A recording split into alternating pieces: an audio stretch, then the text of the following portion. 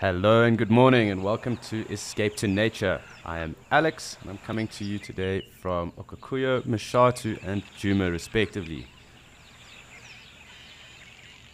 And we do have a number of animals already here, and we have had a number of animals already through this morning. So as you can see, a really large herd of wildebeest just in the distance there that was at the water. We had a couple of Angolan giraffe down as well. So really a lovely start. Cloudless sky at the moment and some lovely Namakwa sandgrass, that bubbly chorus at the moment. So really cool. Lovely to start off. Such a clear morning, but also with quite a bit of activity. We did have a lot of activity yesterday, so I do expect that theme will continue for this Tuesday too. So it has been a good start to the week, and from the looks of things, we are going to be pretty busy throughout the course of Escaping to Nature. As always, it is a live and immersive experience, and this is also your journey into the wilderness with us. So please do send through any of your questions, your comments, any points of interest, interesting things you might notice while we're on cam. We'd love to interact with you, and we'd love to obviously engage around those points of interest that you might have. So please do send those through. You keep us on our toes. So fantastic to interact with you guys throughout the course of the show. So I did allude to it being a rather clear day today, but it is time for us to have a look and see what the weather is doing across the different locations this morning.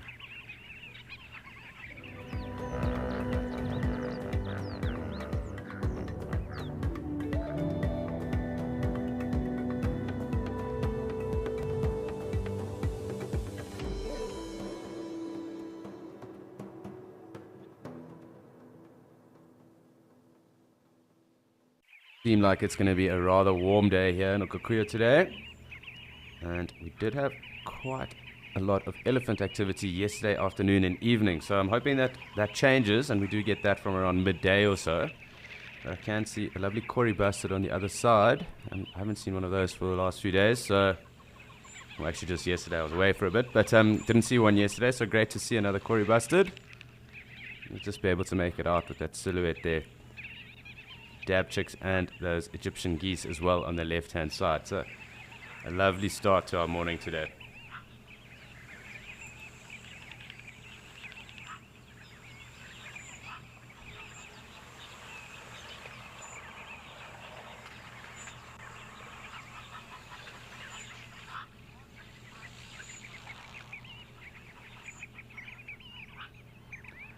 Morning, Haley, and that is fantastic to hear because we are ready for you to enjoy Escape to Nature. Not that we can script the wildlife, but we can try our best to deliver as much as possible. So it is going to be a fantastic start. We're ready off to quite a busy morning, so no complaints either on this side.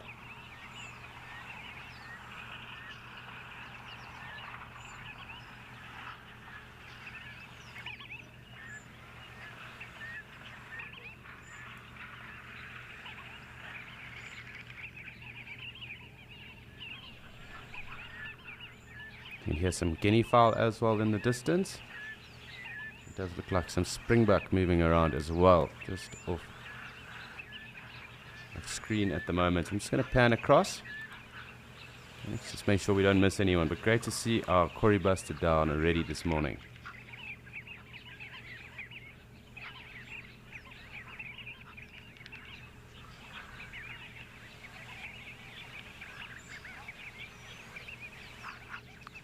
Hi, Steve. So, in fact, there are some little shoots of grass in between all these rocks. They're kind of hard to make out, obviously, from a distance here, and they do get a bit trodden around, or trodden down. But you will notice that the wildebeest will feed here and there, and that's because there are grass shoots in between these rocks. So I'll go back just so we can focus on them, because we might see one or two of them actually feeding. But yes, in between these rocks, there are. And you can actually see a couple of them grazing. They are little shoots of grass, and they prefer shorter grass. So it suits them just fine at the moment.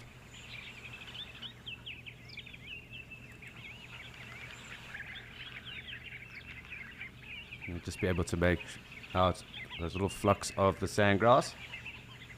But quite clearly there, the wildebeest are grazing on the little shoots that are in between all these concrete stones.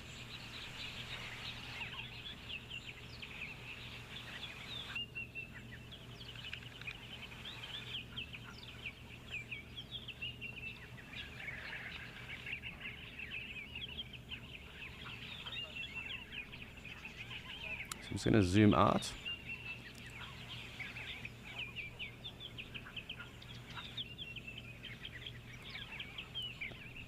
And let's just have a look and see if anyone else is starting to approach and the numbers. But it does look like a very clear and calm morning start at least. I'm sure the action will heat up as well as we go throughout the morning. But a lovely start so far.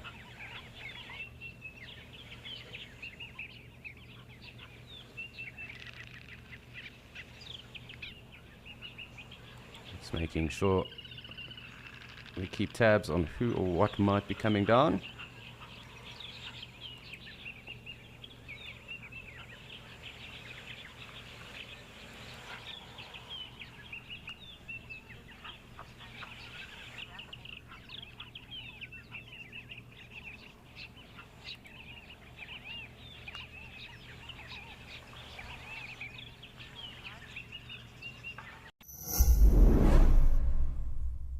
Amakhala, a wonderland of natural beauty. Now you can experience it for yourself at the Amakhala Safari Lodge, the perfect safari getaway where luxury meets nature seamlessly. Enjoy poolside peacefulness and exhilarating safari drives by day and fine dining with fireside coziness by night. Sign up to be an explorer and you could stand a chance to win a 3-night stay for 2 at the Amakhala Safari Lodge.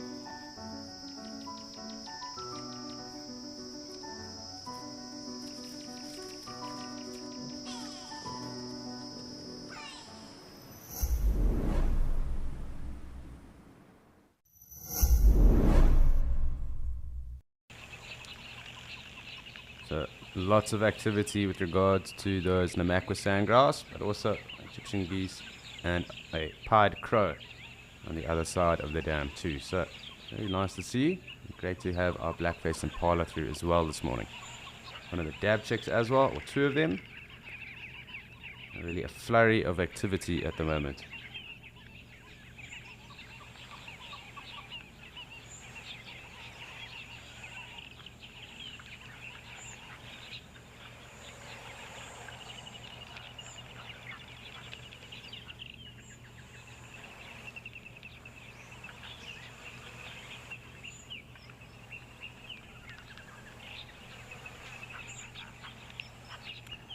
So it really has been a fantastic start across here in Okakuyo, but it's also time for us to see and say good morning to Ralph in Kariega.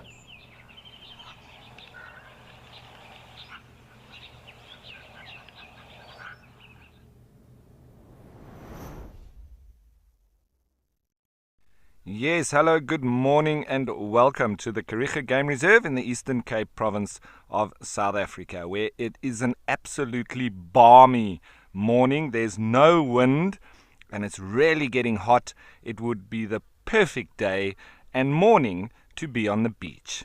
My name is Ralph Kirsten and we're watching this bull rhino, which is about 8 years old, and he seemingly would not do very badly on the beach right now as well. I think he might think of going for a wallow in the mud. He was thinking about it, but the female Tembi with her 2-year-old calf is in the mud and not wanting to give any space for this bull. But he has another option, and that is going off to our right and into lovely mud wallow. But I think he wants to join these two and then having none of it. They've taken over the whole wallow for themselves and just enjoying a bit of therapy.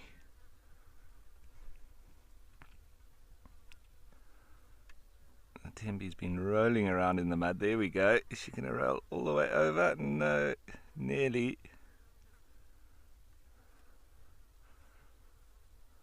Loving it. Being serenaded by black cuckoos.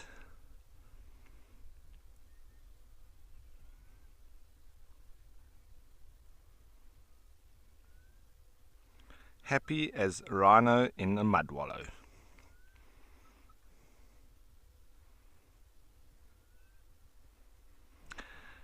So Sam, they can wallow multiple times in a day, but what they generally do is what they're doing right now. They'll probably do this for the next few hours, and then once they've had enough or they're getting a bit hungry, then off they go, and they'll then probably be back tomorrow. Now the wind hasn't come up quite yet, and that's why it's so hot. The wind is expected to come up quite strongly a bit later, and so I would imagine that they are wallowing now at the best time of the day. She's loving that wallow. And a bit later, when the wind does start to get up, they'll go off and do exactly as I explained, off to graze and get some more calories, get some more energy, and so they can do it all again tomorrow. And we did have a lot of rain recently, so it's washed off all the mud that they had caked on them, and so this is now fresh and what they're caking themselves with.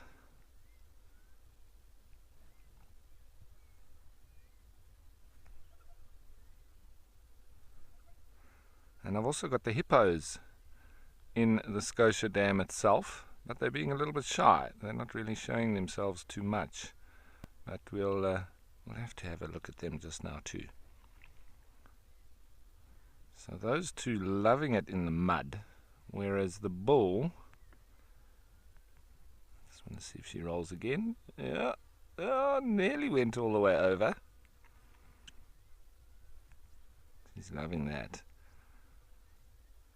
And also when it gets very hot, it does obviously cool them down as well.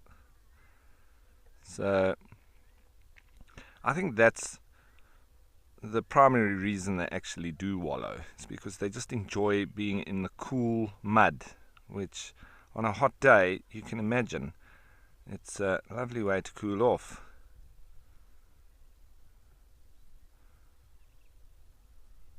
I haven't seen rhino really swimming, other than mistakenly so. I've seen it in Etosha, when a bull rhino, black rhino, charged at an elephant in the water hole. He was having a lovely swim and fell in, and then was able to swim to the side and get out again. But I've never seen them actually going in out of their own choice and swimming around. It's mainly just these mud wallows that they do, and they do it a lot. When it's hot, they do it every day.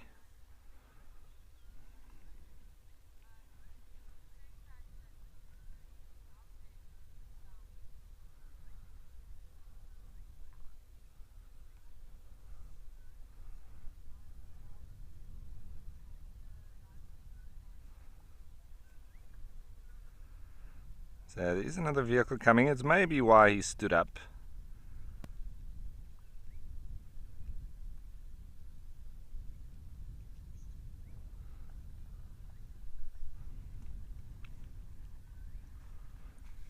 So Betty, no, they don't play a role in raising the young, but the mothers are very, very good mothers. Excellent parents are the mothers, and they look after the young. Sometimes they have 2, even 3 calves of different ages that they look after. So, for instance, with Tandi, she's got her latest calf, which is Sia. He's around 2 years old. And then Mtetu, he's around 5 years old. And they both still hang with her. She is starting to push Mtetu away a little bit, but I've even seen 3 calves of different age hanging with their mother. You see now he's going over towards them. We might see a bit more interaction here.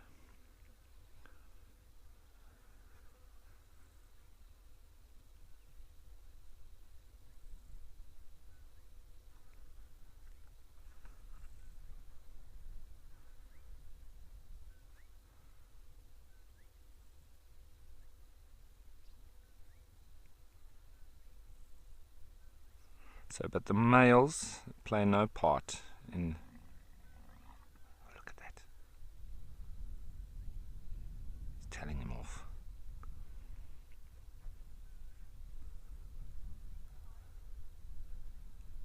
Shame. I think he just wants to join. He's having none of it.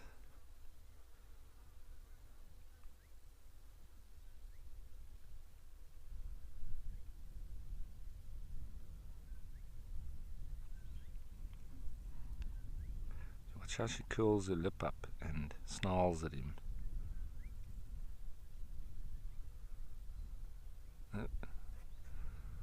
Of course, a photobombing Blesbok, randomly running around as they do.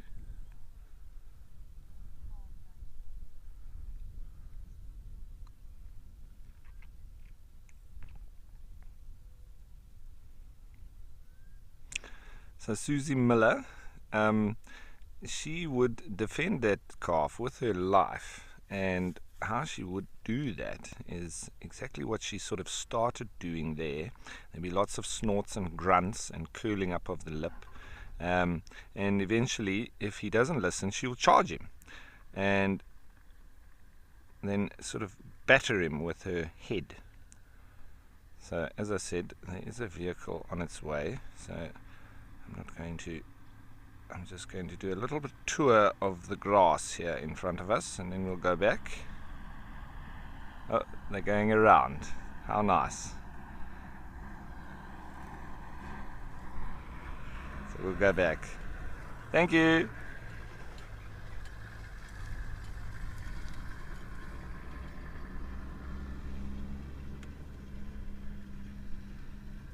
That was very thoughtful of the guide.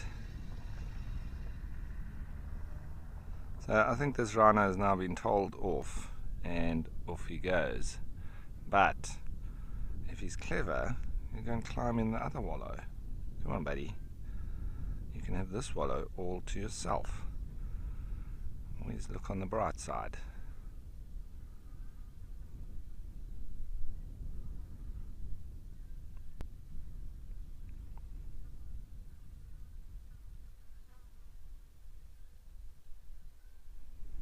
Look at that. It's waiting just for you. In you go.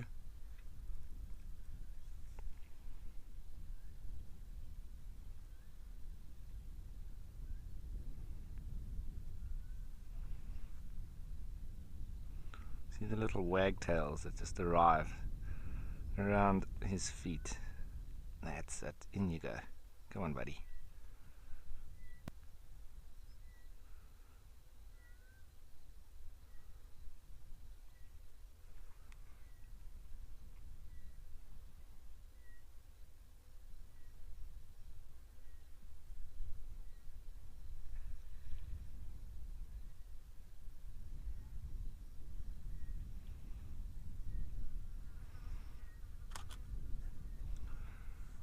He's going to plop down into that mud.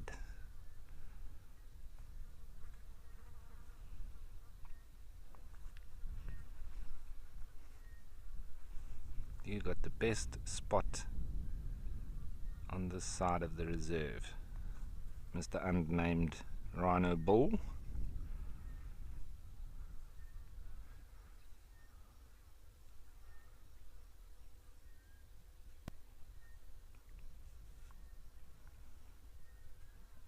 He's really thinking about it.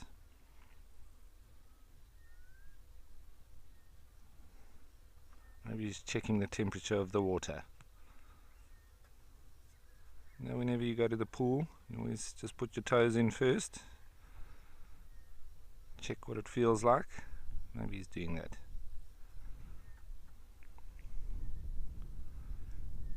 Come on, buddy. The wind's starting to get up already.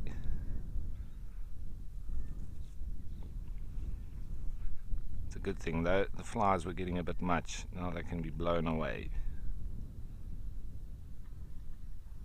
He's going to plop in there shortly.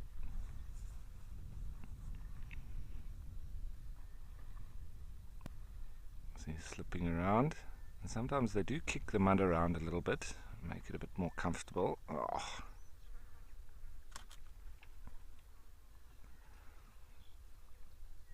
Good times. Breathing out, blowing up all the dust on the road.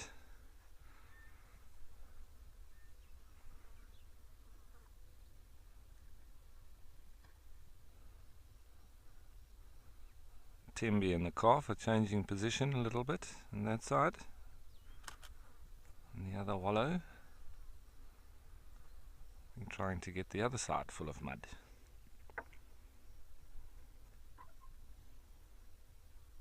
I think that Blesbok is wishing he could do the same.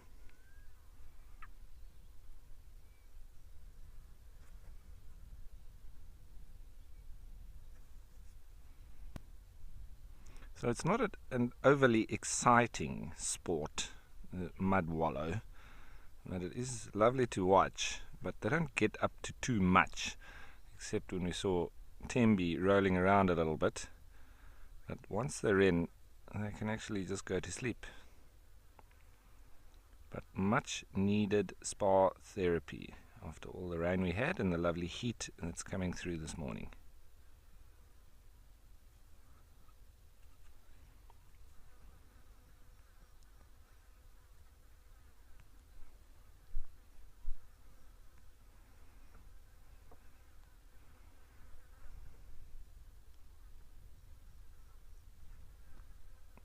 I'm getting attacked by muggies and flies.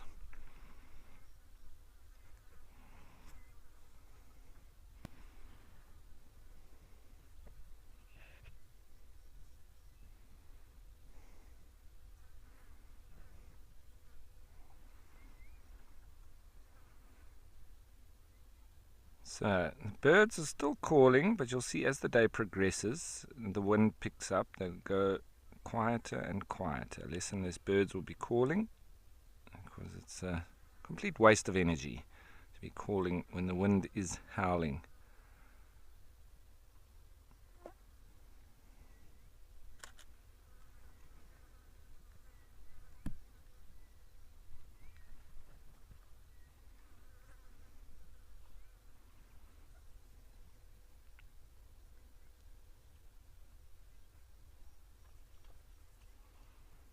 Looks like the Egyptian geese are going to come and join him, probably from a distance on the other side of the wallow. I think they're quite happy that it's full of water again as well, because I saw them when it was nearly dry and they were waddling around in the mud, and their feet were actually getting stuck. So I think they'll be happy.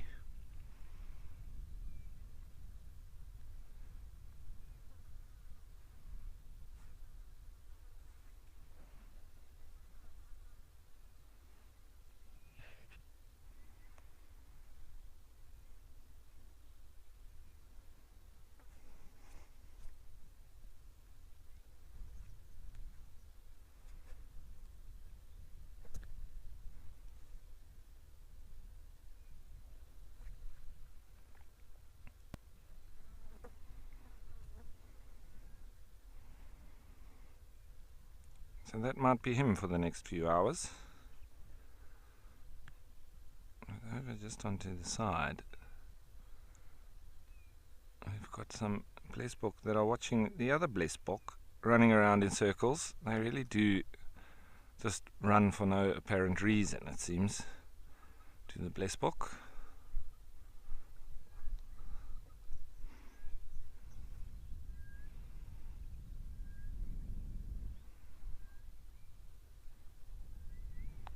Cape turtle dove calling now, as well as the southern boo-boo.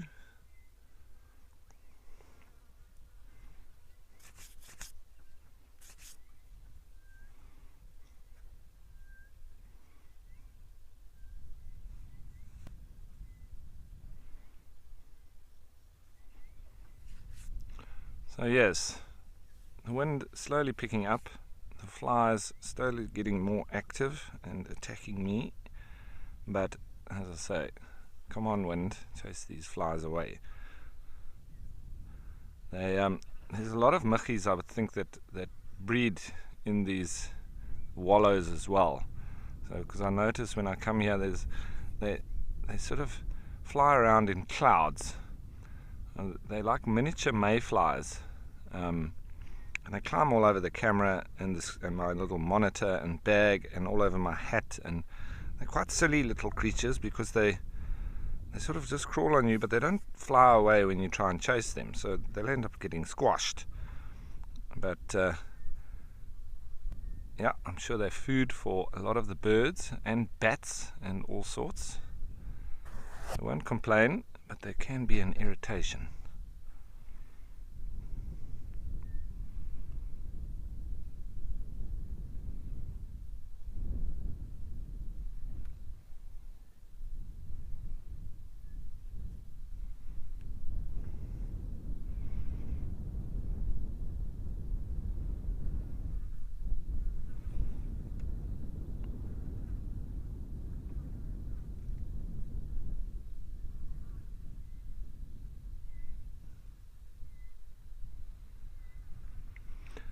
So, the mud wallow continues. Who else is going to come and get their daily dose of spa? I'm sure the buffalo will be here at some stage. Who knows? For now, it's just the rhino and the Egyptian geese. Anyway, while I wait and see if the buffalo do indeed make their way down, I think you should make your way on over to Madikwe.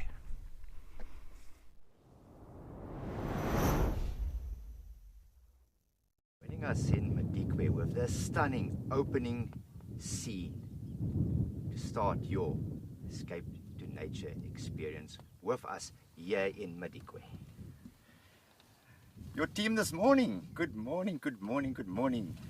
We've got BK behind the camera and me, Kevin, and we are sitting here at Tlo Dam, which is right here in the western portion, shall I say, of Madikwe Game Reserve. As I said, just look at that dramatic view. A dead leadwood in the middle of the water there, and that beautiful contrasting cloud cover we've got this morning. It is quite cool. Both me and BK have got jumpers on. And we've got some zebra making their way in for a mid-morning drink.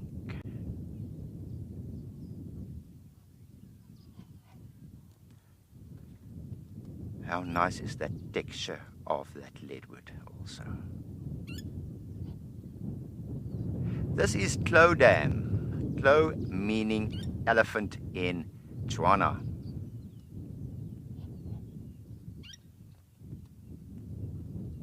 And it is called Tlo Dam for a very good reason. During the dry season, large herds of elephant congregate here.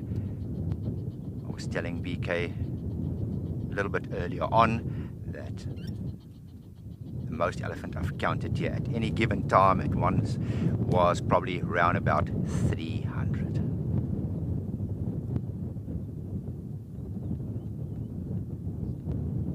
We are sure we'll have animals moving in the whole day, in and out. We're going to do a little bit of birding with you.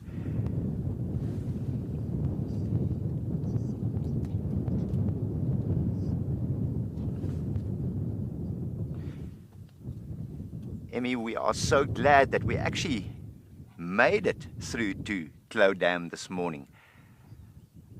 Up till about yesterday, the roads that lead here from where we are was still inaccessible. It was just a mud puddle. But this morning we were lucky to get through here. Just look at that sun now popping, and all of a sudden all those colors are popping now as well. Thank you for joining us this morning.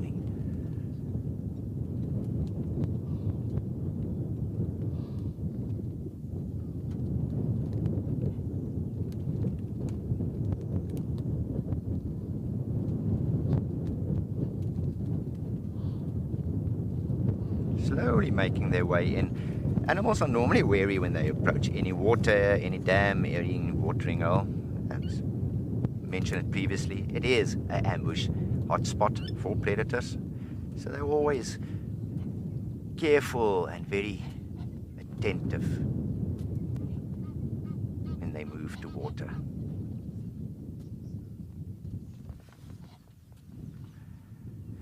And we are a little bit exposed here.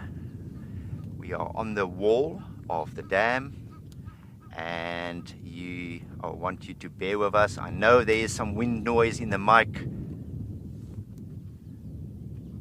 Unfortunately, we are at the mercy of Mother Nature.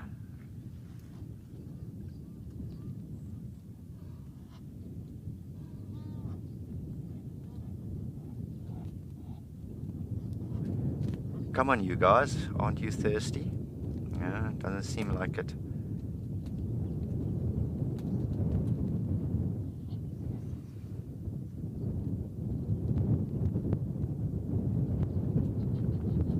Anna, morning. I think I got most of your question. Your question was how many species of zebra in southern Africa. The most common, and the ones you're looking at currently, that is your plains zebra. There's some mating zebra in Madikwe. Okay, oops, honeymoon, romance in the air, guys.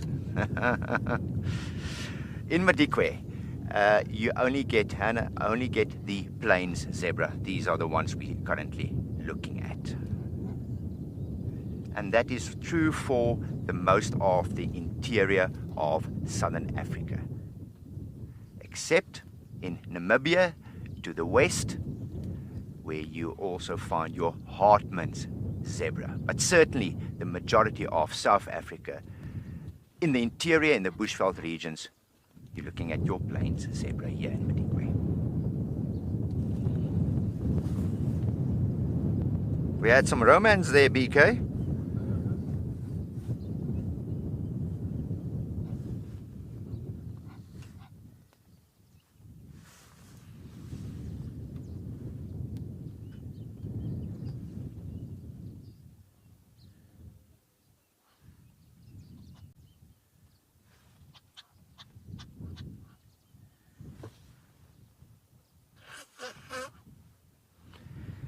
And poor BK has been struggling for the past 2 days with a cold. He is all blocked up. So if you hear a sneeze from time to time, that is not a zebra sneezing, it is BK.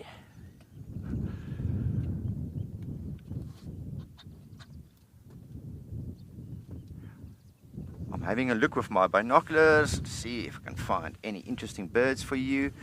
Well,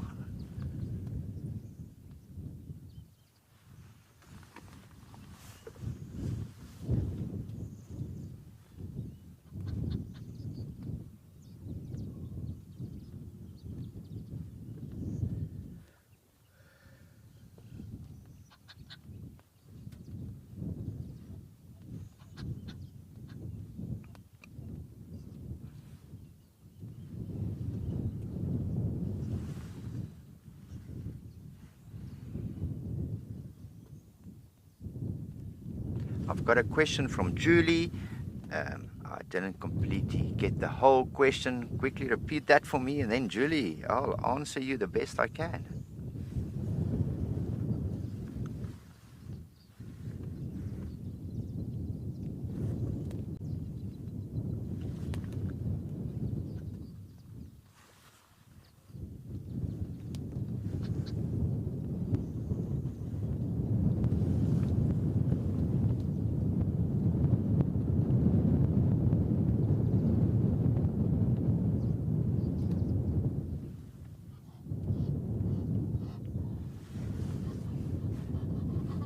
Thank you, Julie, for your question. I've got it now. How do zebras find mating partners?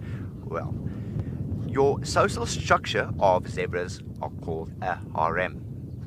Now, that will normally consist of a dominant stallion, and he will have a group or a harem of females or fillies.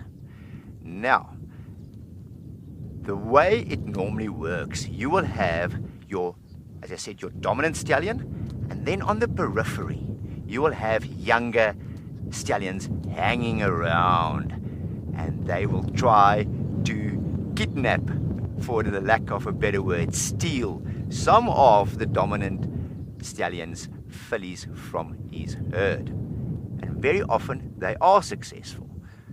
When the dominant stallion finds out about this, there's normally fur to fly, and you will see quite a often zebras fighting as soon as they become aware that there's a competitor on the horizon. If that competitor is successful, he will steal a mare. And that is normally how a new harem starts. He will then herd that mare away, and they will start their own group, their own family, their own harem. And that's the way it happens, Julie.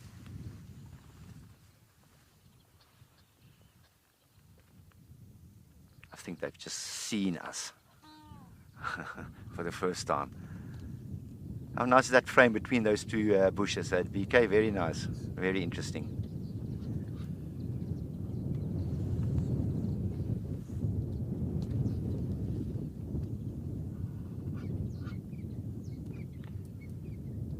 And we've got a lone wildebeest on the right, making its way in as well. We'll have a look at him soon.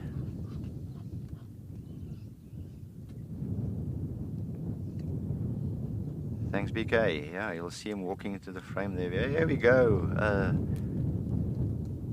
Territorial wildebeest bull.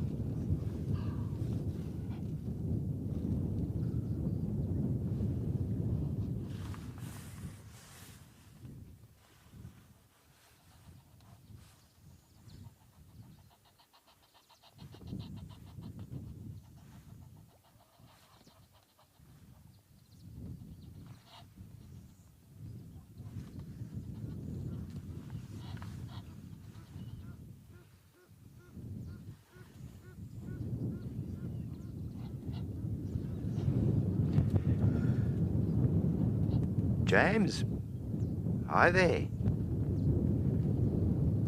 It is very difficult to identify between the sexes of zebra.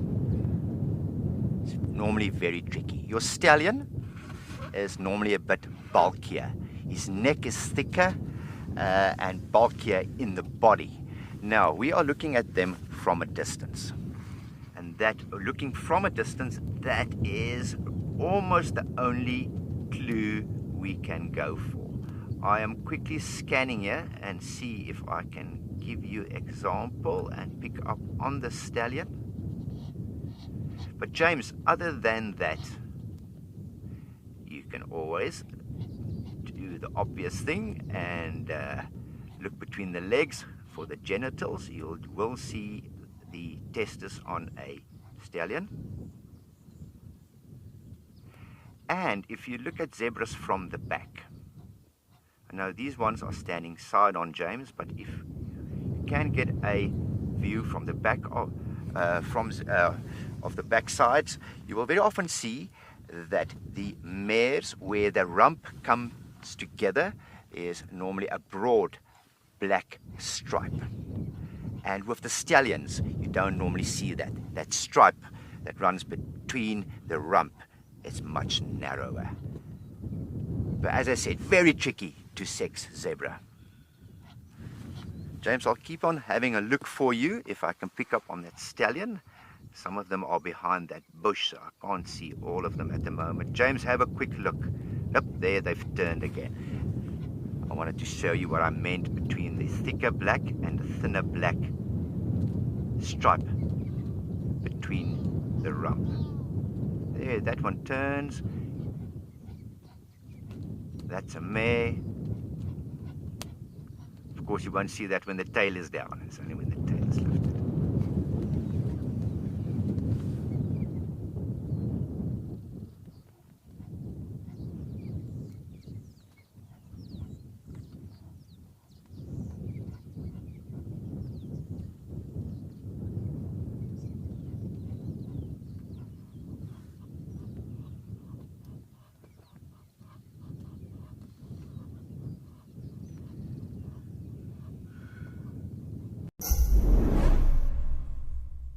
A battle of the ages has begun. Now one guide reigns victorious. The rest covet his crown.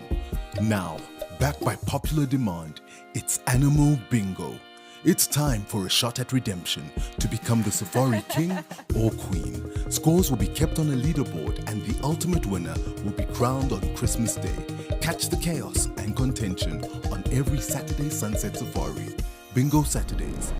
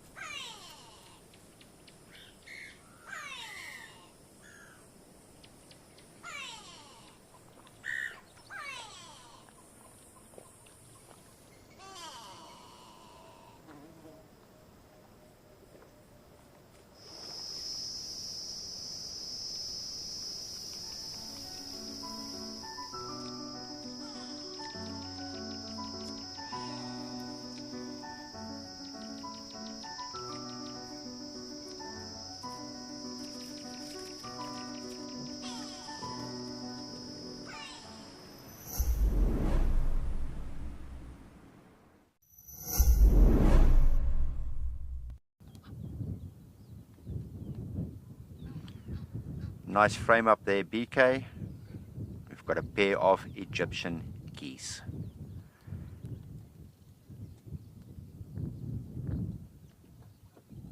Also very similar between male and female. The one in front being larger, that will be the male. Now, Egyptian geese do have a bad rap, and sometimes for good reasons. They can become quite a pest, quite a nuisance to crop farmers when they move in large numbers, and they can move in large numbers, and they do destroy crops, especially seedlings and so on.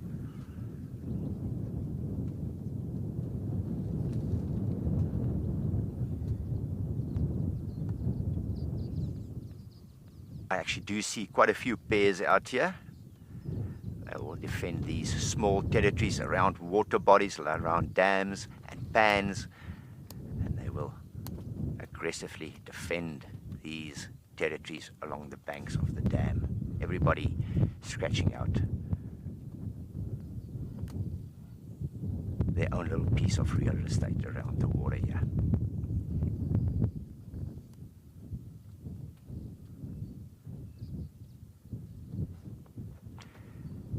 And they've become a bit of a nuisance, as I said, to farmers, but also to golfers. Golfers do not like Egyptian geese because they make a habit of it, of occupying the greens on golf courses. And I can picture that will make, with all their droppings on the green, that will make putting a little bit challenging. So, yeah, not a favorite of the golfers out there.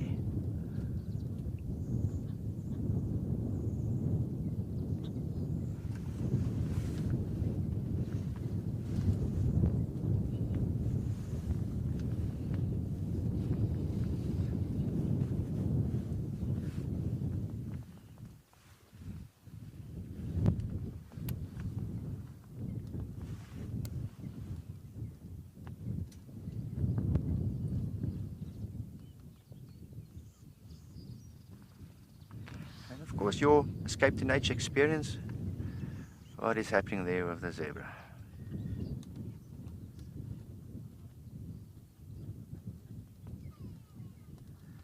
We're going to continue here at Tlo Dam.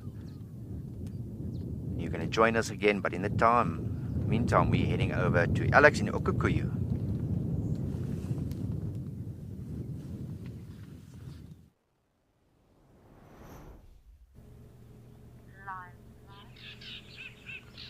Thanks very much, Kevin. And yes, we are joined currently with some lovely bull kudu, and they really are impressive. Lovely to see them. It's not that we see them all the time, but really, really great to spend some time with bull kudus. So these guys seem to have formed some form of a loose association. They don't necessarily congregate in herds, but they do form loose associations, and those loose associations ebb and flow. The numbers change constantly, so whether it's cows with a bull or bulls walking together, the numbers are constantly in flux. But great to see that these guys are obviously using that strength in numbers technique, more eyes, more ability to see or spot any danger, and that will aid them as well. Obviously, kudu do contest for dominance and mating rights as well, and it's not uncommon for them to even get into very heated exchanges where they even perish. Those horns sometimes lock. There's actually a very famous statue in Skakuza in the Kruger National Park of two bulls in exactly that pose where their horns are interlocked, and it's not uncommon or unheard of for this to happen, and even for their necks to sometimes break. They do have very strong necks, but those magnificent horns do sometimes hinder them as well. So, as beautiful as they are, sometimes beauty can be a hindrance.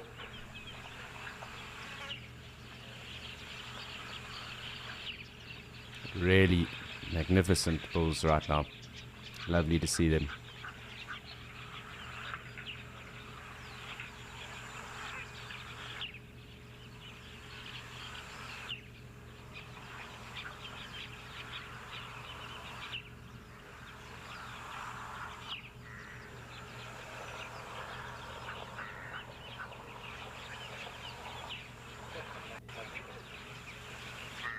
So the two closest to us seem to be the biggest of the bunch, if I'm counting the horns and looking at their length, as well as this other bull here that is now on the right.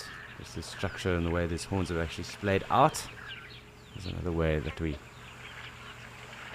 look in terms of horn impressiveness.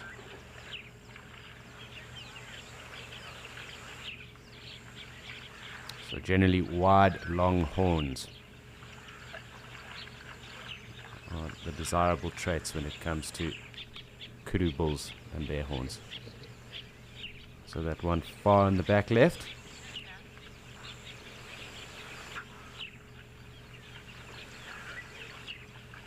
Hi Linda, so they are endemic antelope also, so that being the black-faced impala, so you wouldn't get that antelope anywhere else other than Etosha and into southwestern Angola. So that is an area special, being endemic. We did see a red hartebeest here the other day, so that was also rather special. That is the only one I've seen so far. And I suppose seeing eland here would also be rather special too. So others are fairly common. It's lovely to see these kudu bulls. We don't see them every day either, so they are also up there.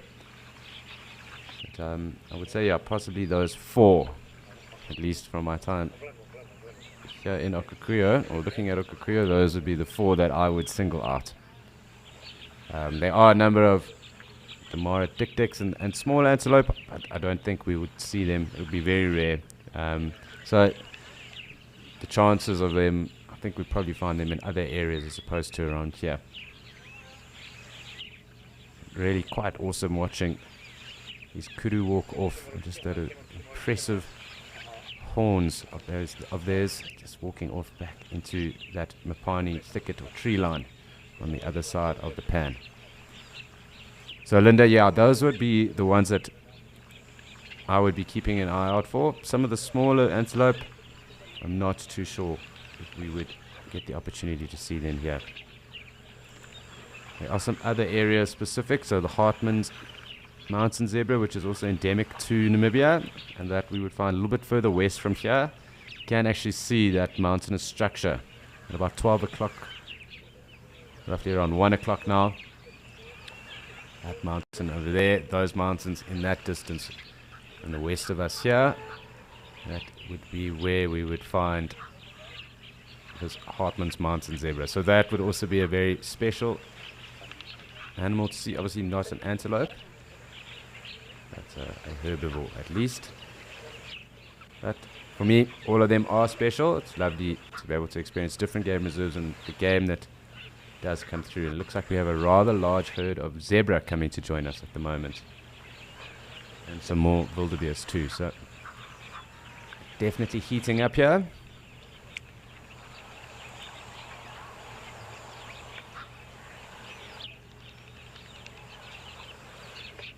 But I suppose another animal would also be those Angolan giraffe, second of the southern giraffe subspecies.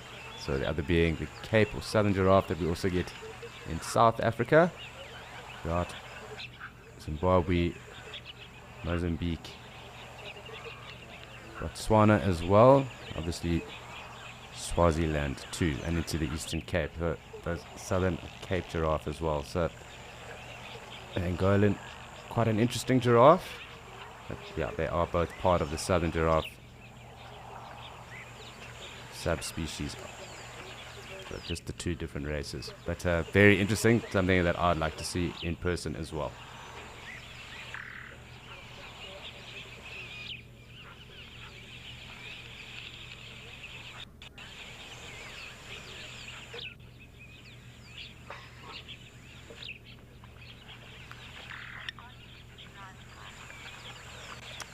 So our kudu have left us. There's a gemsbok as well just to the right of us before the zebra, and we are waiting now for the zebra and wildebeest to join us in the water with the springbuck. Seems that the wildebeest are a little bit quicker on the draw this morning in terms of coming down. They do seem to be moving at a quicker pace, but that could change.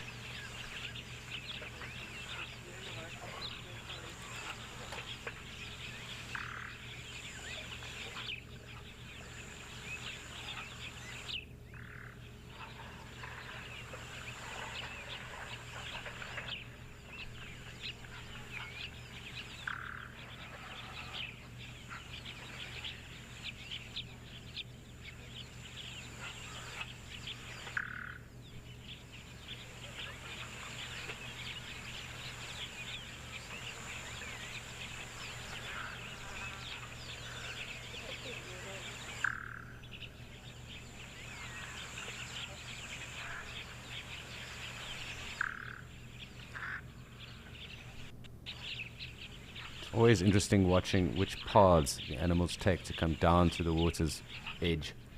The different game paths that do lead down to here.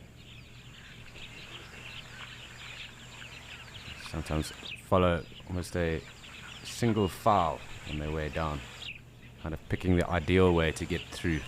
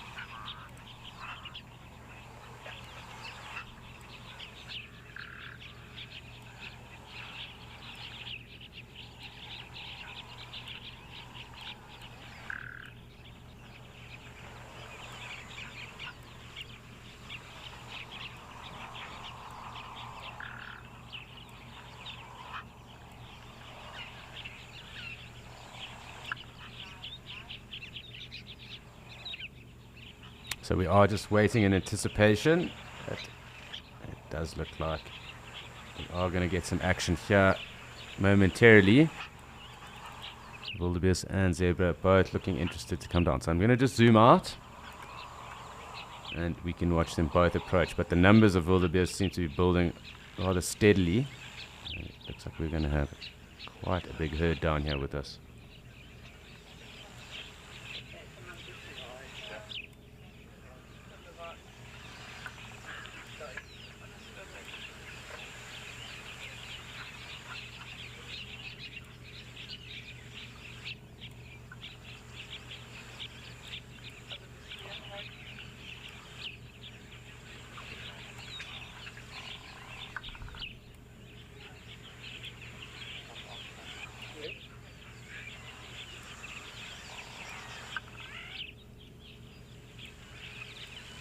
Almost the quiet before the storm, but the zebra definitely marching themselves down, and they will be joined by this procession of wildebeest momentarily.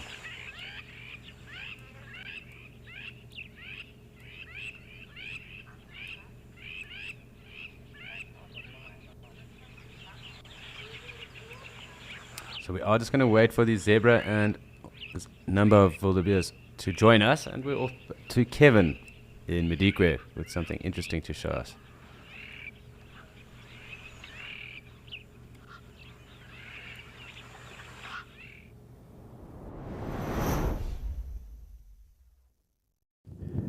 We've got an elephant cow and a calf coming in to drink here at Clow Dam in Madikwe. It was quite a funny moment just before you came to us. We also had some dung beetles walking on the ground here next to us, and I wanted to show them to you, so I got out of the car briefly, and BK was already framing up on the beetle, and then I looked up and I saw an elephant coming in. So I got back in the car as quick as possible. Guys, just bear with me. This elephant cow is walking right behind the vehicle now. I'm just gonna be quiet for a short second. Just see what she does. No, she's just leisurely passing us on the back here, and BK will frame her soon. Here she comes. There she goes. Yes, so I had to jump back into the vehicle quickly as I looked up. Oops, there's the elephant.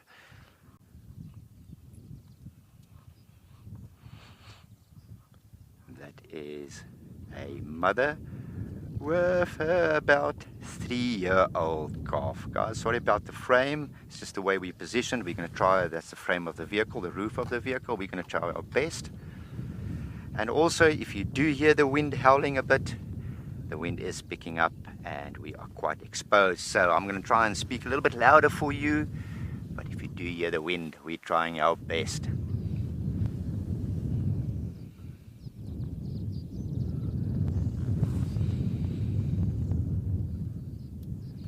See there where she's sucking? It almost looks like a rock. in the dry season, we do try and supplement the water here at Clo Dam, because this is the only drinking spot there you can see. This is the only only water in this whole western section, northwestern section we are currently in Madikwe. Now that is the inlet to the water. It's pumped from about 1 kilometer away from a borehole. Just look at her. And how clever. She knows exactly. She's not drinking some of the muddy, stale water. She knows exactly where the fresh water is coming from. So clever. Look at that trunk extended almost to full length.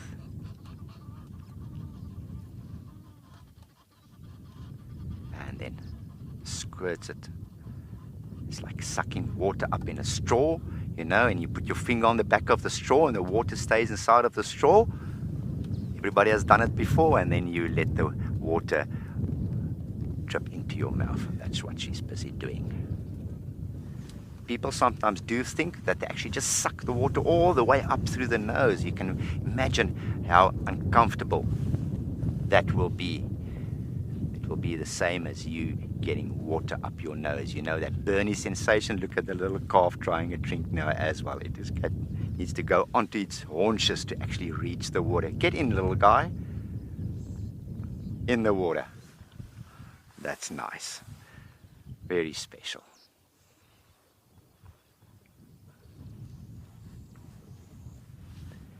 Very special. Oh, you're learning from Mum, are you? You're learning from Mum. And that just goes to show the intelligence of elephants. Look at that. Youngster knows exactly what to do, following Mum's example.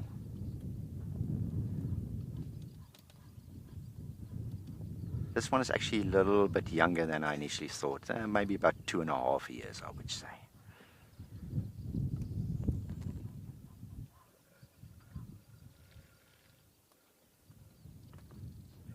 Beautiful, intimate moment.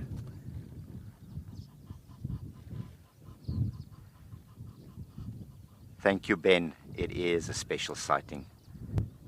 Look at the little one trying to get its trunk there next to Mum's as well. Thanks, BK.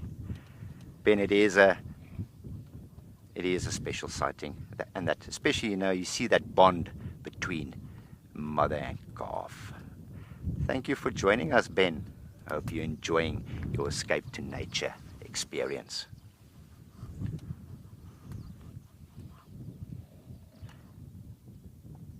You will see a collar around this specific female elephant. Many years ago, when Madikwe was first established, that was in 1996,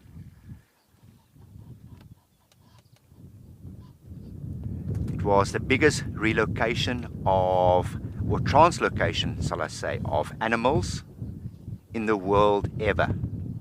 About 8,200 animals of all species were translocated to Madikwe, and elephants being one of those.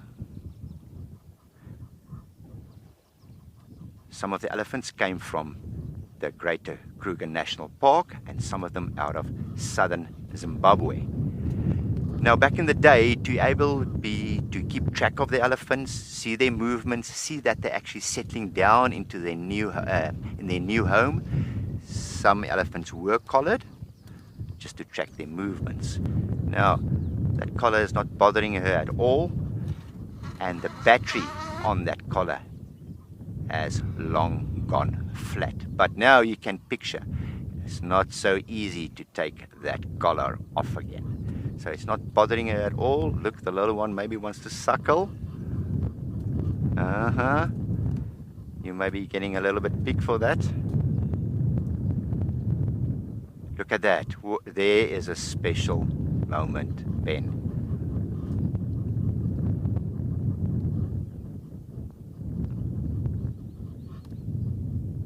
An elephant cow suckling her calf.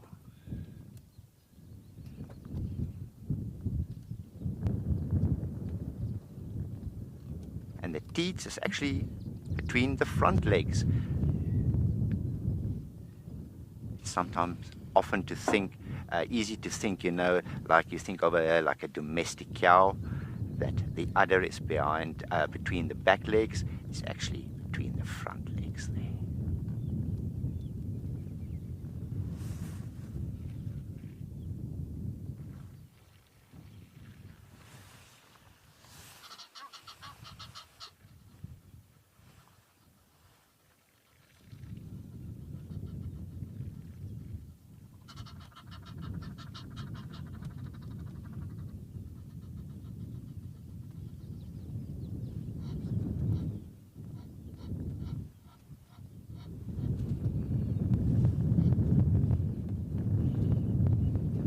Now trying the other side.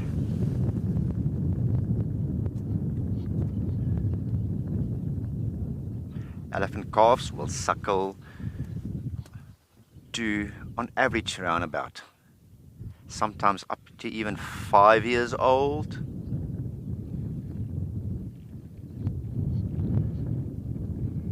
But it's normally when those little tusks start protruding that you can appreciate that the suckling process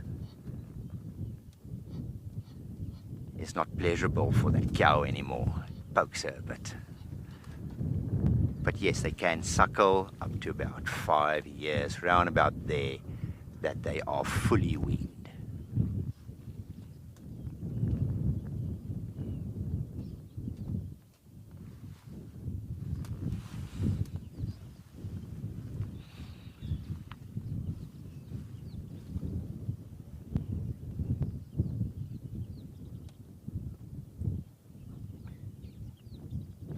So about 8,200 species were introduced in Madikwe. That's ranging from your predators through to all your plains game and so on. Now, of course, Madikwe was traditional farmland, and those elephants and all those animals were reintroduced, inclusive of your elephants.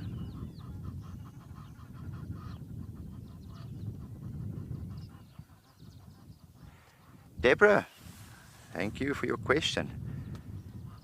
Elephants are actually very agile. I've seen elephants walking on the side of hills, climbing mountains, over rocks. They've got a very low center of gravity. You can see quite short legs for such a big animal. If you can picture, as BK is showing there, the length of those legs. If you can actually picture, in proportion to the body size, you would have expected those legs to be much longer, but the legs are quite short and stubby. That gives them a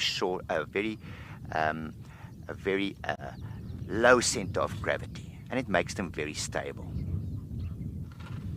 So I've seen them walking in very strange places. They are equally adept walking uphill as they walking downhill.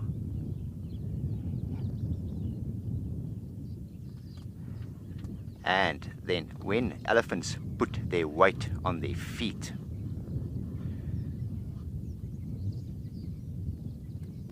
those feet expand. There's like an elastic pad. You can see that. See how it expands at the bottom? It's almost like a running shoe with a very soft sole. There's an elastic pad, and that also enlarges the footprint,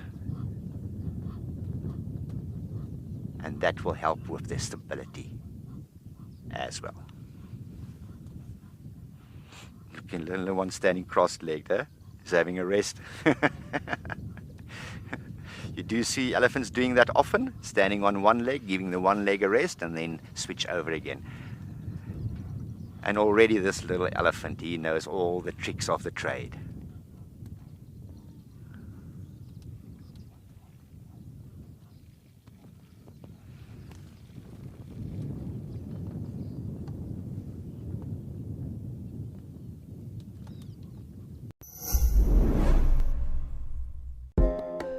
Here at Wild Earth, we know it's not always possible to watch your favorite show live. If catching up on safaris is critical to you, then download the Wild Earth app and watch the catch-ups here first. Catch-ups are available on our app before YouTube, and in addition, there are cut-downs of each show for those who only have time to watch the best bits. That was incredibly cute. Download the brand new Wild Earth app today and don't miss out.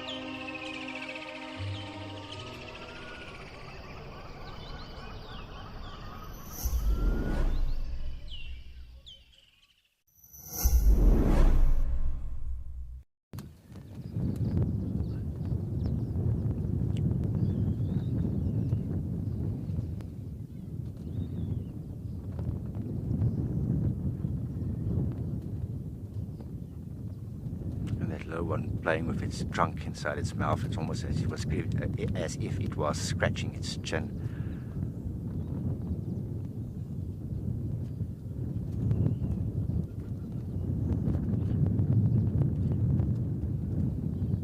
You can see that the forehead of this elephant, look on top of the head, you see how flat it is, and then it almost makes like a 90-degree angle.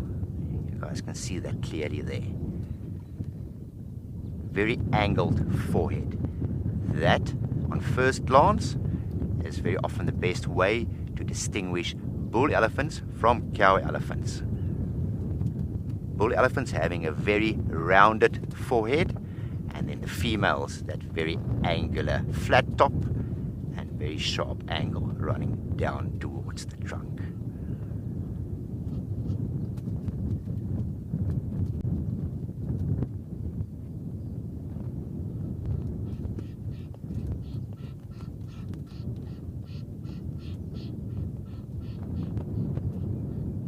I don't think she's getting a lot of water at any given time out of that little inlet there. That's why she's having such a long, protracted drink.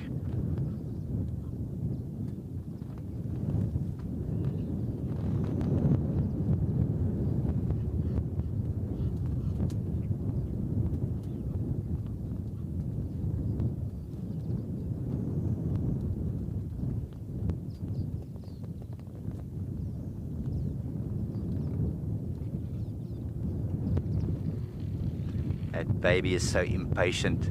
He just wants to suckle the whole time and Mama's busy having a drink.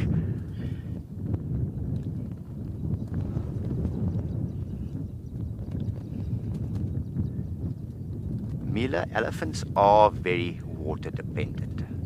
However, in certain regions in Africa, some elephants have become well adapted to getting along with much less water.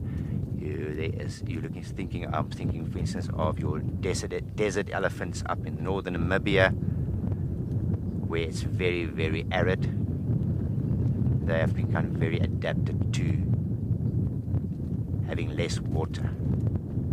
But then I've heard plenty of stories about elephants walking for many, many, many a mile and days without water to actually reach water when there's drought and not enough supply of water.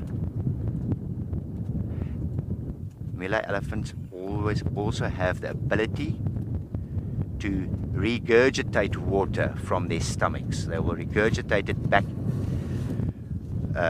into their mouths.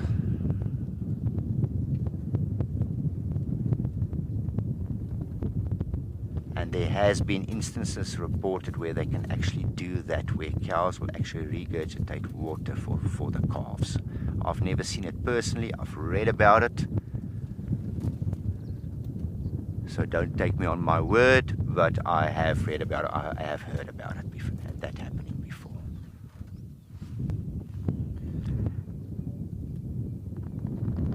And off they go. Happy family.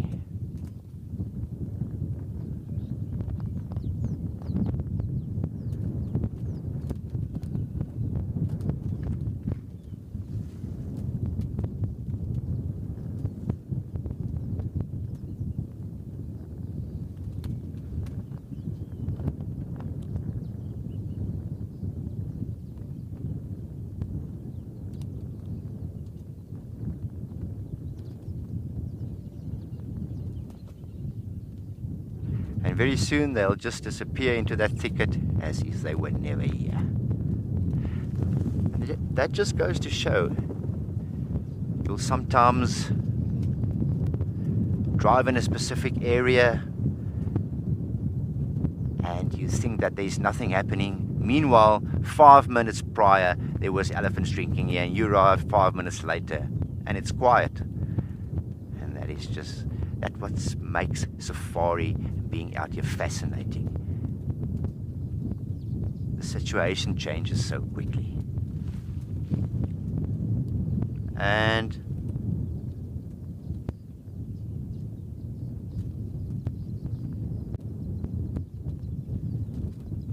let's have a look until they disappear there.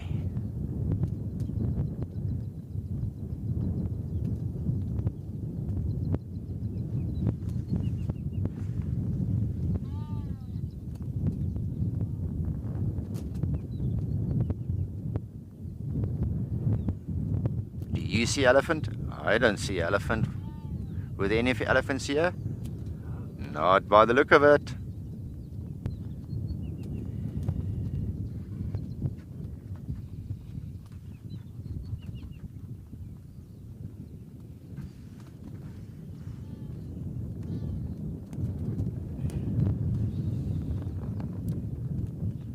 Our zebras have been patiently waiting to drink. This is a different herd from the one we saw right in the beginning.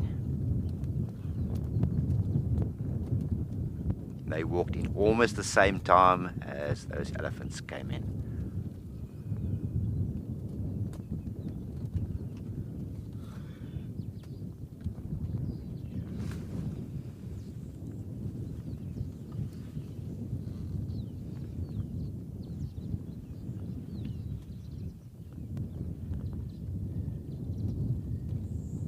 While we wait to see what's going to appear next, for the timing, we can head over to Alex.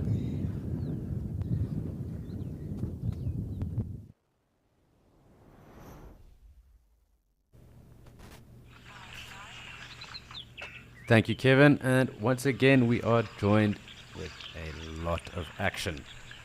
A couple of Gemsbok moving off now, and some more bull kudus as well. Lovely springbok, and just waiting to see if these wildebeest decide to join us again. And some zebra in the distance too. So it's been really, really action-packed here in Ukukuya as well as in Madikwe. But a lovely time to escape into nature here in Etosha. It is really, really pumping at the moment.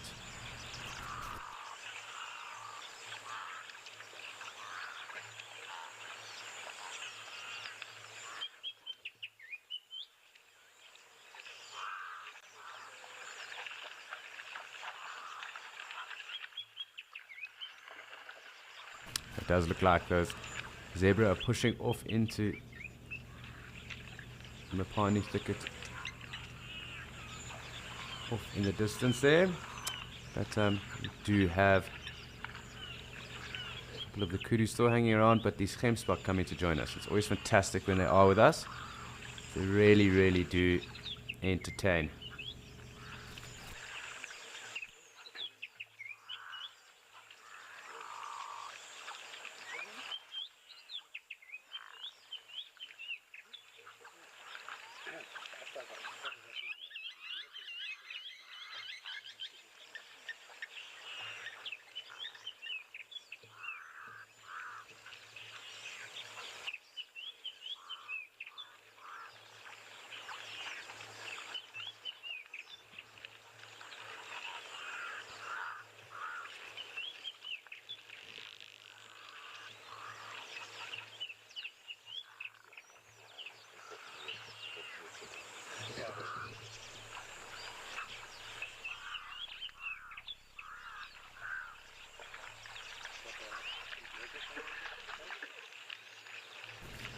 Hi Anna. So it's very rare that there's interspecies conflict with antelope. However, with their own species, within or intraspecies conflict, generally comes down to mating rights and territories, which dictate dominance and mating rights. Sometimes conflict over food resources as well. It is noted that bushbuck and inyala being interspecies conflict, they might, or inyala might actually conflict with bushbuck because they effectively feed on the same food resources. So if there is a lack of resource, you will possibly see inyala chasing bushbuck away from an area as opposed to being willing to share that food resource. So those are the two which have conflict amongst antelope.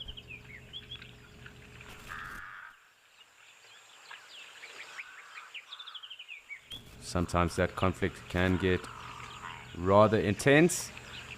Sable, for example, are very, very intensive when they are in conflict and trying to decide dominance, mating, harems, herd dominance in areas.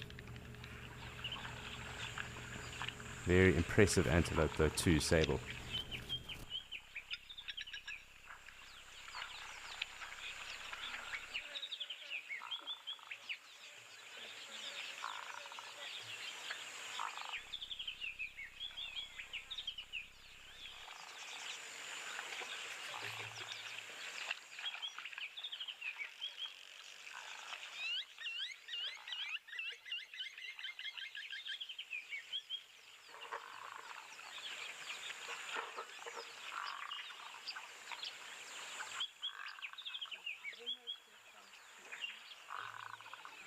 So always great spending some time and enjoying the presence of our gemsbok when they are here. Looks like the wildebeest are slowly coming down to the water's edge. I'm going to just zoom out again and we can come back in once they do get to the water.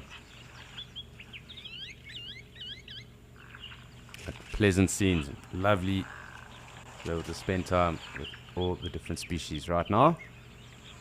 And it looks like slowly, we are getting an approach.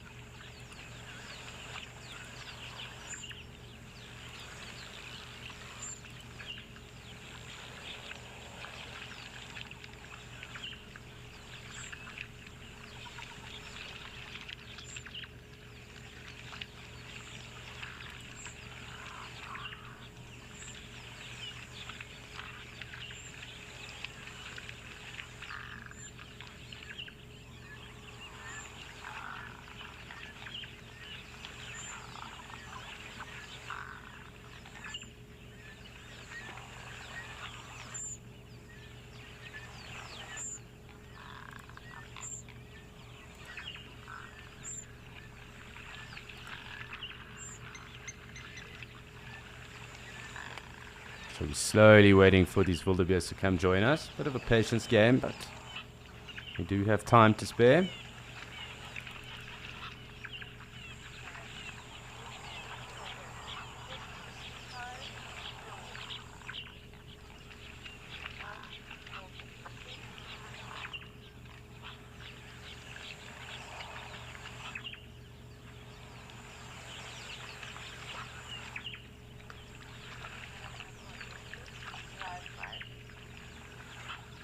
So it's interesting watching all the springbok that are around as well.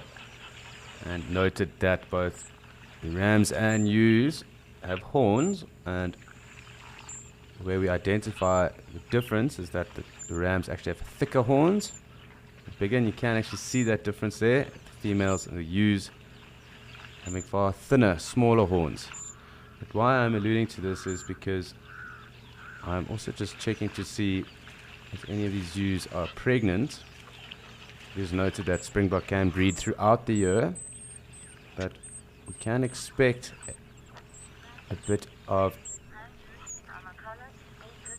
So we can expect there to be a bumper in terms of births, perhaps with the alignment of the seasonal change coming into the wet season and far more food resources as well. So it does look like there are one or two that are a bit heavier set. And perhaps we will see that correlation between greater food resources and birthing rates with these springbucks. However, it is also time for us to go and shoot across to Amakhala and say good morning to Andrew and see what him and Morgan are up to.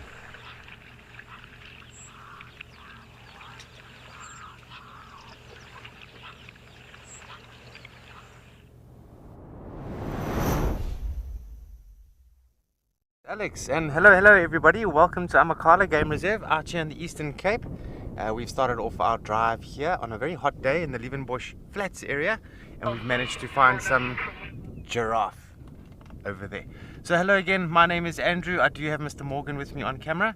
It is going to be a sizzler today, but we are prepared for it. We've got plenty of water, lots of sunblock, and we are ready for a hot day. Hope you're all ready to have a good time with us. It's going to be an awesome day.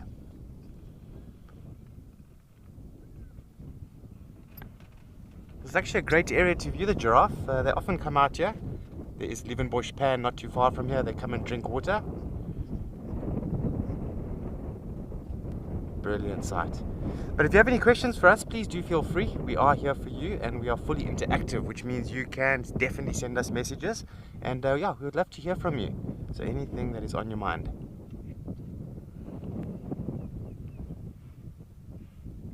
So the weatherman said it's about 36 degrees Celsius in the shade today.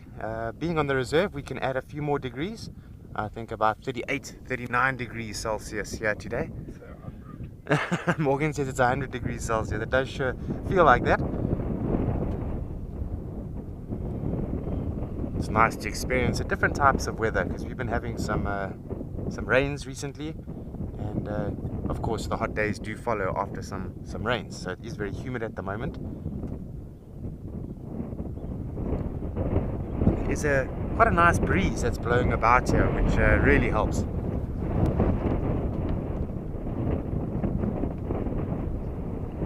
So it is a little bit windy, quite a strong breeze coming from our side here. I do apologize if it's sounding a little bit scratchy. I'll put my hand by my cap. How's that? So I hope that helps. And I don't know if you can see those two giraffes that are standing right by each other. One is a male, one is a female. And it seems like that male is interested in her.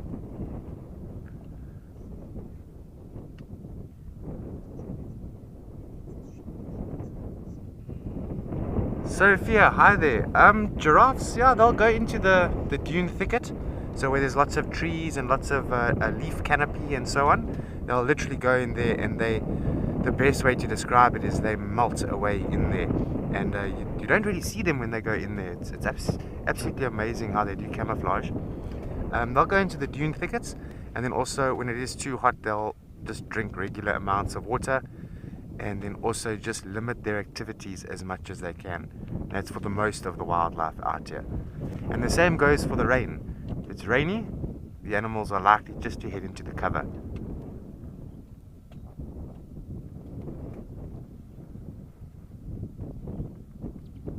So I'm not using binoculars right now, but from here I can see how white the ears are of the giraffe over there.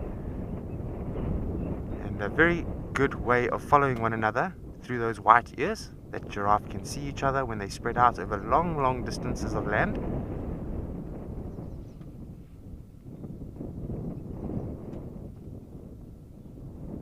Beautiful. Good mechanism to follow one another. It does look like a few zebras are slowly making their way down as well.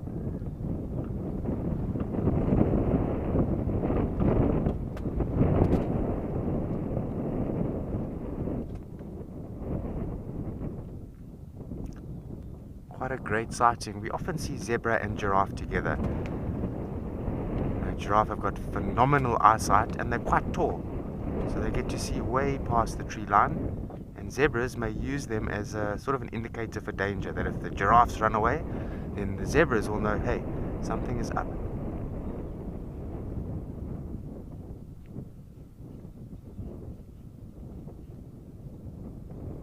Ah, Morgan, I don't know if you see that brand new foal over there, zebra foal.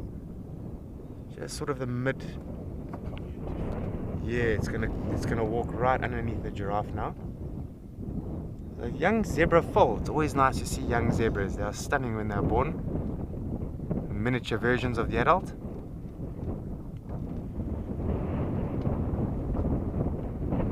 There it is. Look at that. Isn't that splendid?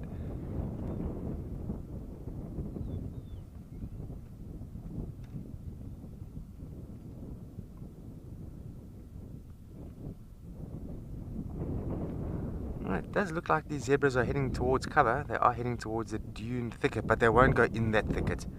Zebras are a bit afraid of thick environments because they're very vulnerable. And so they rather just find the shade in these open environments here.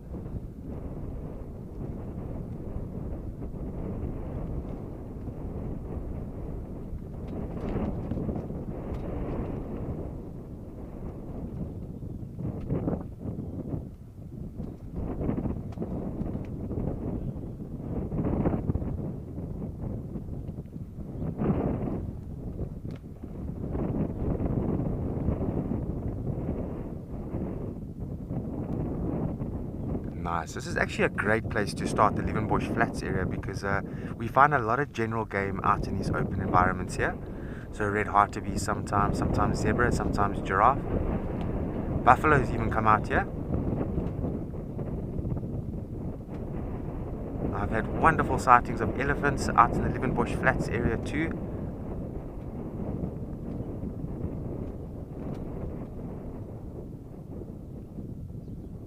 And of course we know that the lions are preoccupied at the moment in the mating process, so they're sticking around an area, and once that process is complete we can expect them to explore the western part of the reserve a lot more. So I look forward to that.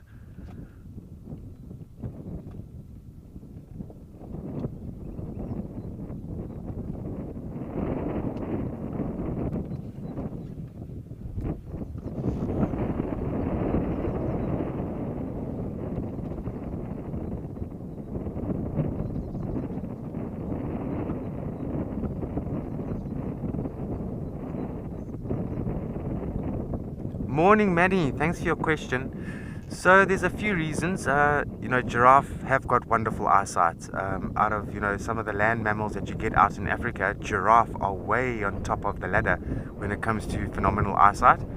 And we know why. Giraffes do have very big eyeballs. Next time we see them on a close-up, we'll try and show you that. But because of that, they can see so far. Like, we're talking quite a large amount of kilometers away. I can't remember what exactly I read. I think along the line of 20 kilometers or something, 25 kilometers away, that they can see things. And so zebras, being lower down, take advantage of that situation. Now there's no grazing facilitation happening here because giraffes do eat leaves, so they're browsers, and then the zebras are grazers. And it's a good way of avoiding competition. Hang around each other. They're not going to compete with one another because one goes for grass, one mainly goes for the leaves.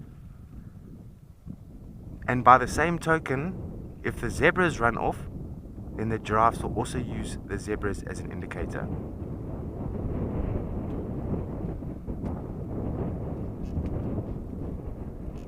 Now zebras do alarm call. They've got the most beautiful alarm call actually, and so giraffes like to hang around them. So if they do see danger, they will hear that alarm call, and they can act appropriately, which is usually move away and get out the area.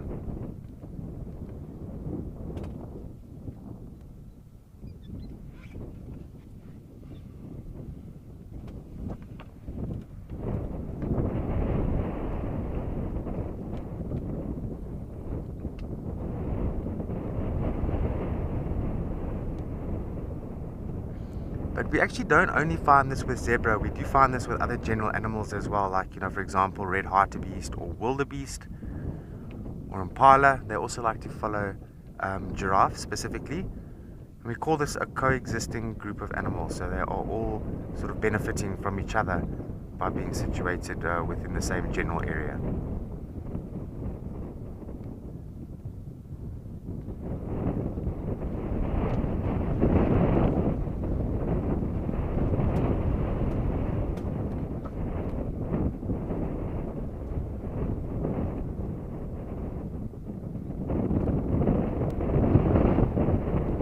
So as I say, the giraffe is, the male giraffe, he's been following a female there, so I think she's in season at the moment, and he's literally following her every step she takes. He's right there. Oh, the giraffe. Yeah, I know.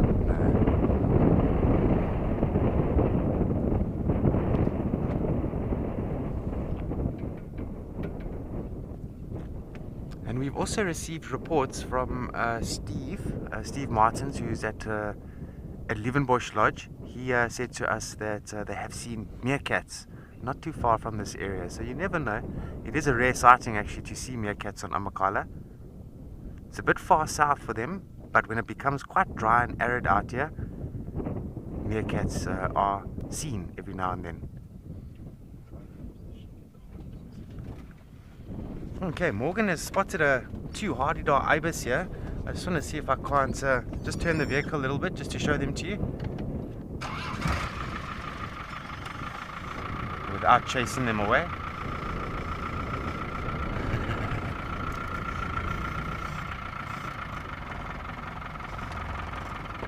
Okay, I remember Lisa mimicked the Haardie-Dar ibis on the dam cameras not so long ago. And if you're wondering what the bird looks like, there it is. Is that good there, Morgan? A little bit more forward.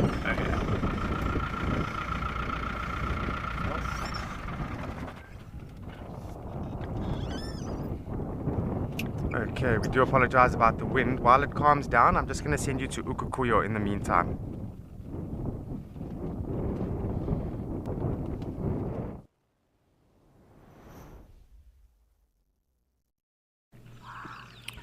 Thanks, Andrew. And we are back with a lovely harem of zebra.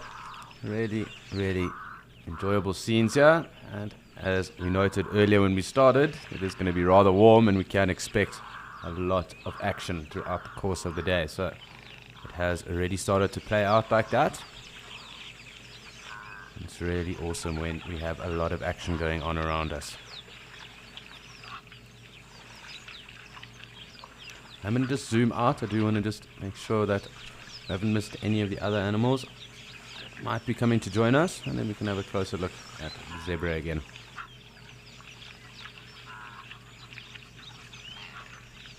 Also just here, our Egyptian geese, and you can see that the springbok are starting to congregate under the shade here of the camel thorn. A couple of mourning doves, a couple of crows also calling.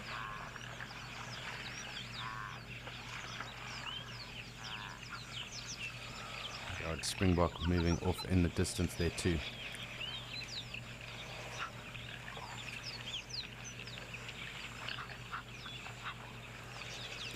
But let us have a closer look at the zebra. We haven't been too close on them yet today, and it's always cool when they are around and we get to spend some time with them.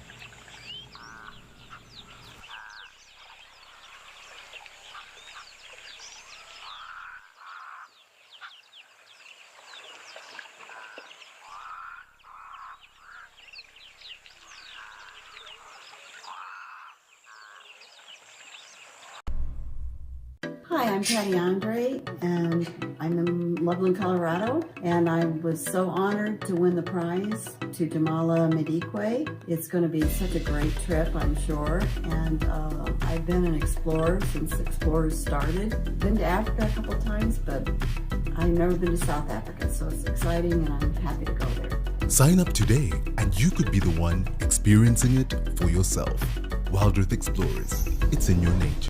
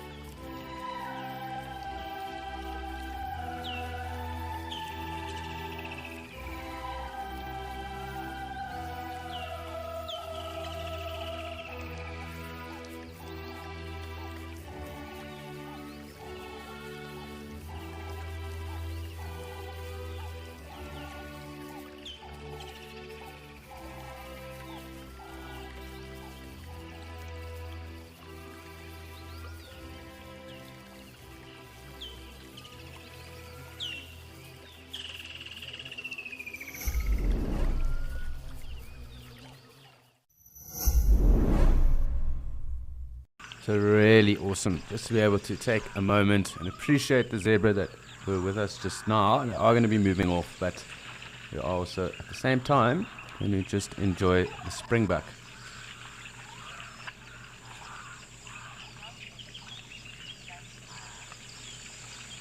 Morning, Janet Planet.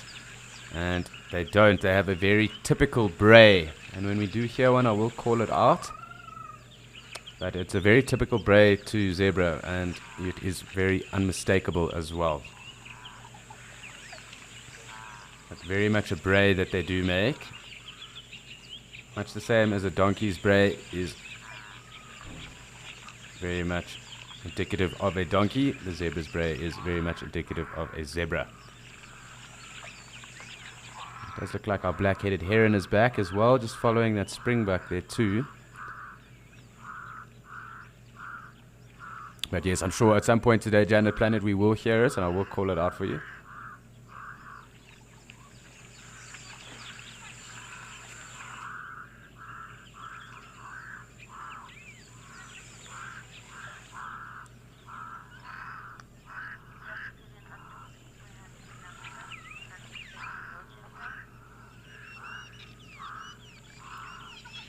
So I just want to have a closer look at the black-headed heron, because it is quite cool. I'm hoping that it will be facing towards us. There we go. It looks like it's actually got some food. Probably what I assume to be a baby terrapin. So I'm told there are quite a few terrapin in here. I wouldn't be surprised if that is perhaps what it ate. Although there might be the odd frog. I do think the terrapin would be its main focus at the moment. So very cool, but I am going to zoom back out. Nice to have seen a kill.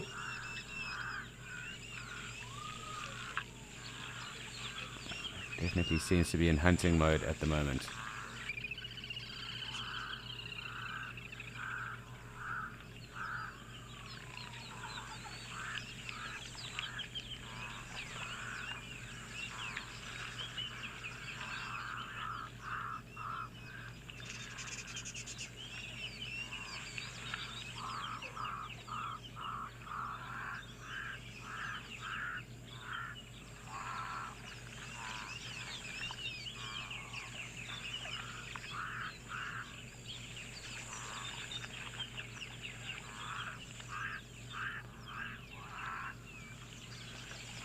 Really interesting watching this heron at the moment.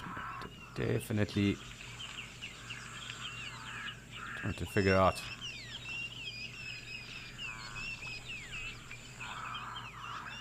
the best way to get some breakfast, it seems, or brunch right now.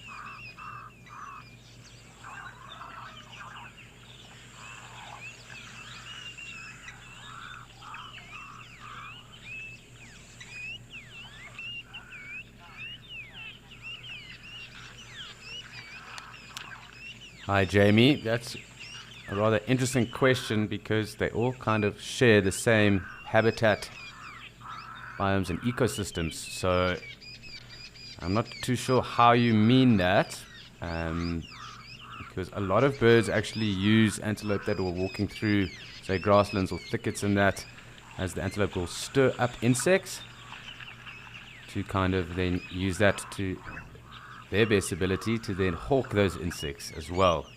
But perhaps maybe parrots. Parrots wouldn't necessarily be found near antelopes. They would be up in the trees because what they focus on as a food resource is very much different. And that would go the same for any frugivores. So anything else that would eat fruits, perhaps, would be up in the trees as opposed to following or near antelope. So to my best ability, and to the best way that I can, I suppose, cognitively put that together, that would make the most sense to me.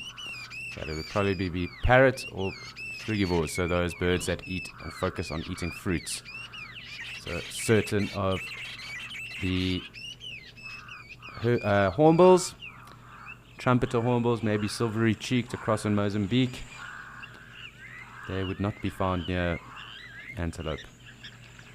Also, you don't see any antelope climbing trees, so that would make the most sense to me. Perhaps owls as well, being nocturnal and focusing on mice.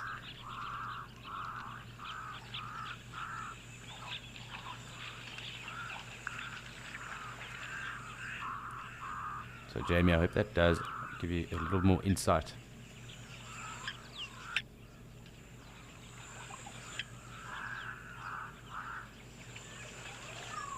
I'm going to zoom out. It's been cool watching the heron moving around, but let's make sure we don't miss anyone else that might have joined us. Action can heat up rather quickly. And if you snooze, you lose. So if we are snoozing and not paying attention, we may very well miss out on anything else.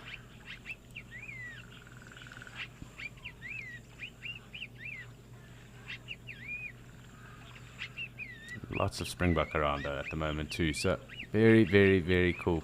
Lovely having great numbers of general game around us. So we are just going to park here for a second. Let's just see if we get any of the other herbivores starting to build in numbers and then starting to approach.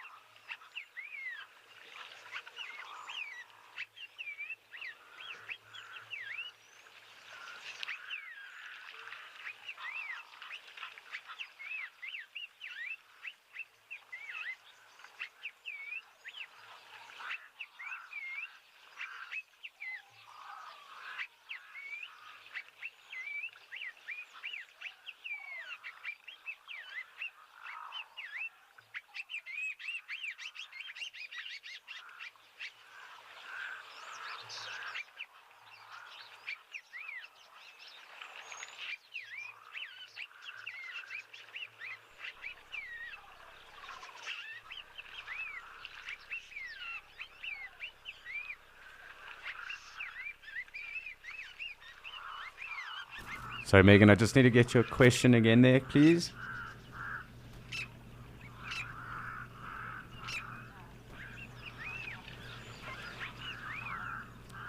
Hi, Megan. So there might be less elephant that come through when the rainy season is upon us and the wet season, which is only in around 6 weeks or so that should begin. It's a little bit later than on the eastern side of Africa. So where we do broadcast to you from, regards to Djuma, Pridelands, Mashatu, Makala and Kariga. Rain does start later here, being further west. But when the rainy season is upon us and that groundwater does start to gather, the pans start to form, it does mean that the elephant can actually traverse far greater distances in terms of they spread out.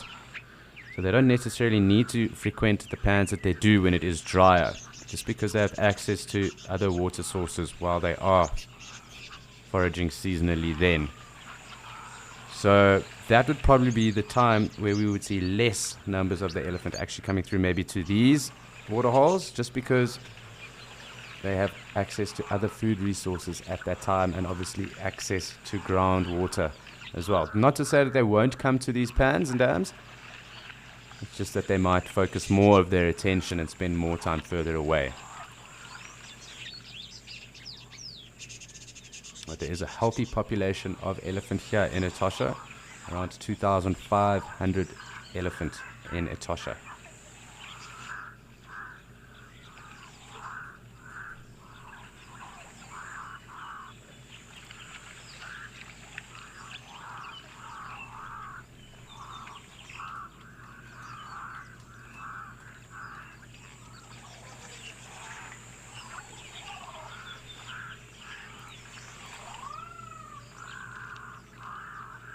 Rather cool. So I can see these springbok have gone quite far into the water, and I'm actually going to spend some time just zooming in on them. Why not enjoy the springbok that have decided to treat us?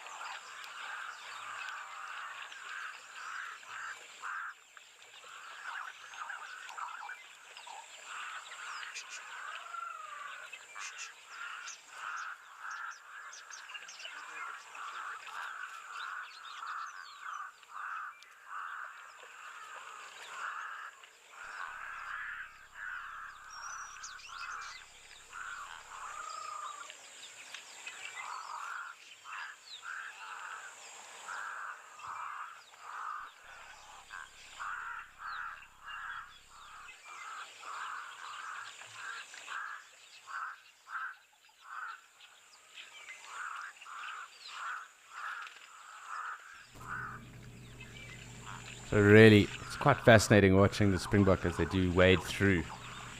Every now and then there is a little cavity, and one or two of them do dip into that. And you do kind of see them kind of having to engage in a very reluctant swimming technique.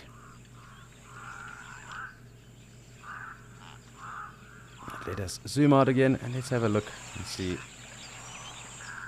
what else is going on. Who else might be approaching?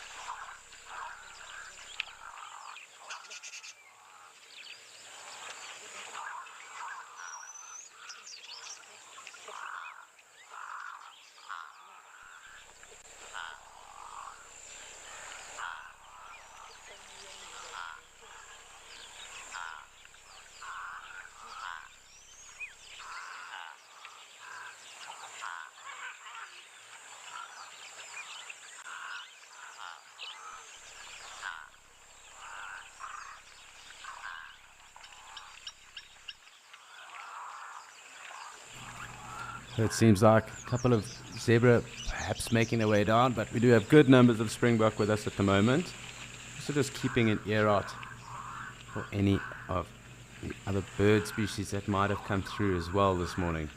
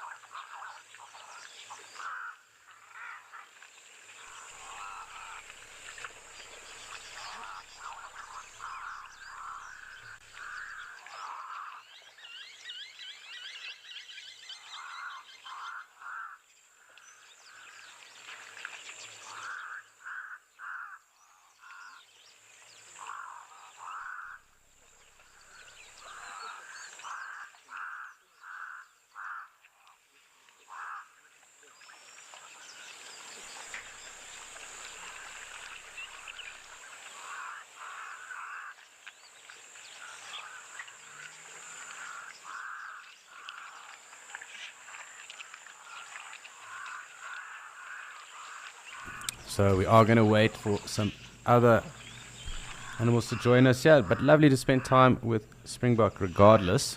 But it is also time for us to head across to another location, that being Djuma, and going to see what is happening in the Lowveld.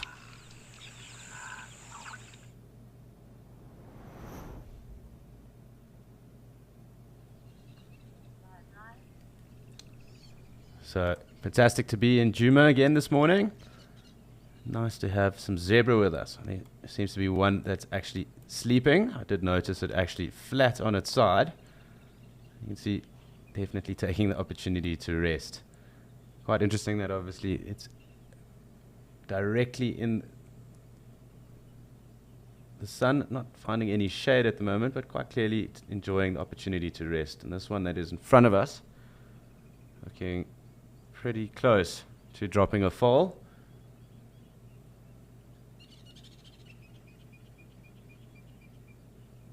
Really interesting behavior. Watching a zebra sleep, it's not something that you see every day, and definitely not something that will happen for too long either. Lots of Birchall starlings calling as well at the moment. You can see it breathing, and we did see its head up, so it's definitely okay. It's just enjoying a sleep. Clearly feels quite relaxed and comfortable at the moment.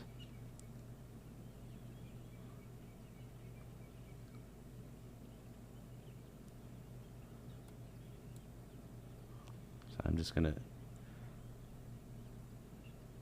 zoom us out a bit.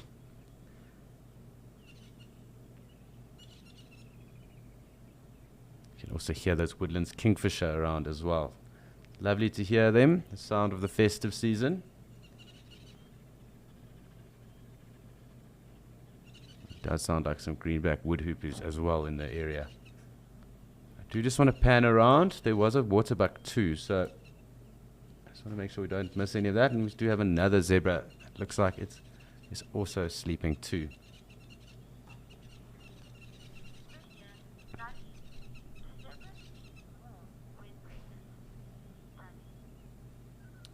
Dali, no, they don't. They will sleep throughout the day as in how they please. So it's not to say that because they are pregnant, because the two that are currently down at the moment do not look pregnant. Just the one that with its rear facing towards us right now. She looks pregnant. You can see the waterbuck here also just on the right, just between the fallen tree. But definitely two zebra there just taking the opportunity to sleep. And unlike human beings, herbivores don't need 6 to 8 hours out of sleep in a day. It will change throughout the day as well. And perhaps also, depending on the area they're in, if they were in a thicker area, they might not feel the need to sleep as much, just because they would be far more aware of any threat that would be around. They do obviously prefer the open areas. They won't sleep for probably longer than, I would think, around maybe 2 hours maximum within a day as well. So not necessarily at a time, but within a day.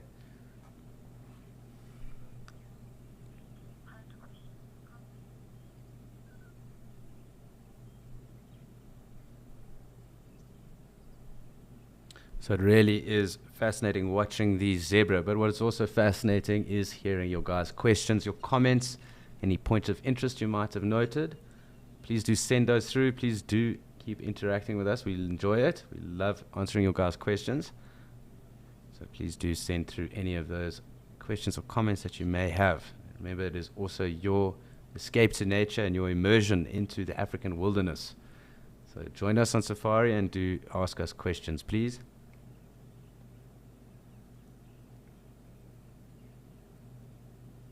So what's interesting is that zebras normally sleep actually standing up. They don't normally sleep sitting down.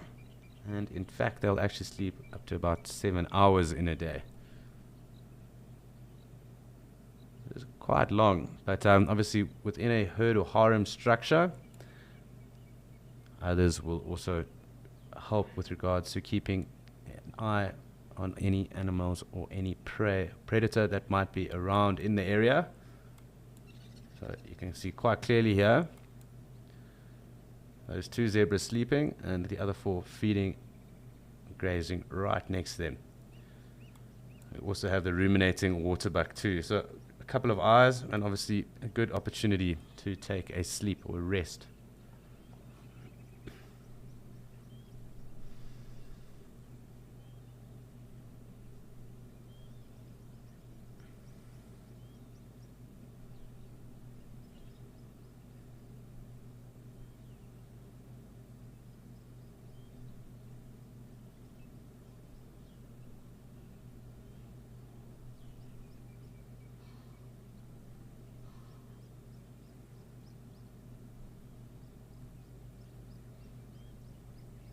Really quite awesome to see, and definitely not something we see every day, so something to appreciate.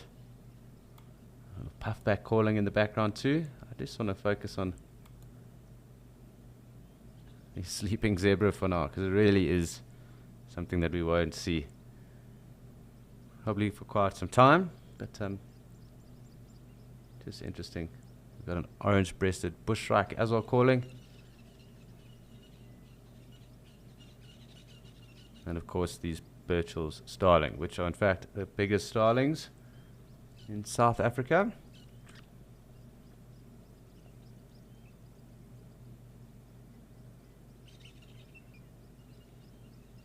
You can just see that one zebra looking back towards us now.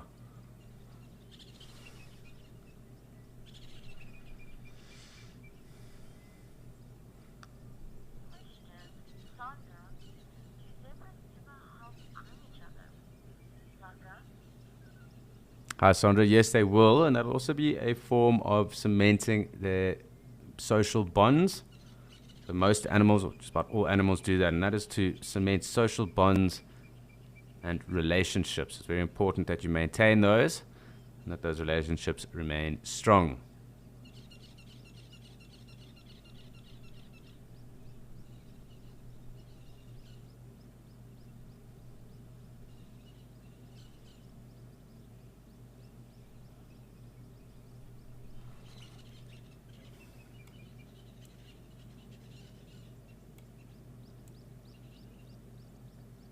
You can see just how much bigger that one filly is in comparison to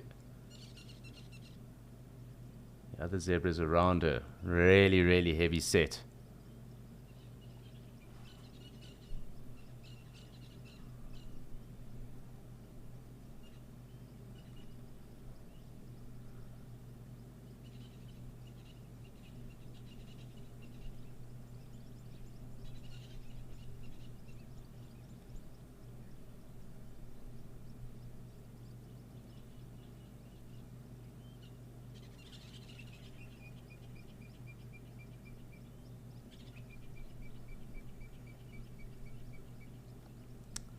So interesting watching very pregnant zebra, and it is, well, they do roughly have a gestation period of around a year. It's noted that the mountain zebra and perhaps even the gravy zebra around 13 months, but these plains Birchall zebra, actually this being the Damara race, their gestation period is around a year, 12 months.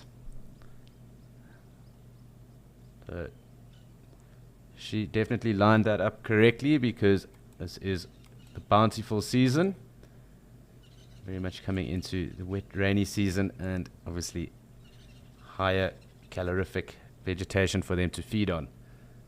So great for her, because she'll be able to produce high quality milk, and the chance of her foal coming through obviously quite high then. But they are in a very predator dense reserve, and I have seen a number of leopard taking zebra foals out, as well as giraffe calves in this area. They even go after, and some specialize in buffalo calves in this area too. They are really big leopard here, obviously high densities of them too. There's roughly around 55. I think actually I must get the figure. I do have a good figure from Panthera, so how many leopard are actually within Sabi Sands. I'll find that, and I will also just bring that to light too. But the leopard here in this area are very big, and they do take out zebra foals, giraffe calves, and some even specialize in taking buffalo calves too.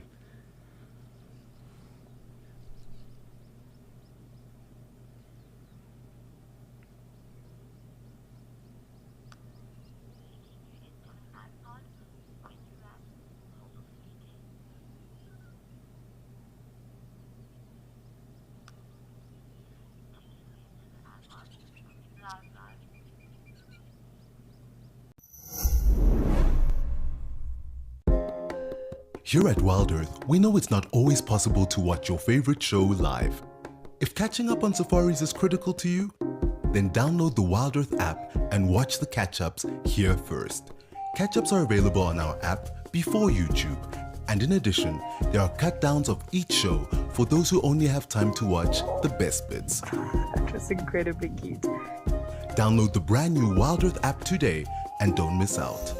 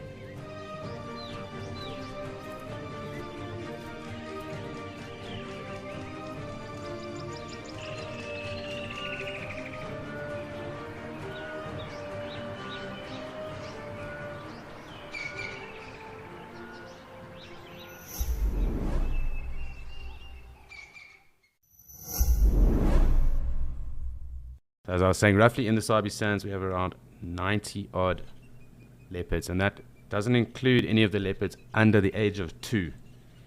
So really, really high densities. And the next areas in Africa with higher densities like that are South Luangwa and even in fact the central area of Mashatu. They have a very high density of leopards too. But this is also noted, another area of high density of leopard is in fact in Sri Lanka. They don't actually normally climb trees as much because they've become the apex predator there. Them and mugger crocodiles, even saltwater crocodiles in some area. There aren't obviously any tigers in Sri Lanka, so the leopards there are the apex predator, and they are known to be rather big as well. Actually, the biggest leopard is the Iranian or Persian leopard in the world in terms of subspecies. But you do get really big leopards here, up to around 100 kgs odd.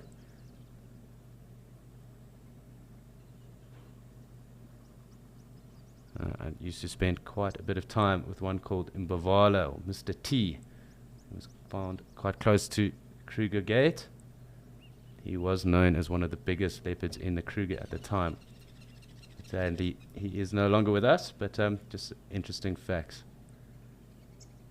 Very cool. These zebra are fantastic.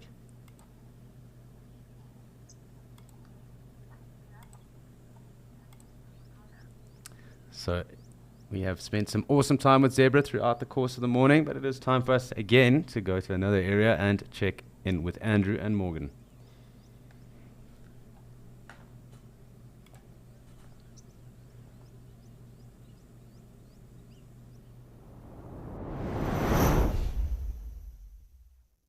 Myself and Morgan are just halfway down Eloweni Road, and we stopped over here just to admire how green the basin is getting. Look at that. So it definitely is changing, starting to get a little bit greener. And in the great distance I can see small pockets of general animals, so it does mean that they are starting to move their movements, and some of them are going back down into the basin. But yeah, when it starts to dry up, and that's the first area that dries up on the reserve, find that most of those general animals start to move around again, and they head up to the top sections of the reserve.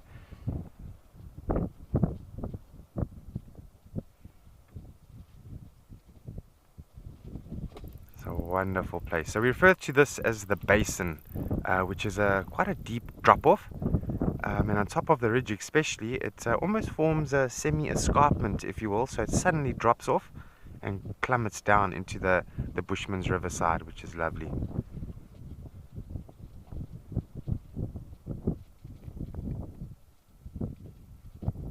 And you can see all the roads from up here. That's always a good way to start if you're ever learning a game reserve, especially on Amakhala.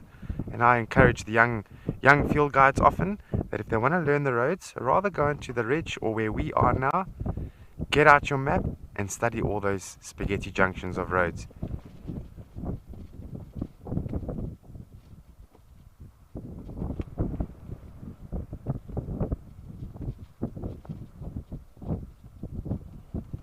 Beautiful, isn't it?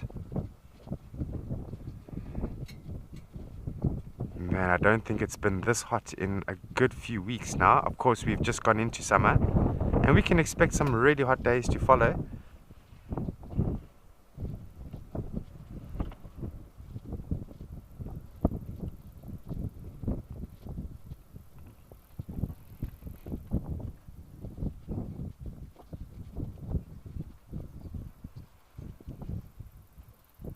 Ah, thanks, Becky. Amakhala definitely has amazing views. It's really, really amazing, some of these places out here.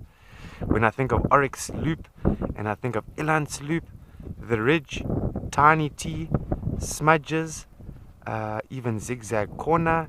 There's so many different areas you can go to have a, a nice little look. And when I used to be a safari guide out here, what I used to do is, when I didn't have guests, what I used to do is I used to sit on the ridge with my vehicle and just sit and just watch, and you'd be surprised at the things that you can spot, big and small, from at the top. But there are a few challenges that comes with this basin environment.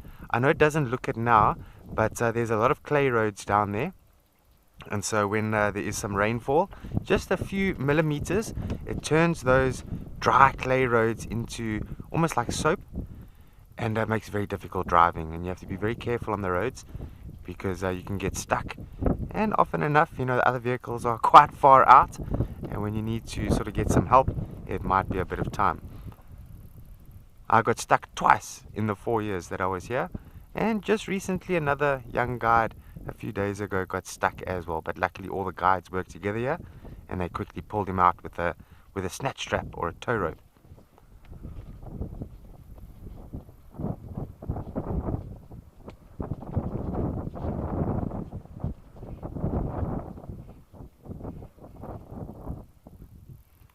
Wonderful environment.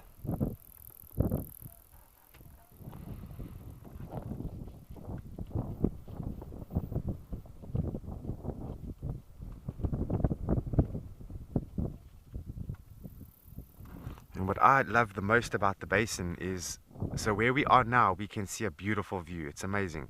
But when you go down into the basin and you look up towards sort of the ridge and the hills and all of that, it's also quite amazing because it almost feels like a wall of land is coming towards you, like a land tsunami, and it's very impressive.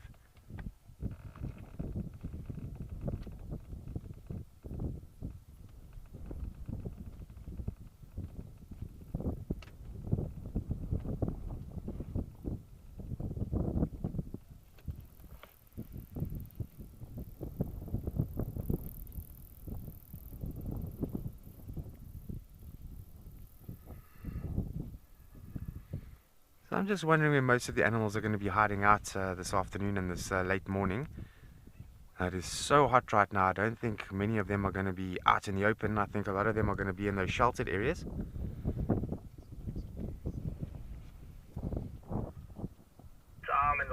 Okay. I'm going to send you through to Ukukuyo with Alex while we scan around here.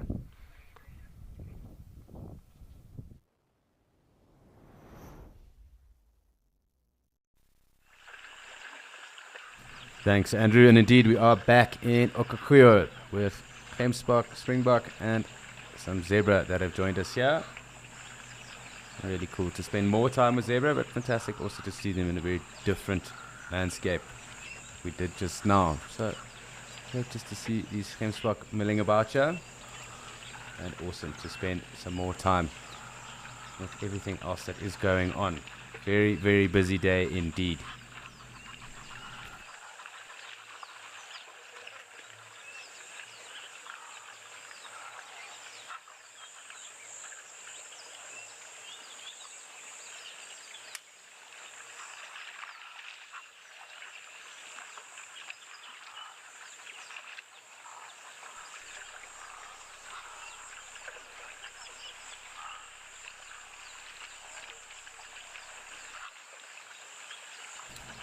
Hi, Kimberly. I suppose I do need a bit of background to your question, but would antelope ever meet in water? Now, if we are looking at certain of the aquatic adapted animals, or antelope, that being waterbuck, lechwe, puku, setutunga, then yes, they would, even bongo. They would then meet in water because they are found more in aquatic areas. But when we see antelope like here, I mean, they're purely drinking in the water. So it's not necessarily that they would meet in the water. They've probably arrived at the water source together.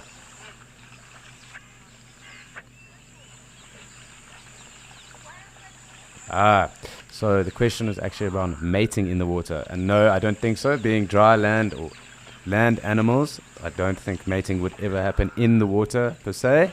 But as I did allude to, there are a number of aquatic adapted antelope, that being the two species of waterbuck, the common that we get down here in the Defasa, far more north of us and east of us, as well as the lechwe and the puku. There are even cob as well, setutunga and bongo, but they wouldn't mate in the water. They are just found near water and are far more adapted to it. So they wouldn't mate in the water per se. But definitely around or near water sources. They would definitely mate there, but I'd highly doubt they would look at submerging themselves to mate.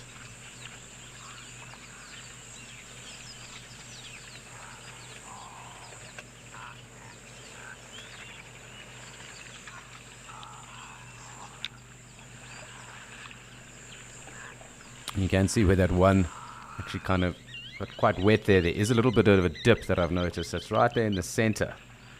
And I've seen a number of springbok also get confused by it and then have to paddle themselves out.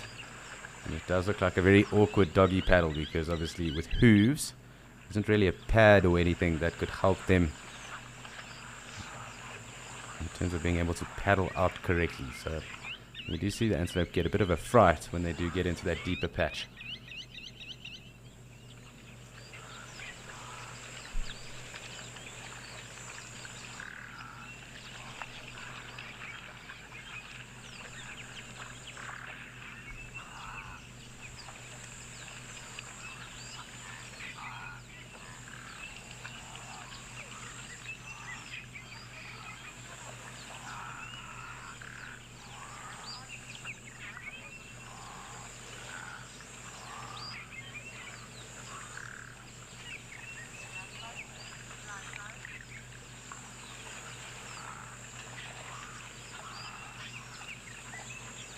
So some enjoyable scenes here in Kikuyu. It's just nice again just to take a moment to sit back and observe, relax, and listen to anything else that might be going on in the background.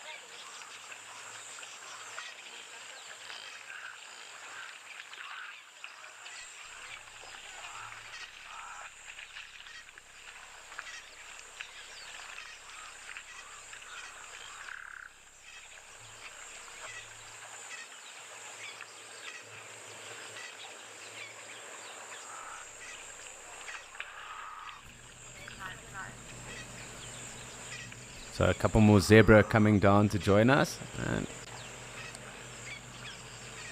some really happy gemsbok and springbok around here at the moment. But I'm going to zoom out again, just make sure we haven't missed anyone else, and then we can get back to enjoying who is actually in the water. Really lots of springbok around at the moment, and as I said, some zebra coming through to join. Always important just to keep a tab on if there are any other antelope or animals coming through. The springbok also love it under that shade, and clearly taking advantage of cooler temperature underneath there.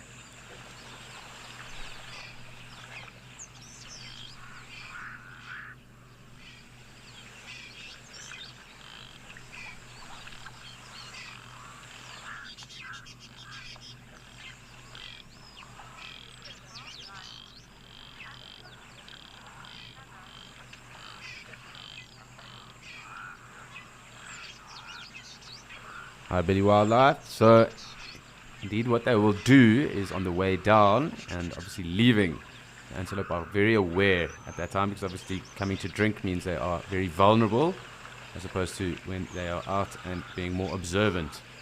So if there was anything approaching or around and there were any alarm calls, they would definitely take heed of that, but you will notice that they kind of bunch closer together on their approach, and also when they leave. That is also just a tactic that they will use, obviously strength in numbers, also with eyesight and the rest too. That's obviously keeping tabs on who else is around and any of the communication signs or communication that might be happening going on between them. They would definitely keep tabs or note anything else that is on the way down.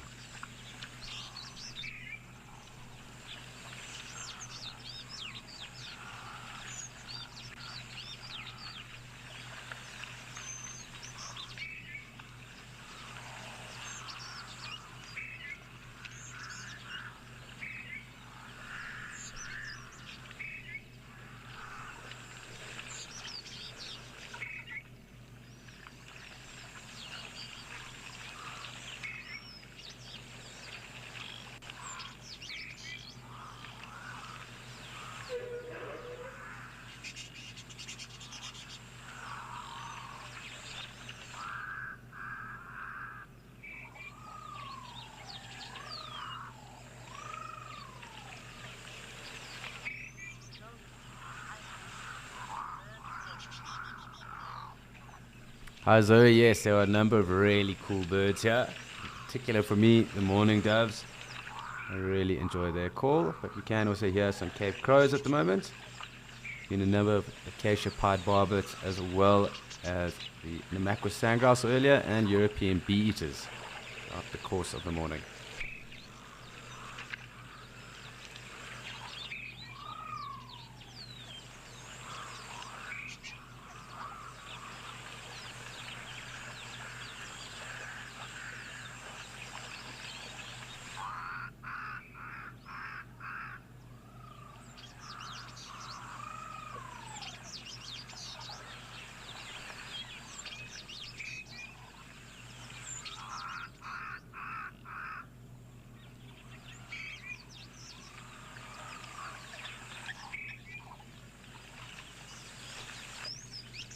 It really is fascinating watching what goes on with the different animal species and how they actually appreciate the water source while they are around. It's like one or two impala around, some kudu, the gemsbok obviously in the center of the waterhole, and the zebra approaching now as well.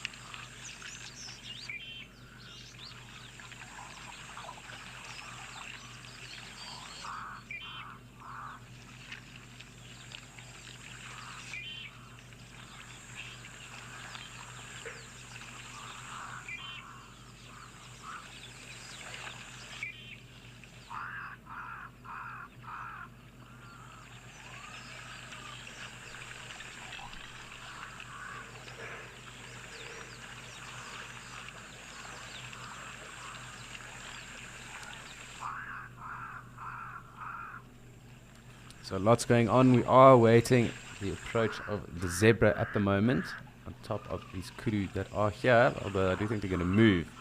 However, in saying that, please do remember to send through any questions, comments, points of interest you might have, anything you'd like us to bring up or chat about. We'd love to interact with you and also to immerse yourselves with nature with us. So please do send through anything that you would like us to talk about or interact with you with.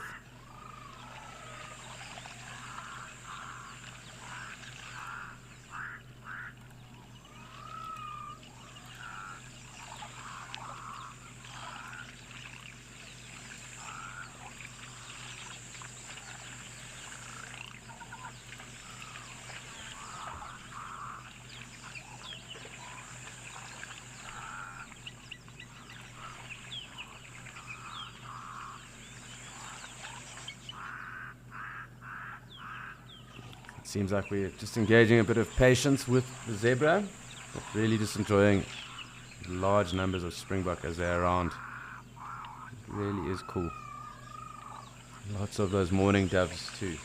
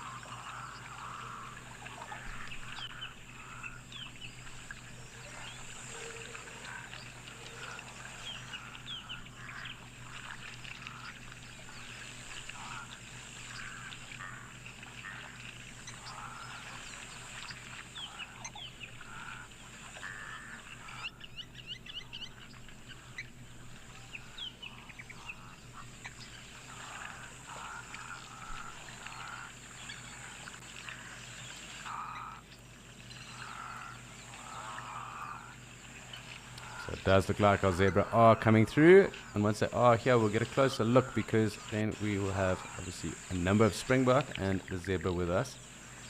These kudu generally don't stay around for too long, so they can be quite flighty too.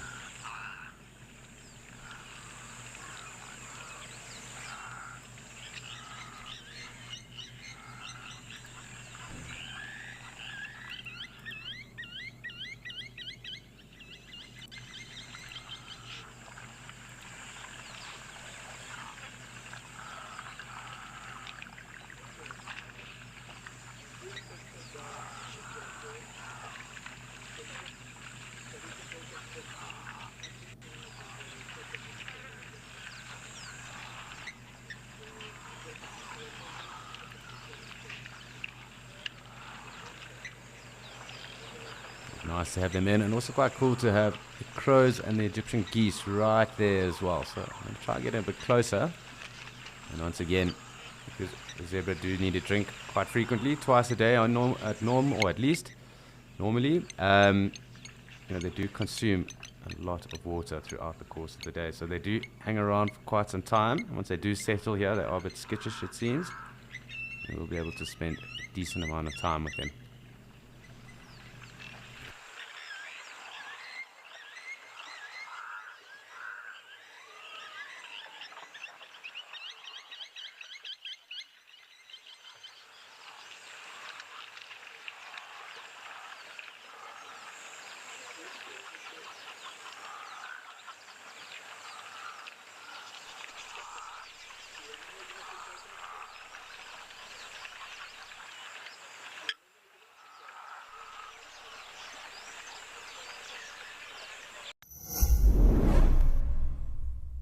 Hi, I'm Patty Andre, and I'm in Loveland, Colorado, and I was so honored to win the prize to Jamala Madikwe. It's going to be such a great trip, I'm sure, and I've been an explorer since explorers started. Been to Africa a couple times, but I've never been to South Africa, so it's exciting, and I'm happy to go there. Sign up today and you could be the one experiencing it for yourself. Wildrith Explorers, it's in your nature.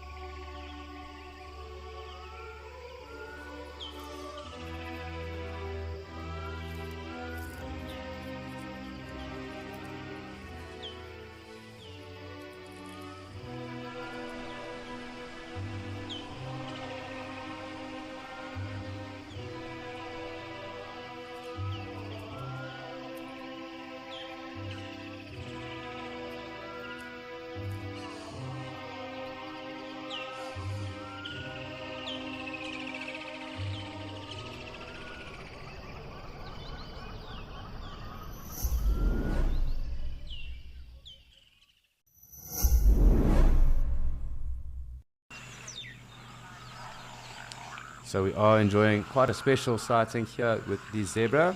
They are really quite relaxed at the moment, having a drink. But as I was saying, it is possibly time for us to do a fast five. So fast five being, for any of the new viewers, where you send through 5 questions, or any of the first 5 questions that do get sent through for myself, and then I have to answer those questions to the best of my abilities. So if you guys send those through, I will answer those questions to the best of my abilities.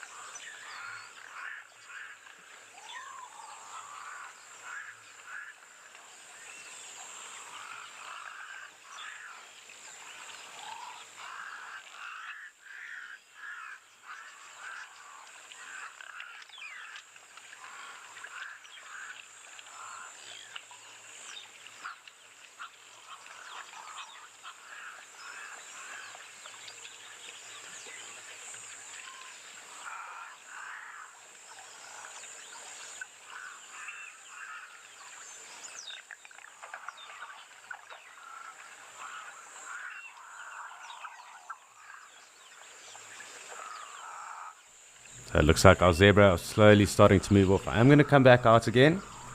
Remember, we are going to be engaging in a fast five, so get through your questions and I'll answer the first 5 questions as soon as they are in.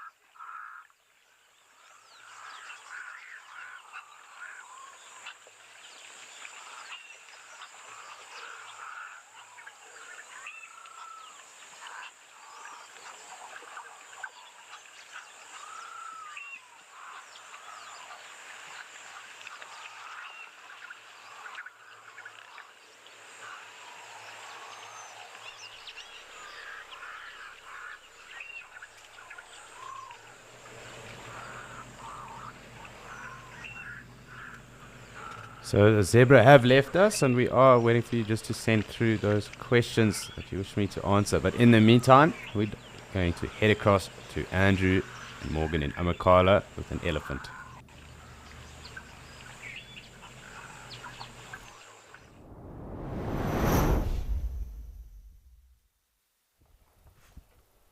So myself and Morgan are actually quite surprised. We've come across an elephant bull here right in the middle of the open, blaring sunshine, which is quite surprising.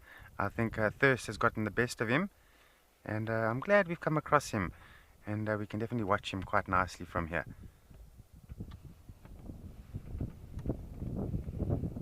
So I do wonder where these elephants have been hiding the last few days. I believe in the riverline, in the Bushman's riverline. And it's just nice to see a few of those bulls come out, particularly this one, who seems to be in a little puddle of mud there, and every now and then just throwing some mud on his body.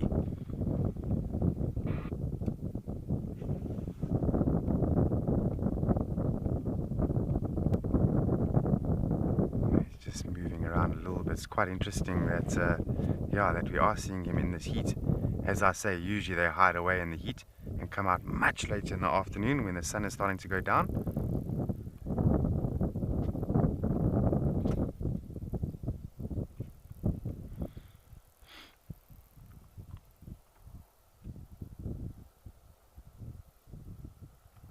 But of course, after a day like today, this elephant bull is definitely going to need to get to some moist mud to throw it on the body, just to protect his body against the harsh sun that we are facing today.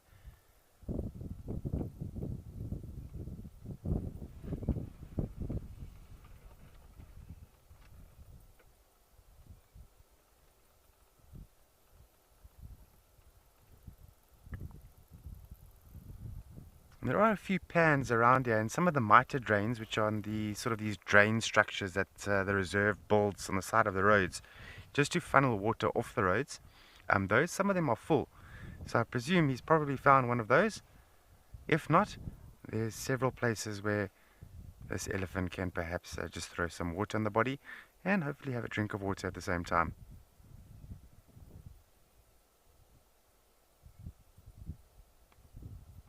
Look at that. When he steps behind the bush, you can't see him. It's amazing. It's a small bush that... We'll just give it some time. Let him pop out the other side. There we go.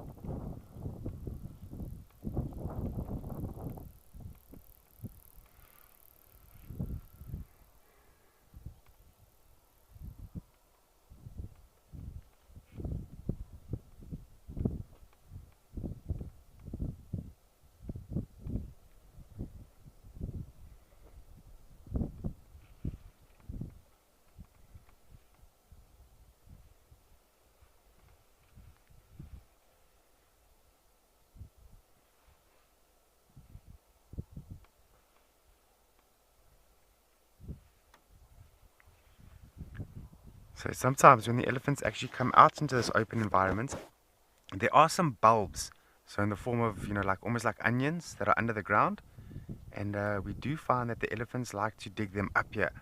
So Bushman poison bulb is one, and the other one is the tall white squall, which I believe Chris did a segment with this morning, if I'm not mistaken.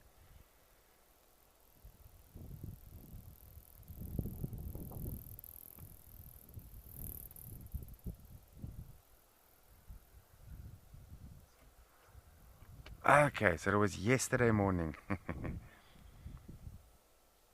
Lovely plant, the tall white squall. And indeed, some of the plants that elephants go for can be quite toxic. But for elephants, it's totally fine. We do see elephants sometimes going for toxic plants, like the bulbs. And further up north, Tambuti specifically.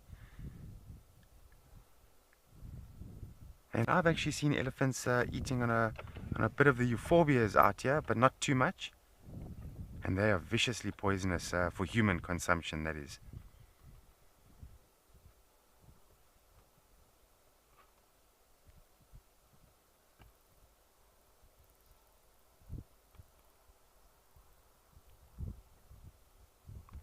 Oh, Kev, that's a tough one for me to answer. I'm going to have to get a hold of the census for that. But there is a fair amount out here. It's 3 different family groups, which is lovely. They're very special elephants out here. And I mean this when I say I haven't worked with elephants like I have here at Amakhala. They're incredibly special here. They're quite calm in nature. And there's a few unique ones like the tuskless females.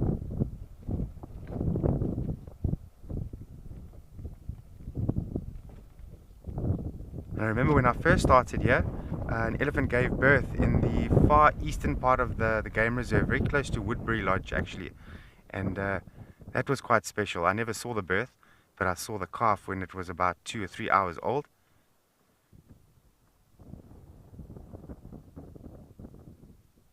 We actually came across the afterbirth on the road when we were entering the sighting, so the scene of where the birth was, which was very special.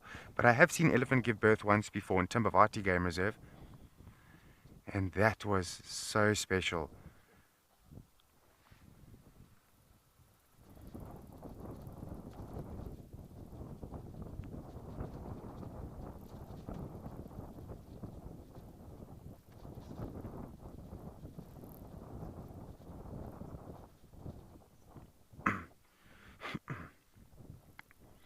Loki, you will find, yes, that that can happen from time to time, just to introduce, new genetics. It's quite important to maintain genetic integrity. And just to sort of give you an idea, so whenever a game reserve has got a fence around it, you need to have a special team called ecologists and conservationists that need to do certain sort of projects and work on the reserve, because essentially, animals can't filtrate. Even though it's a huge reserve, there is a fence, and so you need to think about the genetic integrity of some of the animals. And so from time to time that might happen.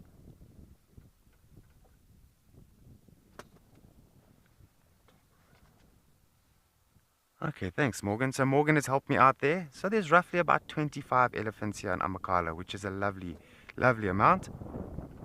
And as I say, broken up into 3 family groups. But interestingly, it used to be 2 family groups.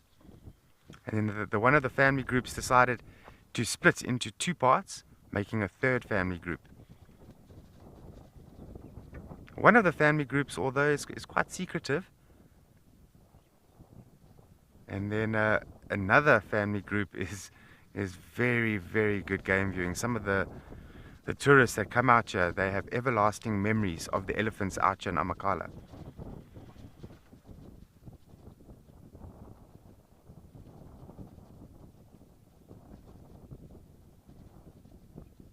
But Amakhala is always interested in expanding the reserve. They would love to have much bigger areas as well. And just to let you know that there is discussions amongst all the neighboring game reserves that they plan to drop the fences in the near future. So we're going to be looking at a Trans-Frontier Park in the near future.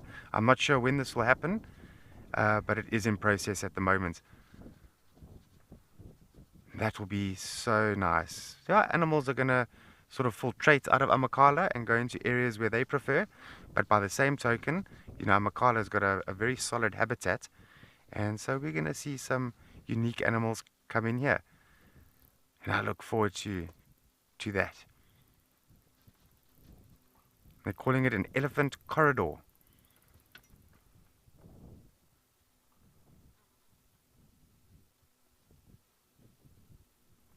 Now the surrounding parts outside here is still cattle farms, and some of them date back, all the way before the 1820s.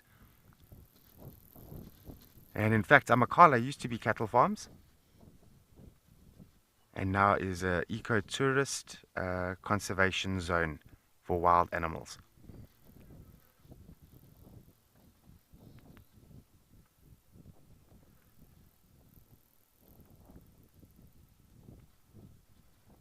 But it's interesting that no matter how big or how small a reserve, as soon as there is a fence around it, you need to have a special team of ecologists which are very well trained. They're very passionate about what they do. And Amakhala for many years has had a very solid conservation and ecology team here.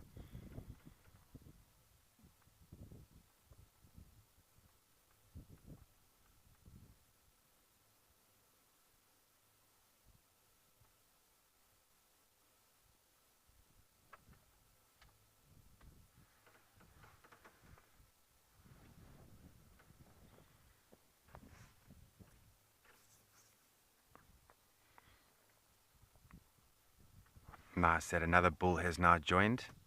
So these bulls have been friends for quite a long time now. We often see them together.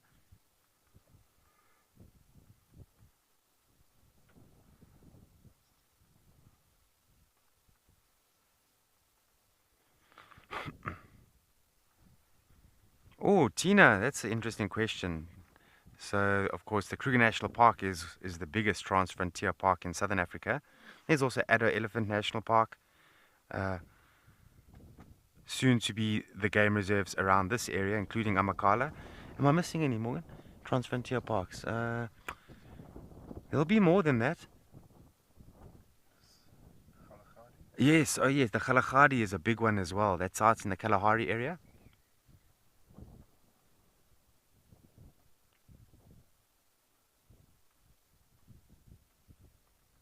And some of them are generally sort of managed and run by the SAN parks, South African national parks, but not all of them.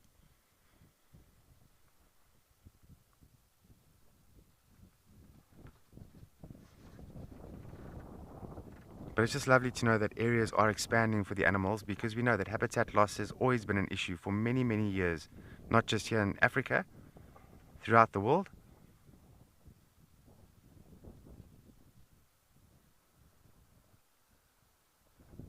And people are changing the way they think. They want animals to have more space. They want animals to be free roaming.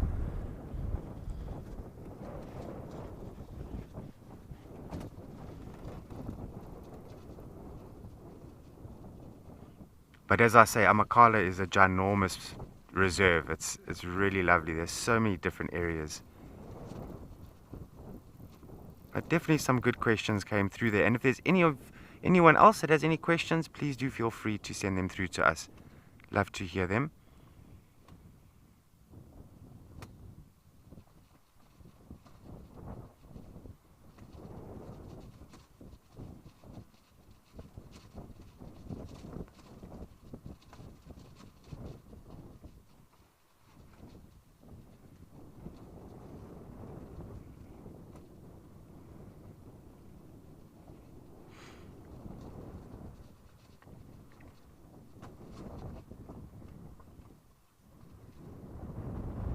Yeah, I see the two warthogs just ran off there. They usually do. If you sit still for long enough, you are almost guaranteed to spot a warthog or two out here. Very comical animals. They're very sweet little animals, and I don't think I can ever imagine Africa without warthogs.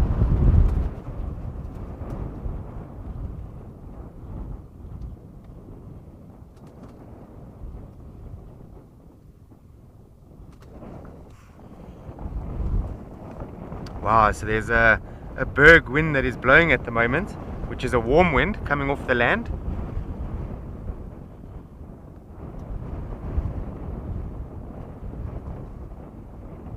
And one thing is for sure, the temperature is rising.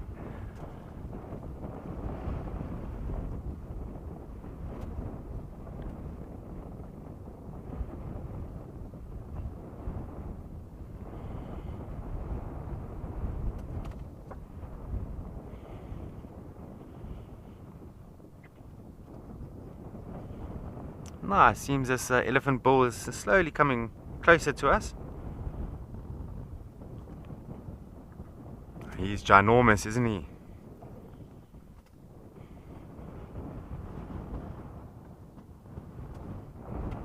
To try and put this into perspective, he's a full-grown bull and probably weighing about 5,000 kilograms, which is 5 tons. So you can just imagine how much this elephant bull is going to need to eat in a daytime. And we can estimate around 300 kilograms of vegetation a day.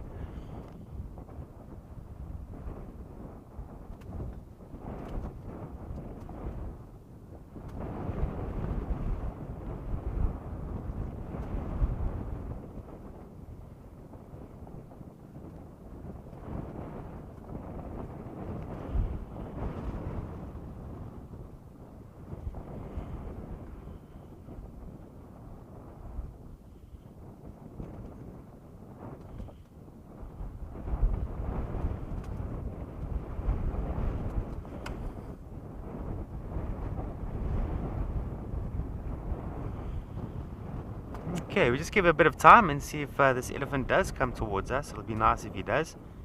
And as I say, we are not too far from a little pan, which is a seasonal pan, which means that it'll fill up with a bit of rainwater and then dry up when there's no rain. And at the moment, there's a few centimeters of water in this specific pan I'm talking about.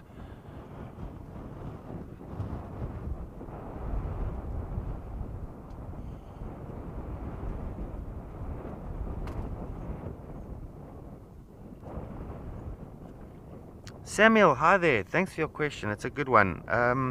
So, yeah, you get different types of winds out here. You get the offshore winds. Those are the ones that make us cold and put our jackets on and our beanies. Berg wind is coming from the opposite direction. So it's a wind that is traveling on land. And as it travels, it just picks up temperature through, I'm sure, friction and sort of the land temperature as well. And it's a very warm wind. And generally, it's a very fast-paced wind, these berg winds. So Samuel, I'm not sure where you're from, but I don't know if it happens in your country where you get these very, very warm winds that it's actually quite uncomfortable sometimes. That's how warm it is, and that's a on-land wind.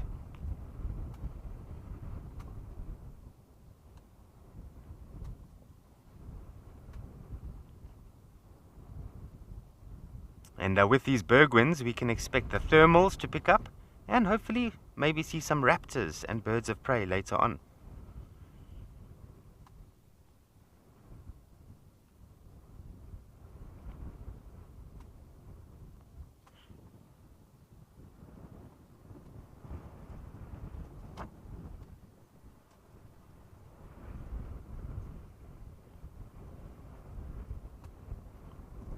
Okay, thanks Max, and 100% right you are. Max is one of our MC directors. So there are two sort of flows of wind that we experience out here. We get a katabatic wind and an anabatic wind.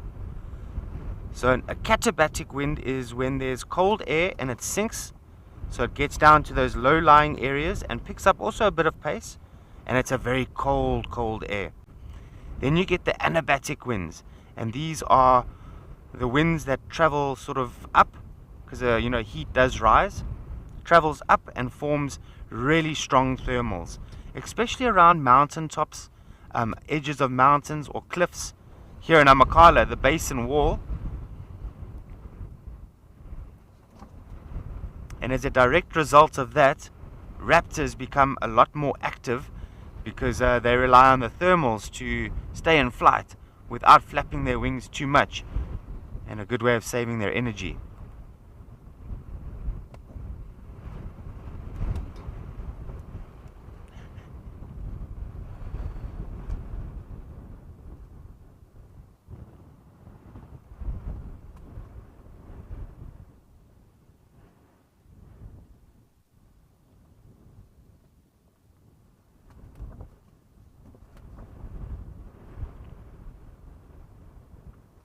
And then also talking about these katabatic winds. Now remember, the katabatic winds are the cold air sinking, and we know that cold air sinks into the very low-lying areas, and in some temperatures on very cold winters it forms a frost pocket at the lowest point of a dip, which can measure up to -3 degrees Celsius. Try and imagine that, -3. I know some of you do come from countries with snow and quite harsh winter conditions, but here in South Africa, -3 degrees, that is cold. We are not used to that.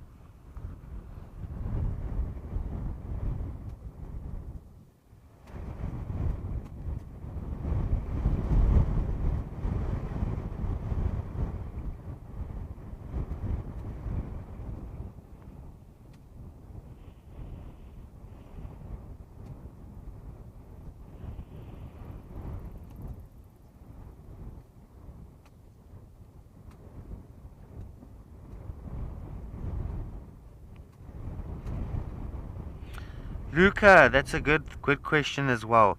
So most of the country usually has those the summer rainfall. So most of the rainfall should fall in summer and see the land through for the rest of the year.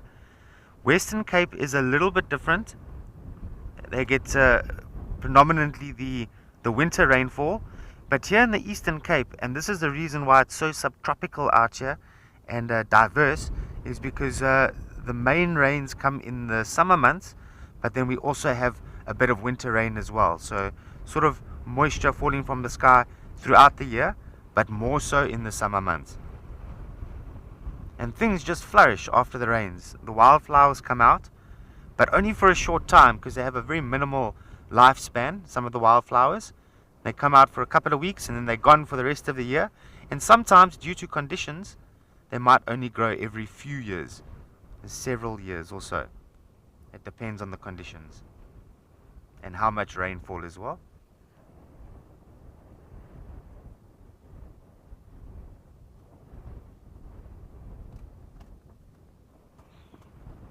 Oh, there's quite a few elephant coming out there now. So it seems like the breeding group is slowly coming out now. It's too far for you, Morgan.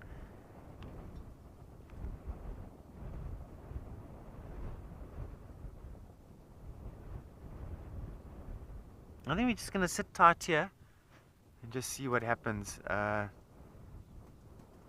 definitely a good view of this bull here. He's magnificent.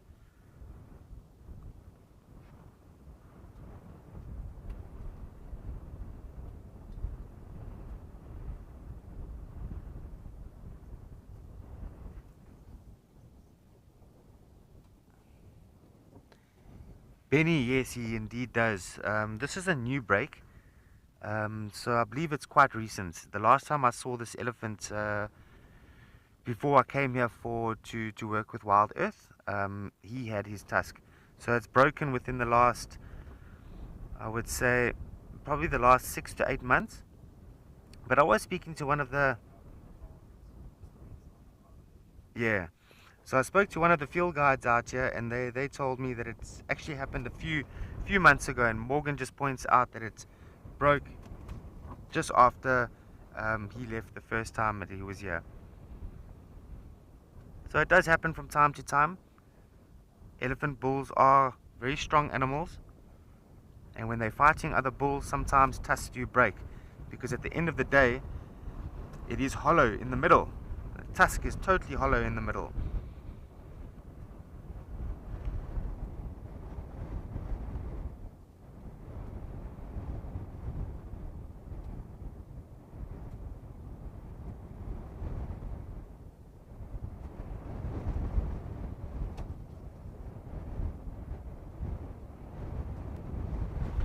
Wow, this wind is really incredible. It's picked up so much just in the time we've been sitting here.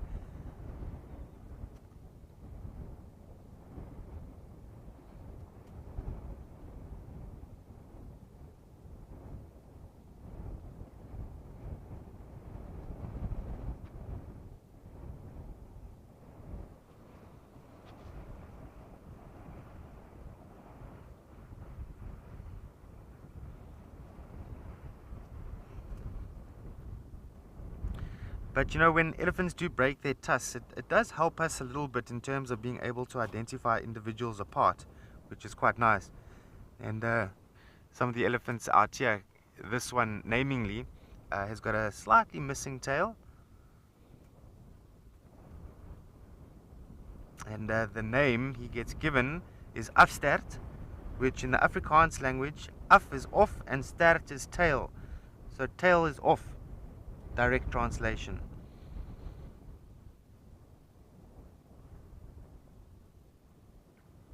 And we're not sure how that can happen. It can be a few things. It could be that there was an injury on the tail, and you find that ticks will sort of overwhelm that injury, and then maybe the tail just never got a chance to heal, and then later on snaps off. Or when the elephant was young and playing with other elephants, maybe the fight or the playing got a bit serious, and its tail got in the mouth of another elephant. Sometimes that elephant can clamp down and bite the tail off.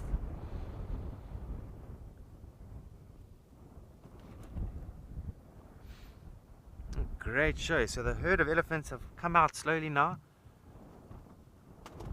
Look at that, walking side by side.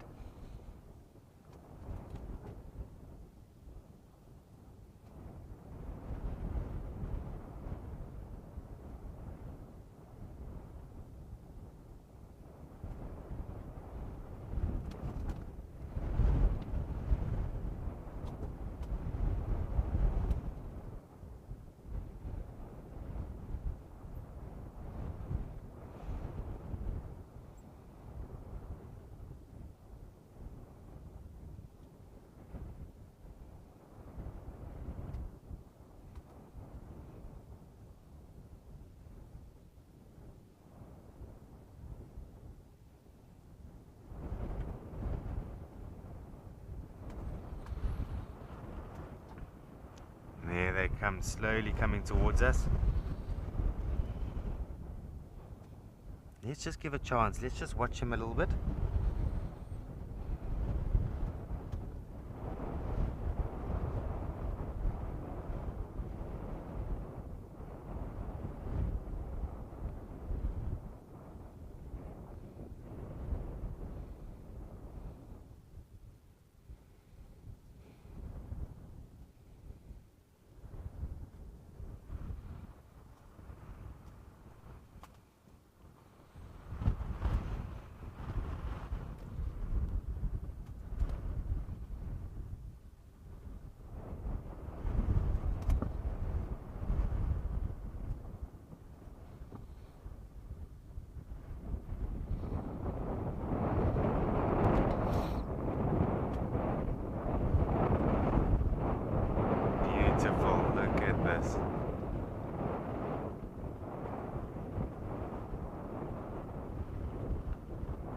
can see some of the calves there with the sub-adults all walking together there.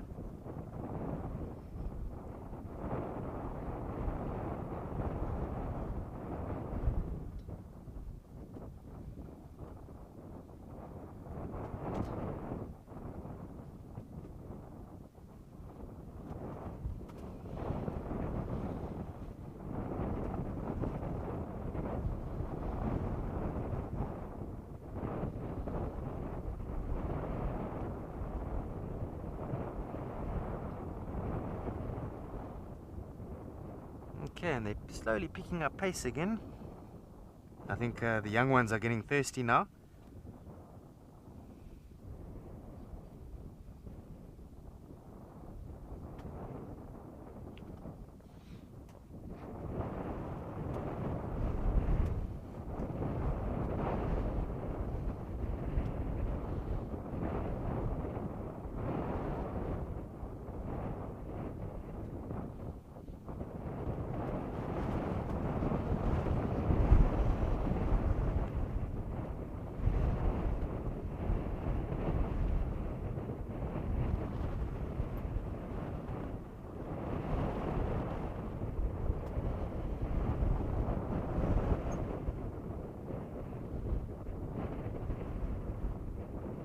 So now with this particular group and all family groups of elephants, you will find that they're being led by a matriarch.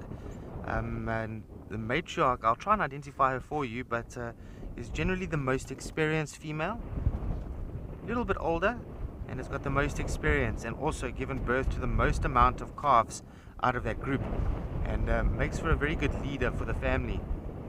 And she will lead them into areas of feeding where the water is, and just keep the family sort of navigated, if you will.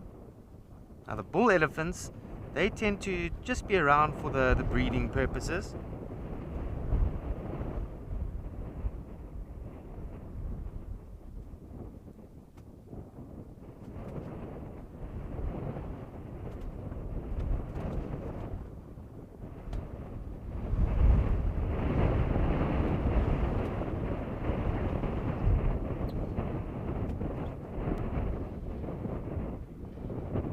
Okay, these elephants are moving a lot quicker than I thought. We're slowly losing sight of some of them.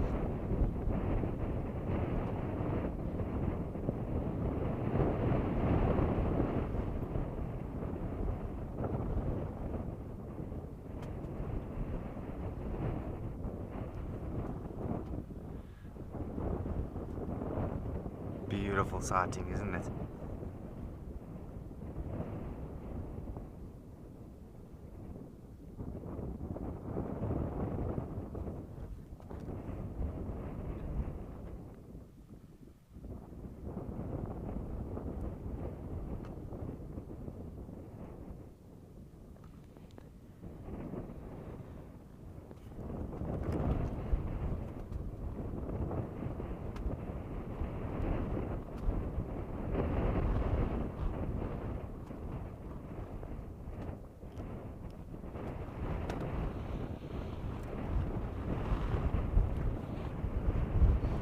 Okay, seems like still a few little stragglers right at the end of the line.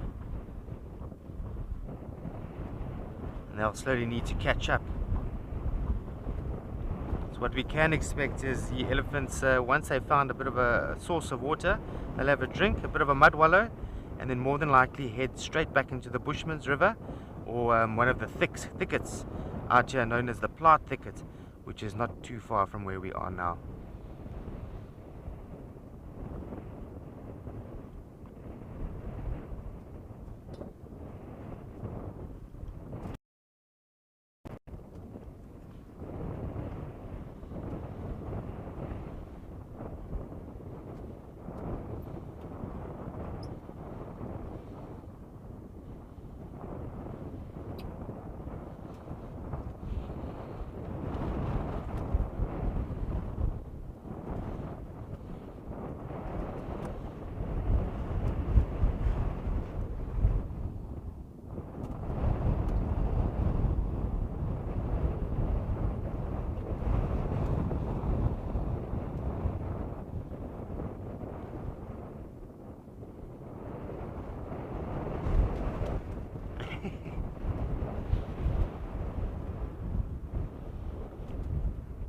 So I'm actually crouching down in the footwell of the vehicle so that you can all hear me. And every now and then I pop my head up to see what the elephants are doing, and my cap wants to fly off.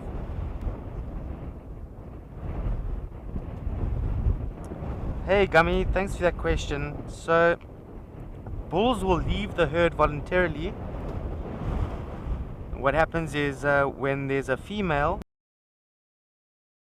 to a certain age, the female also wants to have a calf again. So she starts to focus on getting pregnant again, and by that stage her calf is much more independent and is able to sort of operate by itself and so on. And then slowly but surely, bull elephants that are mature and fully grown are going to be attracted to those breeding herds because they're going to be interested in females that are going to be an estrus. And they come across these young elephant bulls and they might push them out and just send them on their way. And these young elephant bulls may form bachelor groups with other elephants in the same situation, because ultimately they're going to be too old to stay with mom, but then too young to oppose these big elephant bulls that are now mature. And so just to transition between that until a good few years goes on, and that sub-adult elephant reaching adulthood can grow, get big, learn more about sparring and fighting, and then can also become a dominant breeding bull in the future. So it's important that genetics gets shuffled or cycled.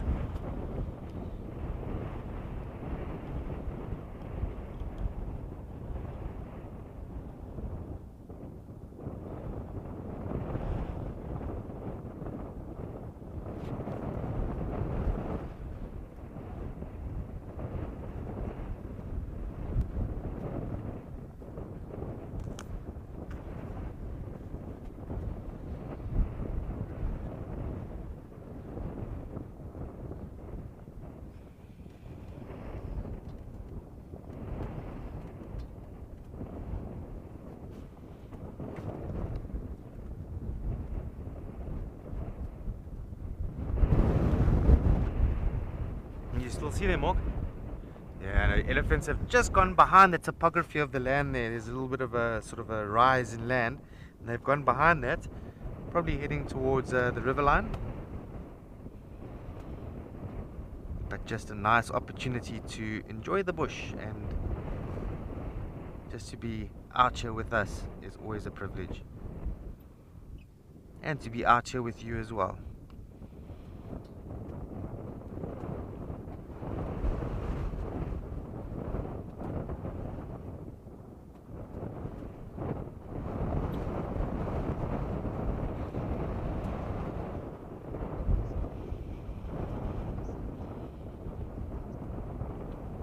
Alright, this was truly a great sighting of elephants, and I hope you all enjoyed that. But in the meanwhile, I'm going to send you to Ukukuyo with Alex and see what he's busy with.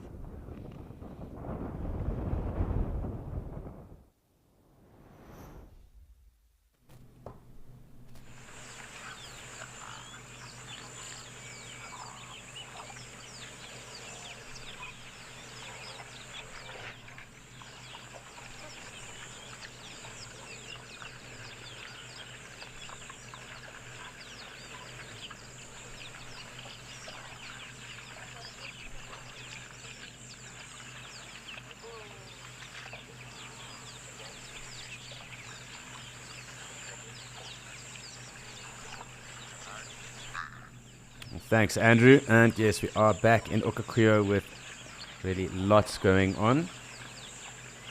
Lovely numbers of zebra, gemsbok and springbok around at the moment. So just keeping tabs really on what else is around. But really fantastic. We're spending all this time with the gemsbok at the moment. We have had quite a good time with the zebra already today, but lovely to have these numbers of the gemsbok with us at the moment too.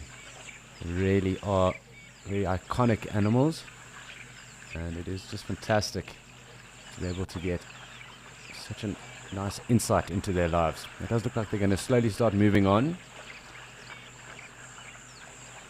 They definitely wade the deepest into this dam.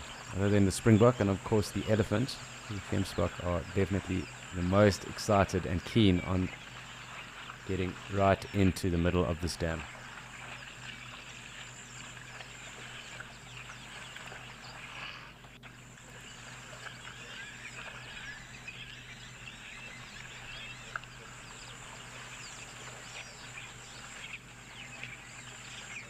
It really has been a busy day here. Lovely and hot. It does look like a bit of cloud slowly starting to build up, but I don't think that is any cause for concern.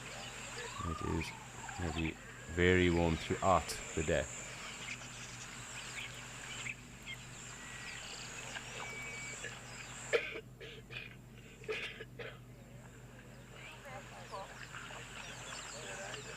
So while we do have our zebra with us, let's just go in a little closer.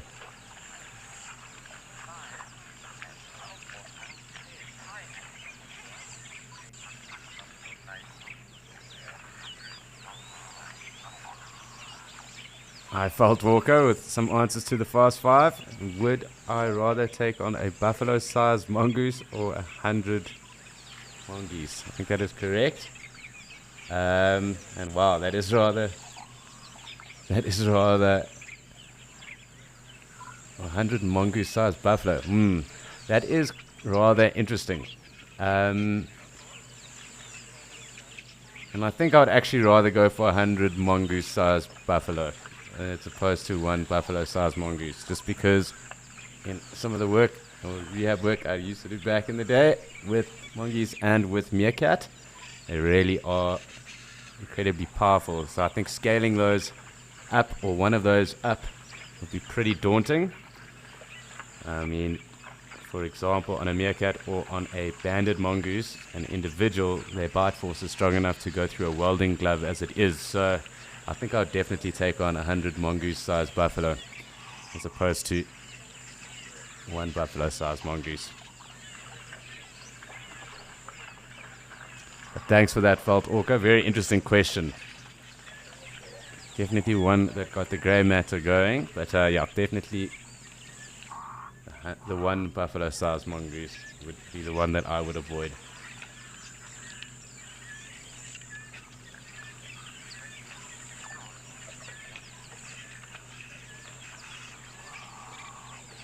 Hi, Bonolo. And my favorite reserve has to be the reserve that I have spent the majority of my life in, and that would be the Sabi Sands. My favorite river is the Sabi River, but I've got a special spot for the Timbavati, also for the Waterberg, and as well as the Tuli block, although that is just outside of. But I do really enjoy the Sabi Sands. I also love the Pafuri region. But definitely the sands for me, and in particular along the Sabi River.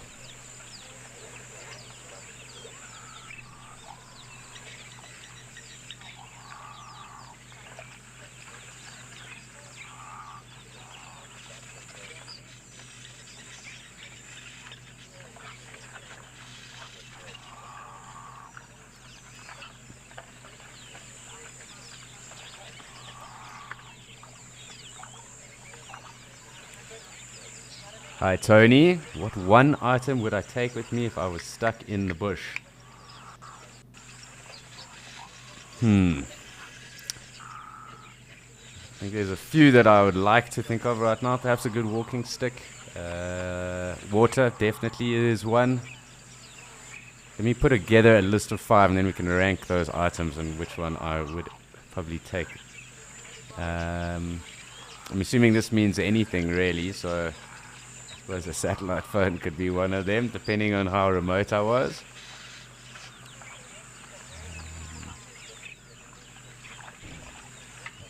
Good knife. I'd say water.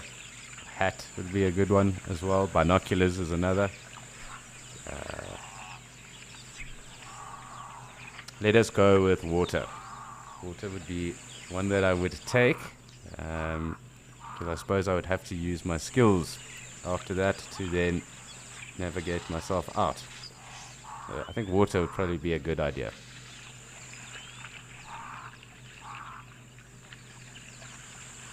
That or a satellite phone if I was going to be technical.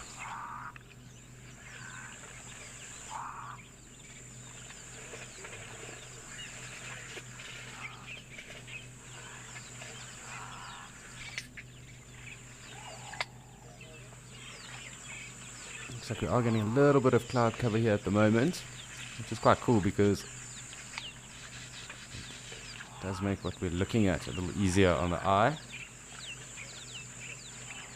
Not that there's much cloud cover, but just something that the sun has gone behind.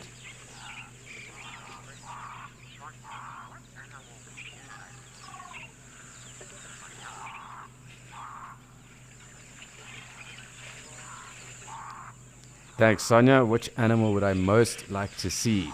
And the animal that I am most interested in seeing at the moment has to be a tiger. But that obviously is not on the African continent. But definitely off of Africa, a tiger. I intend on walking tigers and one-horned rhinos next year at some point, perhaps in Nepal. So I would definitely say that is one of them. If I say in Africa at least, perhaps a gorilla or perhaps even mountain inyala, forest elephant, forest buffalo, striped hyena is another. I don't know, I've got many. But I do intend on seeing the big species of cat, big cat species in the world. I do hope to tick them off my bucket list at some point. So jaguars and the rest as well, pumas. So lots of ground to cover, many bucket lists to complete, because I suppose each continent and area has a different bucket list of things to see.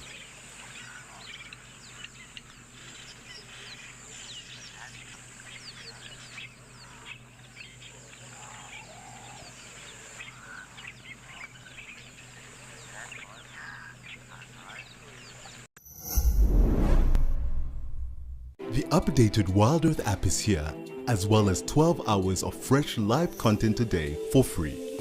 You can watch repeats and highlights of shows you have missed, and if you have subscribed to be an explorer, exclusive access to the behind the scenes channel, access to rehearsals for new locations, a chance to give us feedback, and explorers also watch totally ad-free. Download the app today.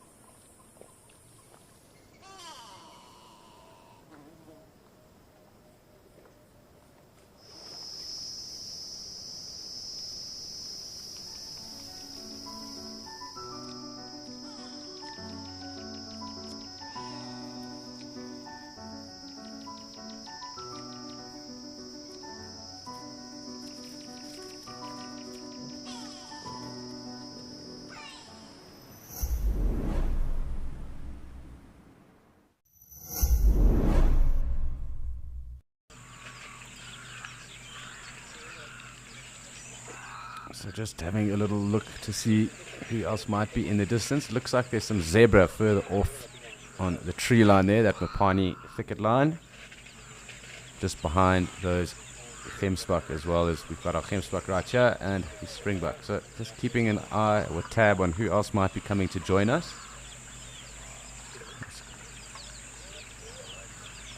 That's a good idea.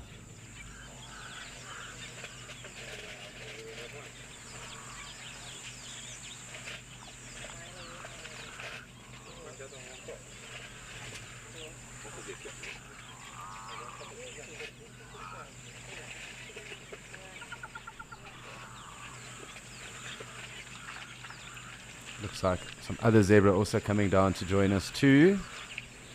So 2 harems. I'm just going to have a look a bit more to the north of us as well, to the right hand side. Let's just have a look and see if anyone else is starting to pool up. There's something over there that I can make out, can't see just yet. Perhaps wildebeest, or perhaps even more zebra.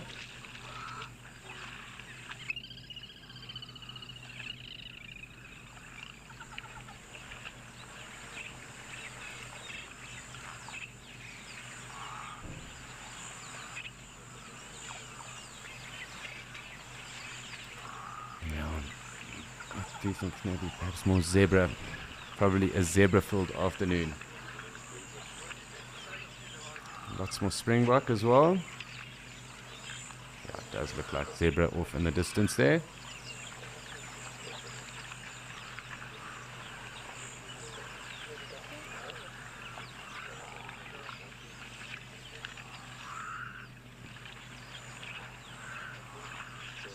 Again, the springbok. So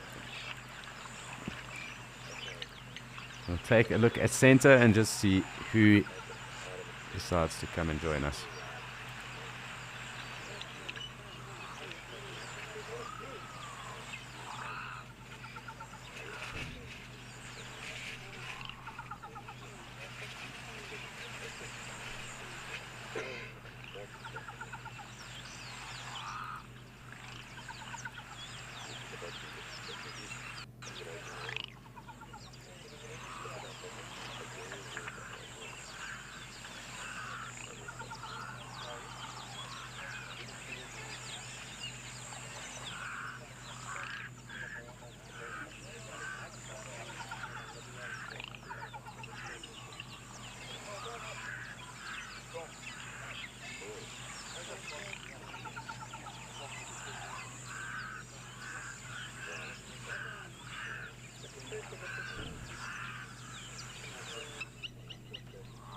You can definitely see the shadow line from those clouds and the sun.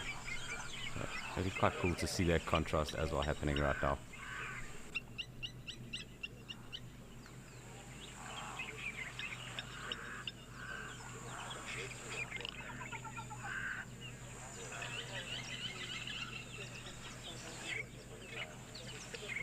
Hi Donald, very good question, because we are here in Etosha, and Etosha is an ancient lake. So now it is a salt pan, and those are calcrete rocks that are on the other side there, and even in front of us here, old calcium deposits or saline deposits that have been left behind from that old inland lake. They're called calcrete stones. That is also why they look white, as well as why they give off that almost Martian kind of look. So this being an old ancient salt pan, it is now obviously dried up. It is called the old Etosha pan itself. So an old lake, and you can actually see this from space, interestingly enough. But these concrete stones are the remnants of the deposits, the saline deposits and the concrete and the calcium deposits of that old lake.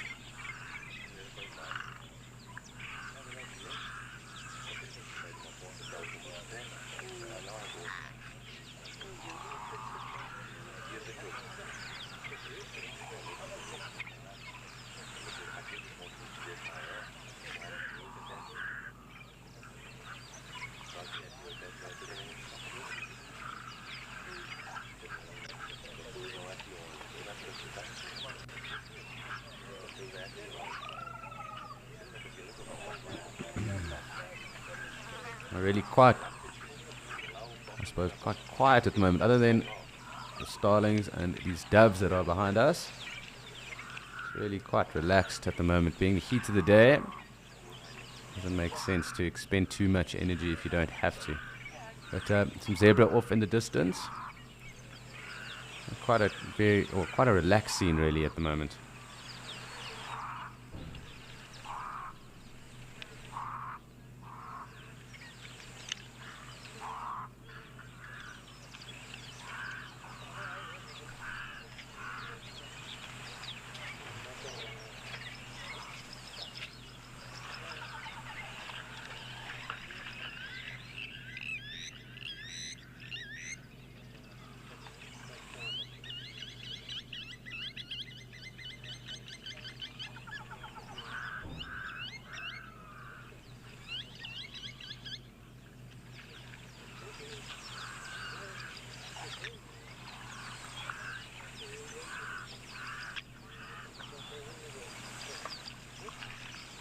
Hi Woody, so Namibia being possibly the driest country in the world, it has obviously got the most ancient and oldest desert in the world, being the Namib. And it's actually the most leastly populated per square kilometer in the world, or country in the world. So in Etosha, no, there are grasslands and the pans do form. So there isn't exactly wetlands. Etosha itself receives around 350 mils of water in a year. That's rainfall. So not necessarily wetland. If we go a little bit further northeast of us towards the Caprivi Strip, along the Zambezi, the Chobe rivers up there, would be wetland there, but not here. The pans and the systems may perhaps at some point, if there is heavy rain over an evening or so, maybe resemble a bit of a flay system or wetland, but not necessarily. So grassland definitely, some mountainous areas, and of course these pan systems with the concrete stones.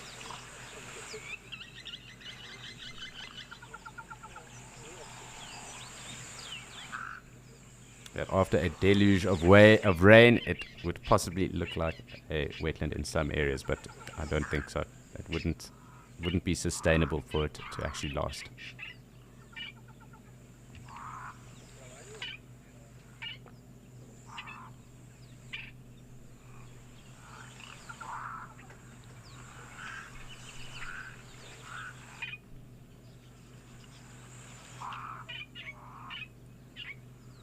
Yeah, with this Martian kind of landscape, Max was quite correct. Max being our D1, and he did say to me he wonders what a lunar eclipse or an eclipse would look like. Yeah, and I'm sure it would look pretty interesting indeed, in particular because it is so sparse. And we do have one of our Angolan giraffe coming through.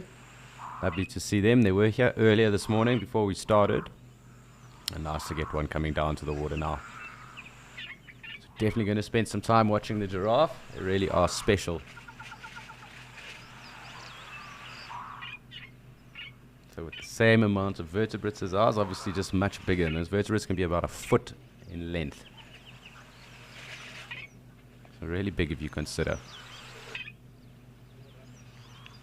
I'm wondering which pose we're going to get from this giraffe right now. If it's going to be that typical straight-legged, kind of splayed out drinking pose, or almost where they've bent knees and then drink as well.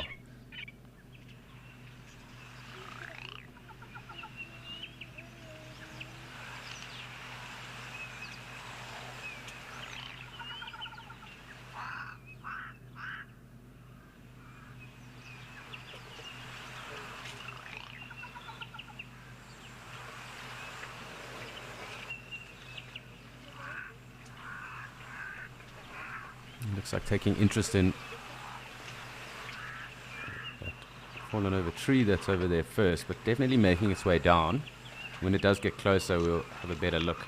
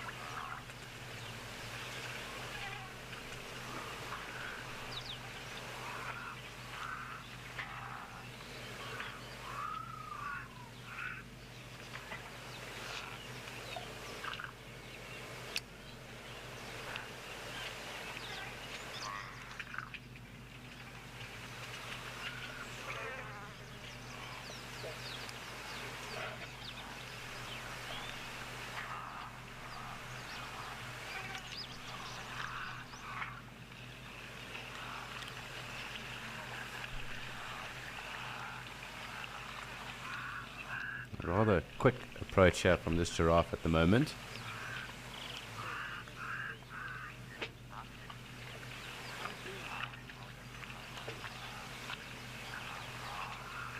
Hi Ahmed, so there has been some extensive work done by the Namibian government with regards to sustaining and increasing those numbers, and I'll get you some figures now as to what those are currently standing at. But obviously they are really only found here in Namibia, southwestern Angola, and there is a small part of Botswana on the eastern side, far eastern, northeastern side of Botswana, west of the Okavango, where they would actually be found. But this was obviously an establishing reserve for those numbers, here being Etosha. And I will look to get you some figures now as to what the population looks like. They do, out of all the giraffe, actually have the widest home ranges, or the longest home ranges, obviously needing to have access to water and resources as well. So not necessarily here in Etosha, but a bit further northwest of us into Damaraland, and of course then into that southwestern area of Angola. But I'll get you some figures now as to what the population is of them.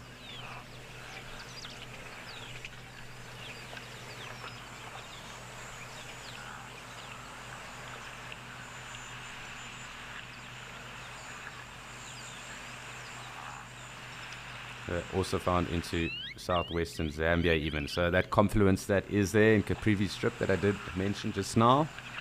So obviously where Namibia, Botswana, Zambia and Angola and kind of all meet up in that area.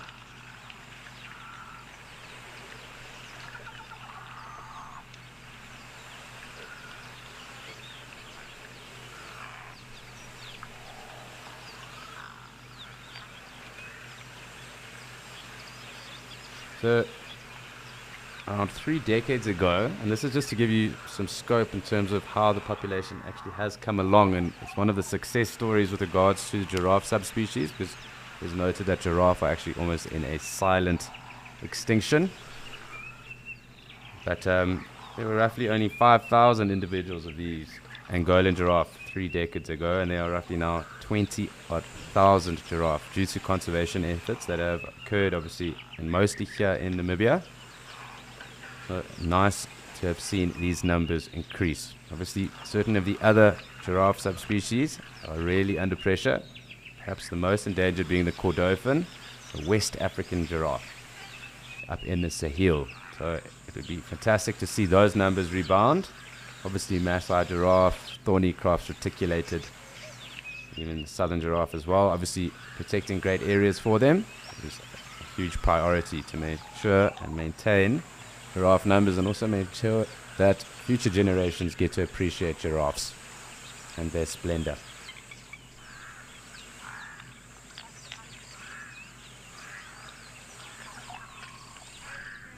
But yes, the most endangered being the Kordofan in West Africa.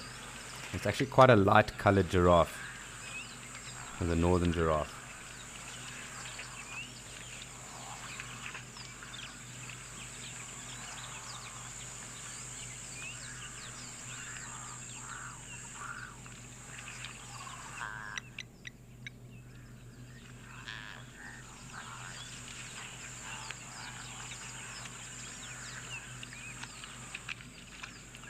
Really cool to be able to spend time with these giraffes.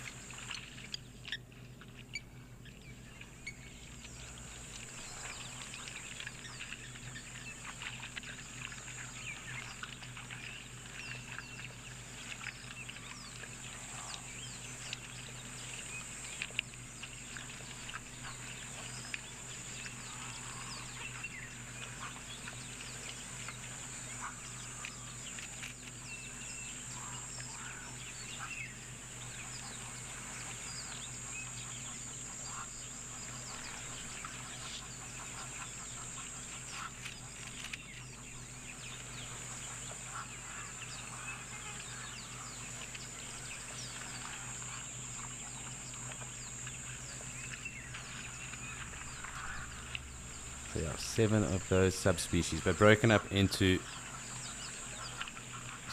4 different subspecies of giraffe, with races in between those. So West African, and then the Kordofan being the most endangered, at least in Africa. Really cool. Lovely to watch giraffe drinking.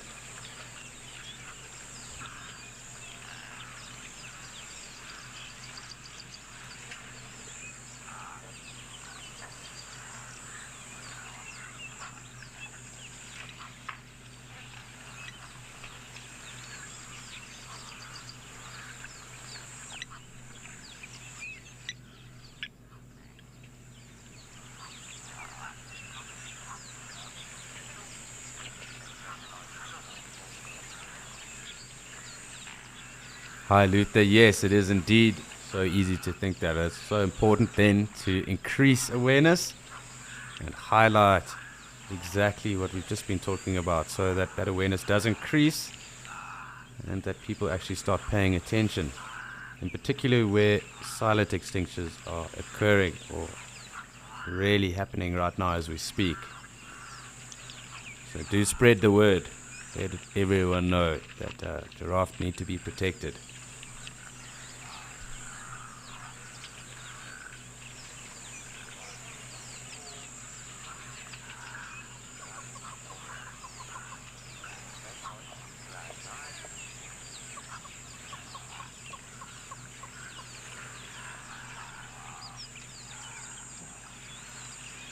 Really cool. Being able to spend some time with a giraffe in the middle of the day.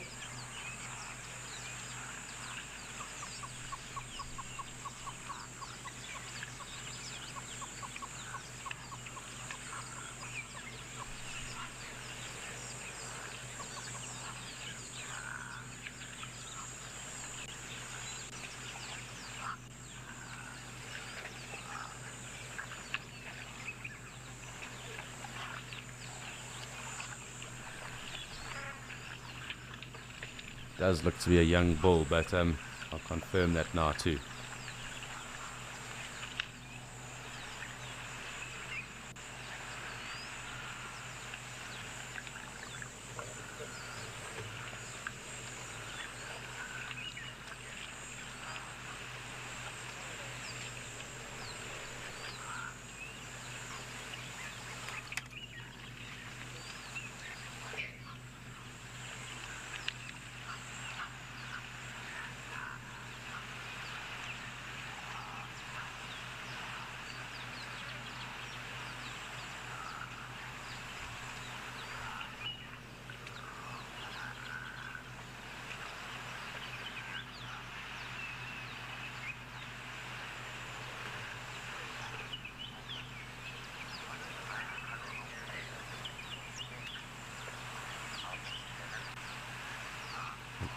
LG7, you mean behind the ears, or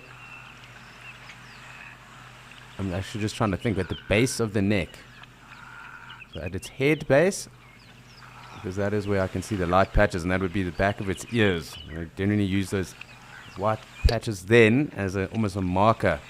The giraffe are running off because of any dangers that might be there. They would be able to notice those white patches at the base of that head neck area behind the ears. Whereas the light patches are basically on its coat, from what I can make out on this giraffe. So just trying to figure out what you are asking with your question.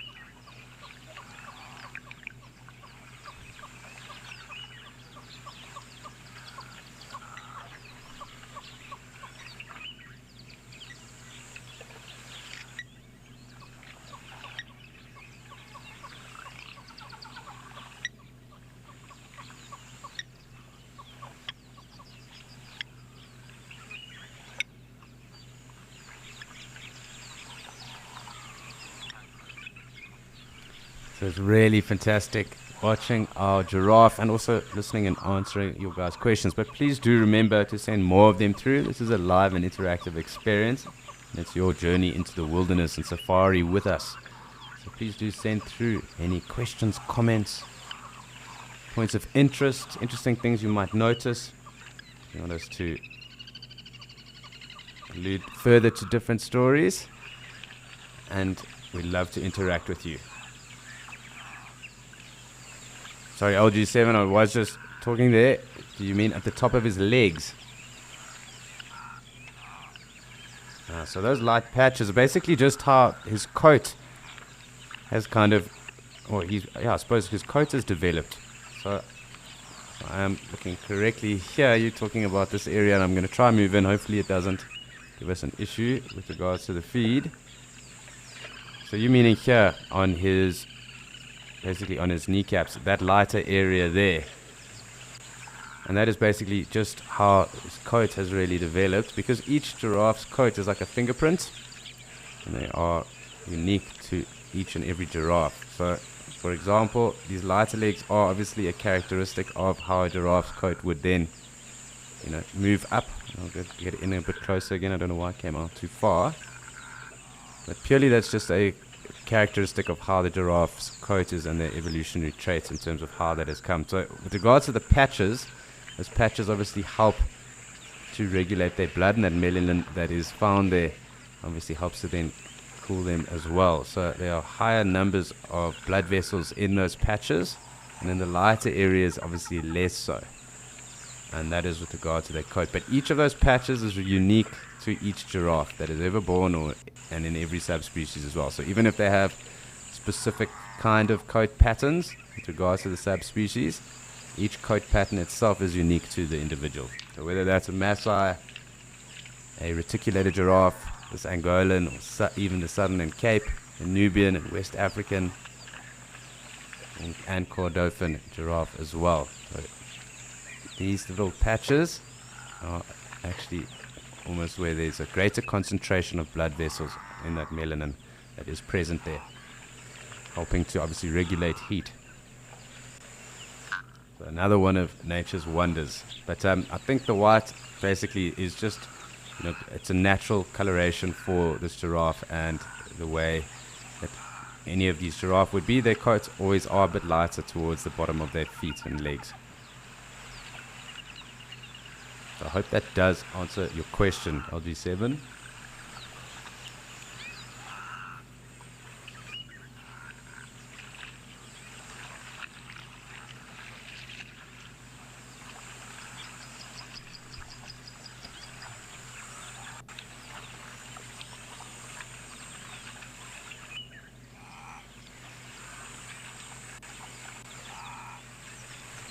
So if that does, just give me a thumbs up. Otherwise, I will try and explain further for you, LG7. But it is generally how it is. So if you notice on any of the giraffe species, or of any giraffe that you will see, so their legs will almost be lighter at the bottom. And obviously as their coat increases up towards their neck and head, obviously on the base and that body structure of theirs, that is where predominantly their pattern will occur. And almost like a stocking that is then there on feet down to its hooves.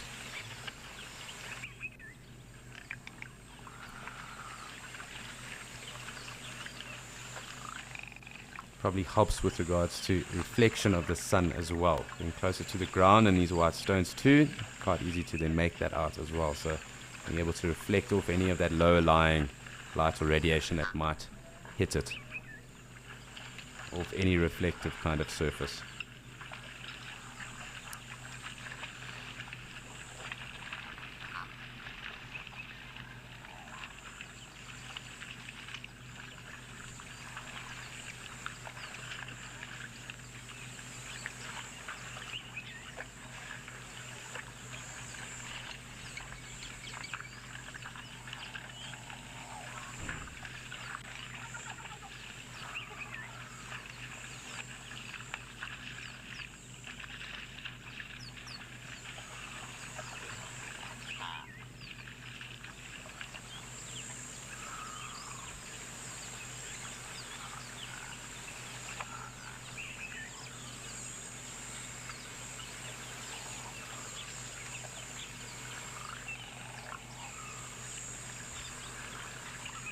So lovely to be able to spend some time with these giraffes. It's not always that they're here throughout the middle of the day. I do generally see them quite often in the evenings, sometimes more in the early mornings. But lovely to be here with this one. And quite a cool scene there with that gemsbok and it drinking too.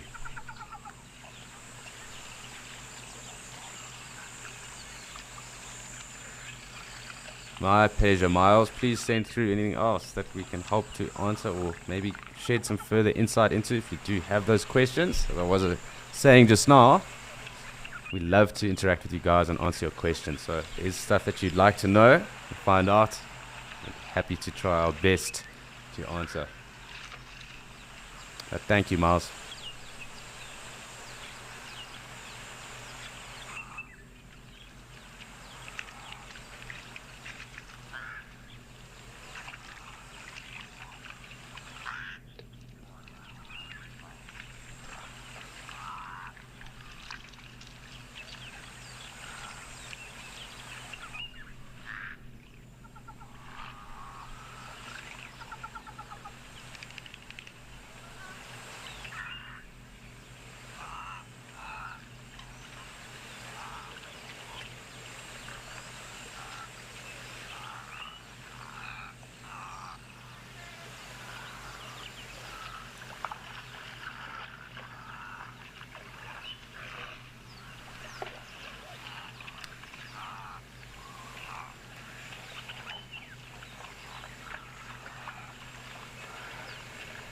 My pleasure, LG7. Thanks. Good to know that it was the information you were looking for.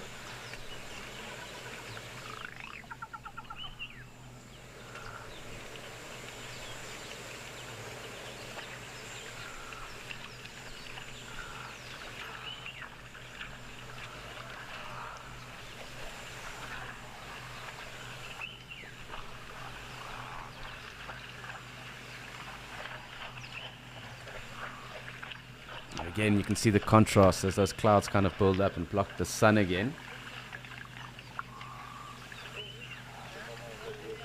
So it's quite cool just to note when the sun does kind of break through, when the cloud does cover it, because you get obviously some different light spectrum that does then fall on the dam or throughout our camera. So nice to just see that.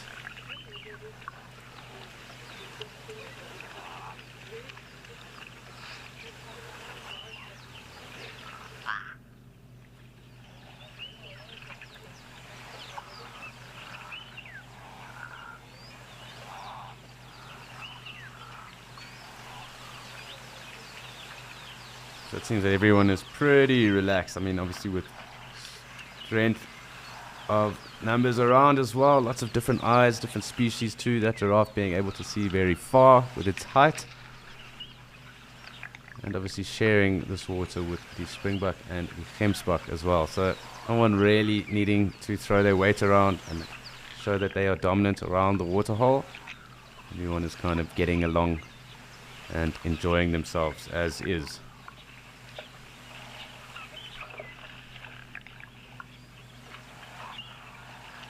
So it's generally only the elephant here, at least in Okakuyo, that do throw their weight around and kind of push everyone away.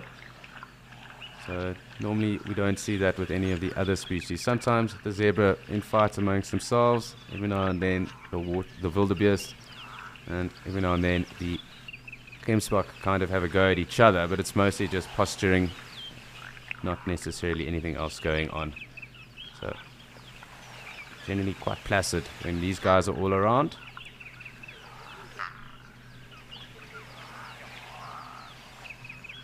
But always very cautious when giraffe are approaching or leaving water as well as drinking.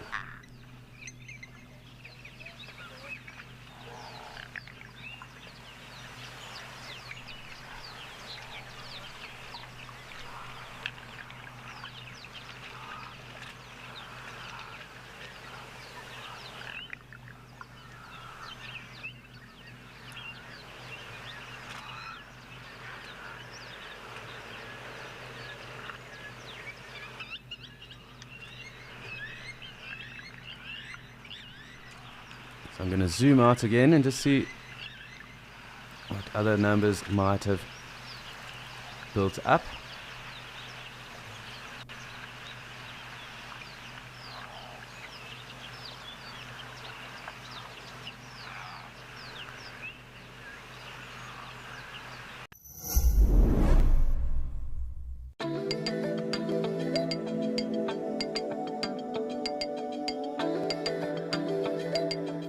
This is what I love about lionesses.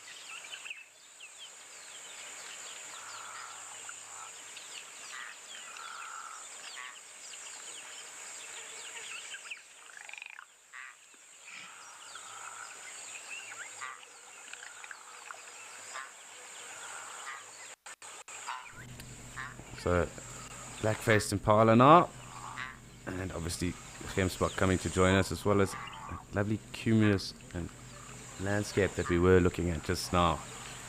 But awesome to have different species coming down. These impala starting to look quite heavy set as well, so it's going to be interesting to see when the action breaks and we start to get all the little lambs around us.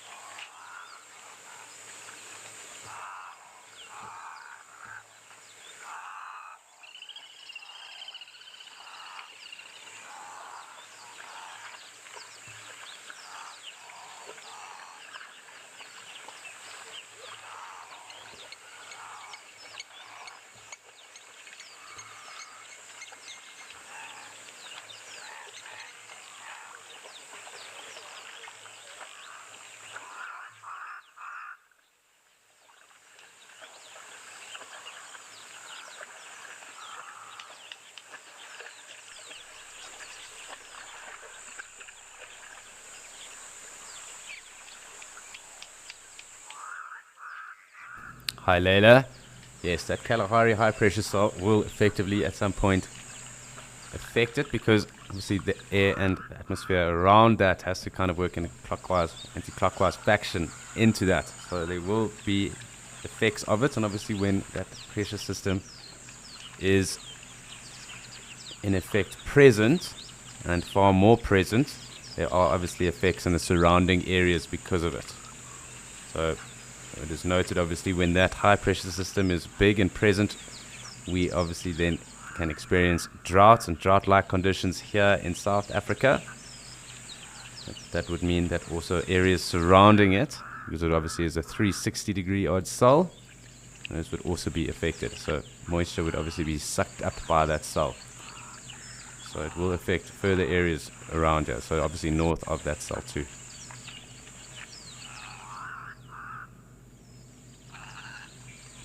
What really fascinates me is these black-faced impala, the horn structure. They really are quite massive, really impressive horns. Obviously I'm yet to see one on the ground, but rather wide set, really large. Just interesting to see and note. Quite cool to see. But yes, definitely weather and high pressure systems and low pressure systems obviously draw in weather and expel weather as well. So it does work in a counterclockwise or clockwise fashion, and as well as being 360 degrees. So it would make sense that within those surrounding areas that weather and that climate would then be affected.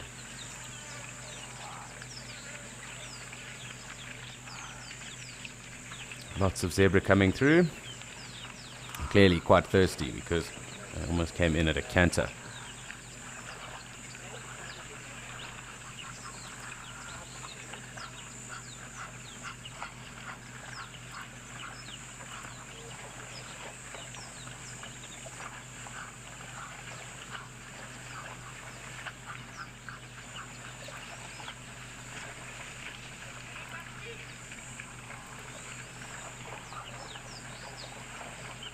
Hi Dada. So the distinguishing parts are obviously that black face. There are black marks on a normal impala as well. So just between its forehead, kind of between its ears on its forehead, and above its eyes on a normal impala. And if we do get the opportunity to show you, I'd say the Juma cam, I will then allude to that. And if they more that do come down here, the black face impala, I will also go in on their faces. But they then also have that black line that then runs along the top of its nose, that like ridge line that in between it links its forehead, its forehead and its nostrils. There's a black line that then links that and then onto its forehead as well. So you'll notice that in terms of its black face. And they are obviously endemic to this area, up into southwestern Angola. And they are known to be arid adapted. So far more arid adapted than the common impala that we would obviously then find throughout South Africa and up into East Africa. So this being a far more arid area, that is why.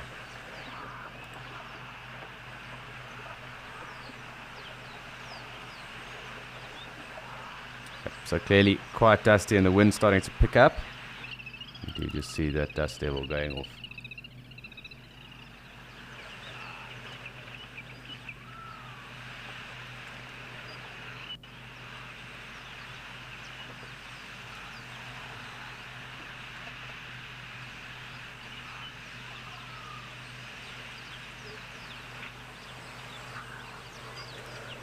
Lots of zebra. I'm trying to keep everyone in frame, but it's proving quite tough with the amount of them that are around. Let me go back again.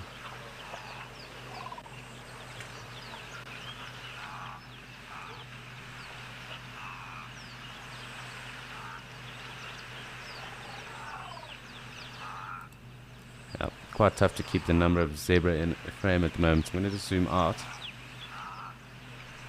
Perhaps that'll work better.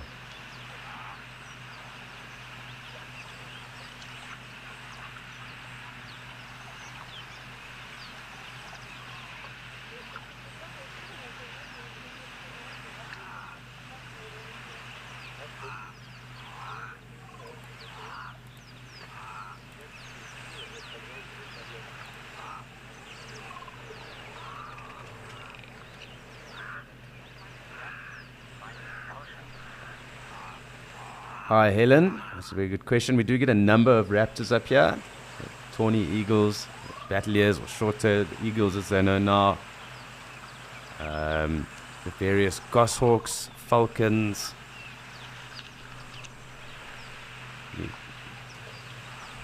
A number of, obviously, the little raptors as well. So I just alluded to the goshawks and the falcons as well. And obviously there'll be some migratory eagles that will come through as well. I'm going to pull up a list and just confirm exactly what I'm thinking here. So I don't want to just call out a name and then I'm evidently incorrect.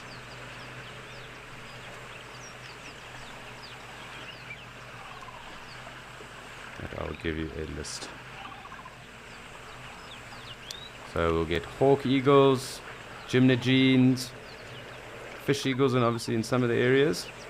That is obviously where they can come, and I would assume that would be far closer to where the flamingos congregate, because they are known to take on flamingos.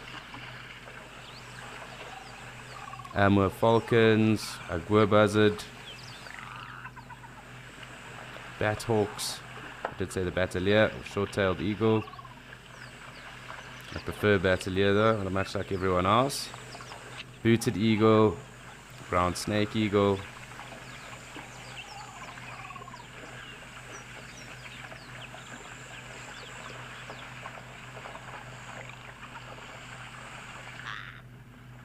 Common buzzards.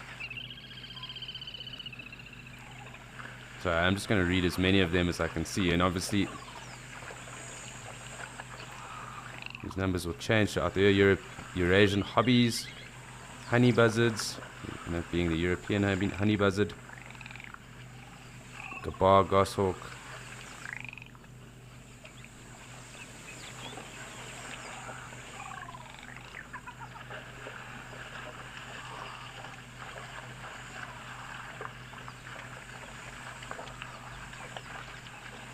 Lanner falcons, lesser spotted eagle,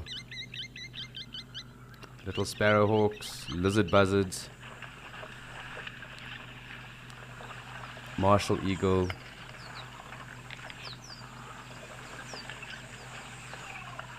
the Ovambo sparrowhawk, pale chanting goshawk, peregrine falcon, pygmy falcon, red-footed falcon,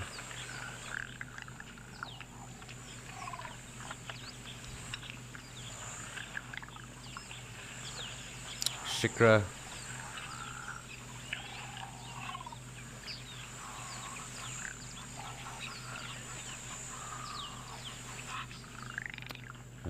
steppe eagle. So these are obviously birds that have been recorded here. But, Veru eagle, and obviously in different landscapes that are found within Etosha. Wahlberg's eagle, western osprey. I think that might be quite tough, but and the pans, once the pans are active and those flamingos are there in good numbers, I do think a number of these would definitely be there.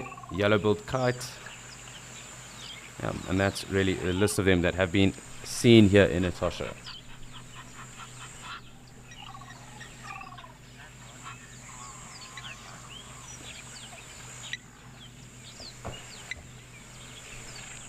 So really cool that these zebras are still hanging around. Obviously not in as great a number as what they were. There was quite a massive herd system that really came through. Big harem came down, came across. A number of them still on the tree line as well, but Lesbing, and this is quite an interesting coloured one here, closest to us on the left. Quite a light coloured zebra.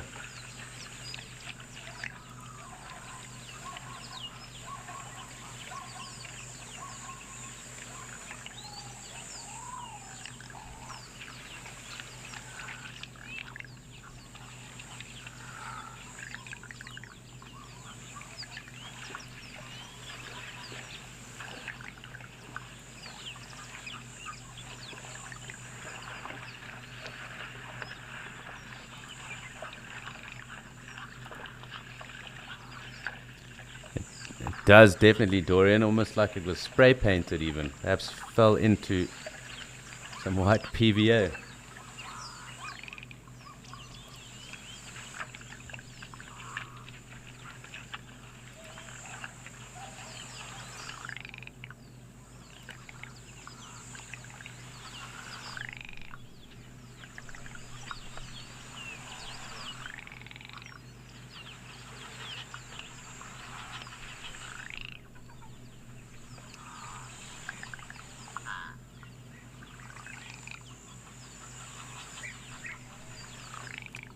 hear those European bee eaters.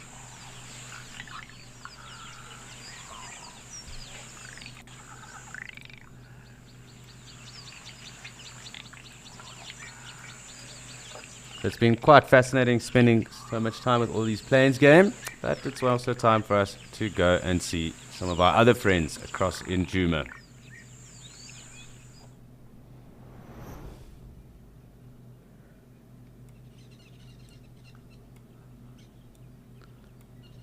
So as you can see, we are here with some very big friends of ours. These lovely pachyderms, the elephants that joined us here at Gari Dam.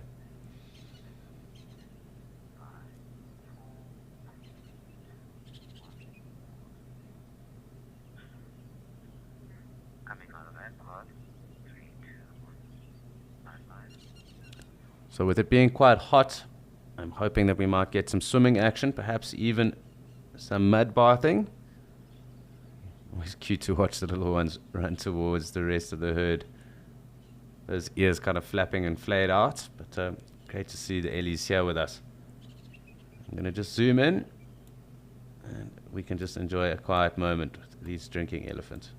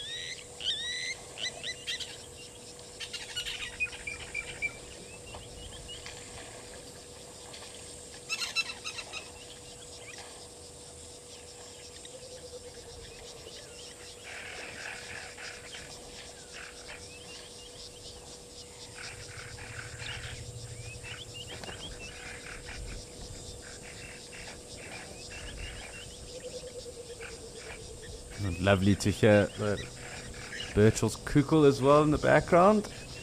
The rainbird, as they call it, although they are found throughout the year, and they do call throughout the year too. But it's good to hear the Birchel's cuckoo as well.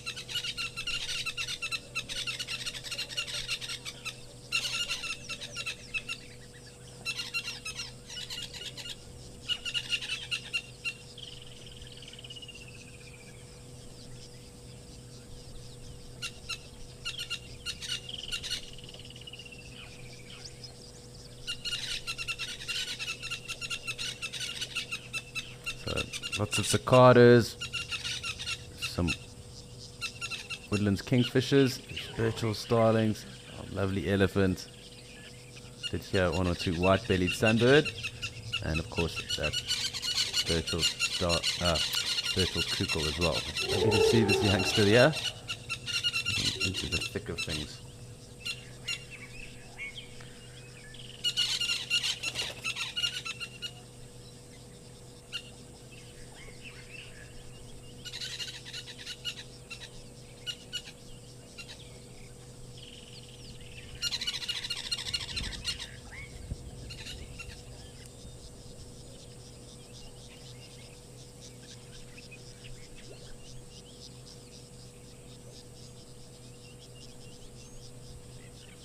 Some blue wax balls as well.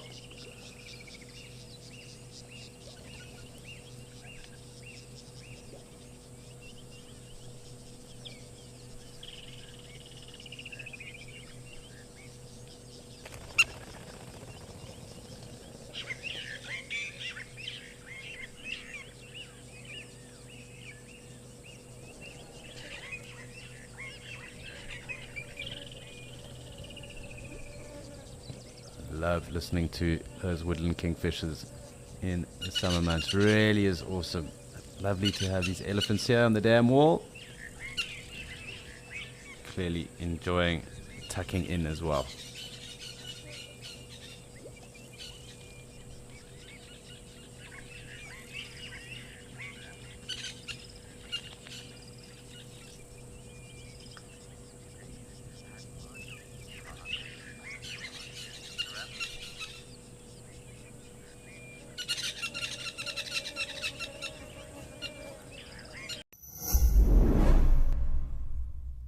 Elephants are one of those few animals that you can watch all day without ever finding a moment where there's nothing that's interesting you about them.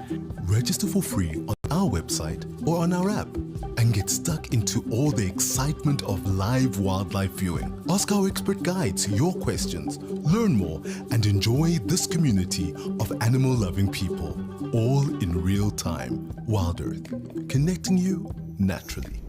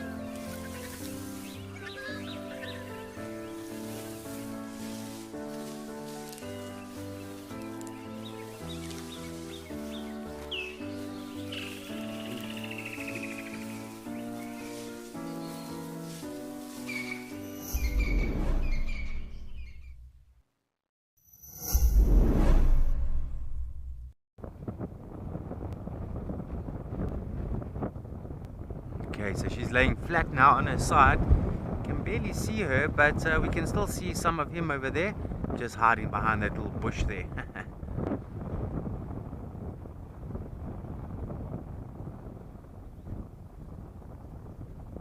So yesterday they were on top of the ridge, and now they're at the base of sort of Dairy Road, which is in the basin now. So last night seems like they moved a bit, and it's quite a nice scene with all the blue bush that's there in flower at the moment. Makes for good camouflage for him at least.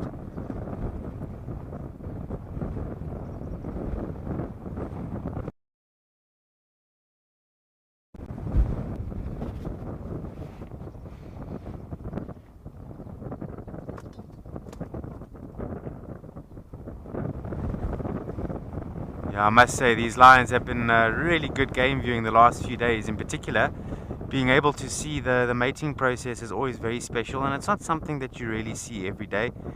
It's actually very seldom that you see this.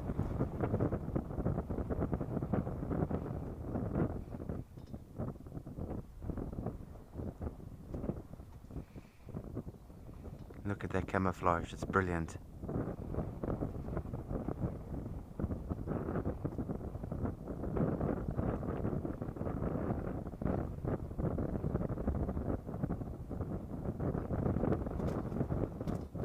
Okay, so the lioness is up and the male is going to follow her.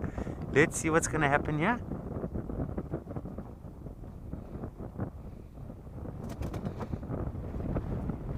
So I think with the wind she's getting uncomfortable now. She wants to move to a spot there, to a better spot.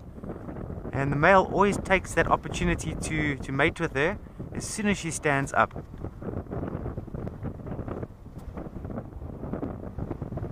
See how she sits down, he sits down. She stands up, he stands up.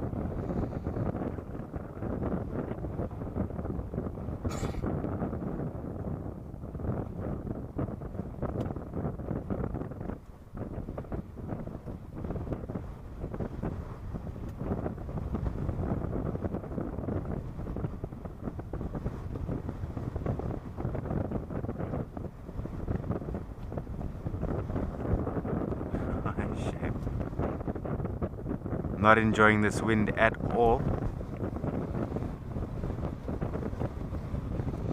Scott, hi there man. It can last up to a week. It has been recordings up to a week. So it's quite a strenuous process. It does take a bit of time. But I can promise you at the end of this process, these lions are going to be so thin because of the focusing on mating, they will need to hunt again. It'll be interesting to see what they catch because they are both going to be very, very hungry. And you're looking at animals, you know, the size of like red hartebeest or kudu would be ultimately the best for them.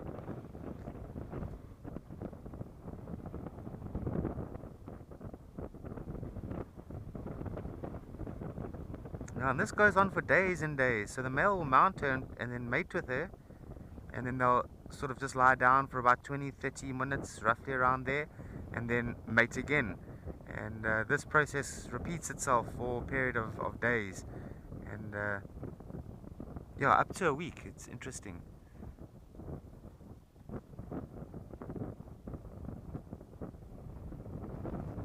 What I've noticed is as soon as she stands up, because now if you look at the way she's lying at the moment, she's sort of a little bit on her side, so it's not the correct mating position.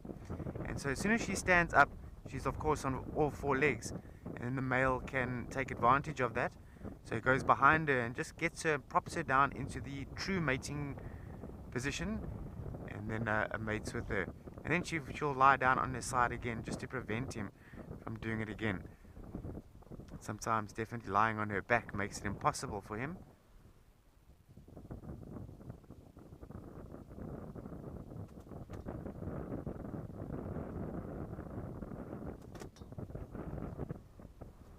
And it's quite nice that we relocated them. So this morning the guides did find them, and we came in after all the guides went back to camp. So, oh, they're standing up again. So we were just driving, we were expecting not to see them, thinking that they would probably go into the river, but we were lucky. We managed to spot the male's mane just at the last moment.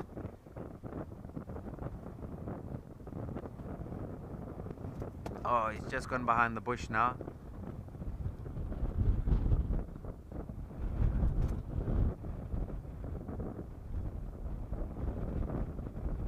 So he's in quite a tough area there. See if he's not going to come back this way.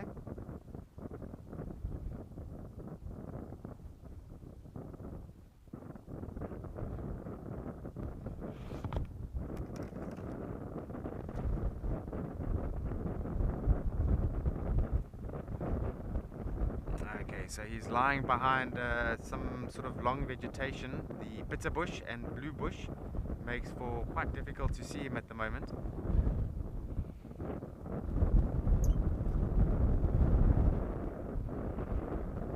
But yeah, quite a nice area this.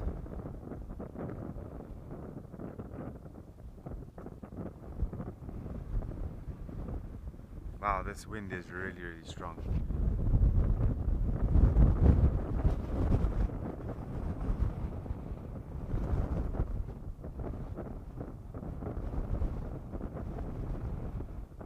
So now it's just a waiting game to see what he wants to do.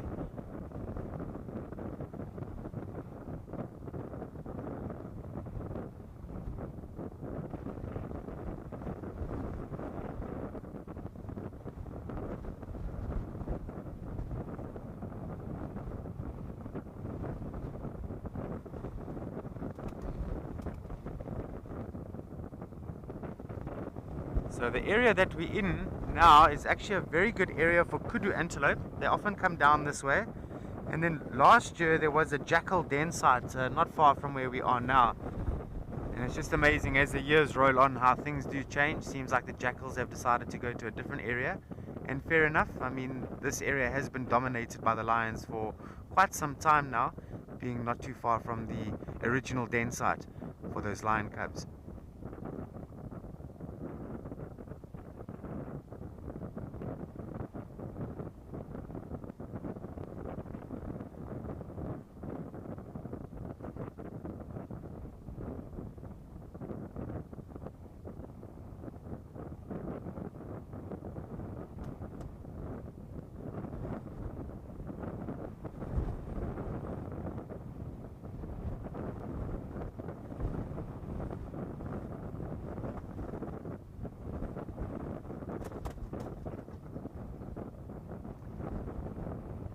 So actually Morgan had a look on his weather app earlier on, and apparently the wind is now moving roughly about 9 to 10 meters in a second.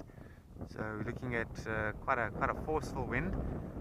I would hate to think what the coastlines are like right now. I'm sure there's gale force winds there, and some of the winds along the coastlines have been known to go up to 90 kilometers an hour, which is tremendously fast.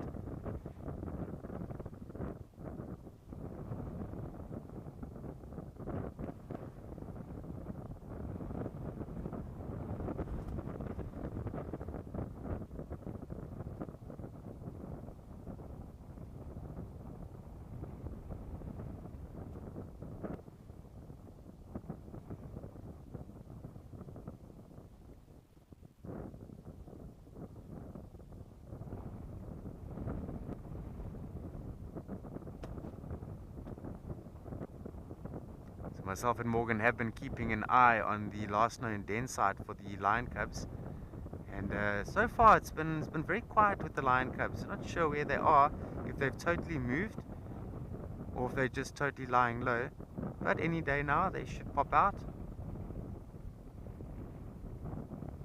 And one thing really will stick in my mind is when we first showed you those cubs, that first time. That was the first time we had seen them as well.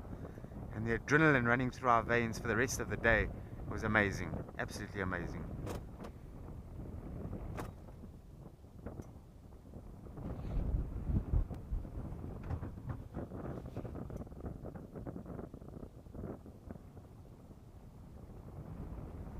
Okay, there they've just popped out, they're getting mobile now.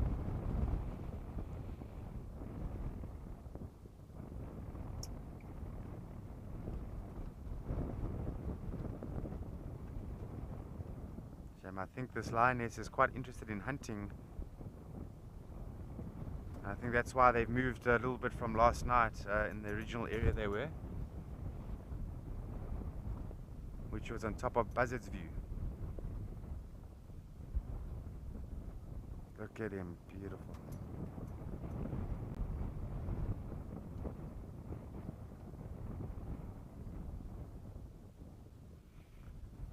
Scott, not all the time.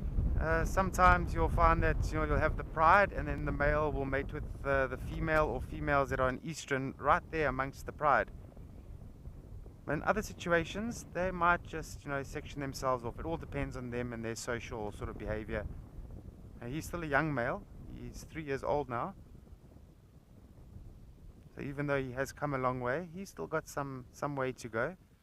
And at the end of it, he's truly going to be a magnificent specimen of a lion. He's looking great at the moment. A little bit thin. They do need something to eat, but they'll sort themselves out, I'm sure.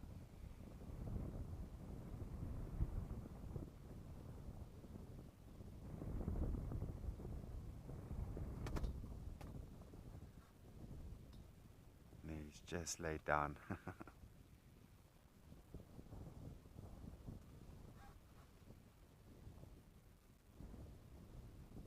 Yeah, it's very nice that they popped out there.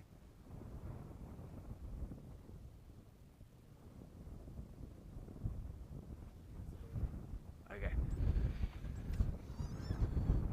Alright, so the lioness has just gone onto a heap of land. We're going to try and get you there and see if we can't get a better visual. Okay, let's see what we can do here.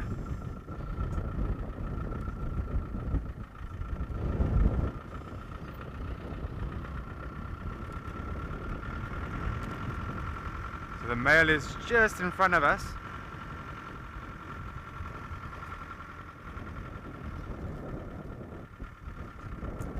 How's that, Morgan?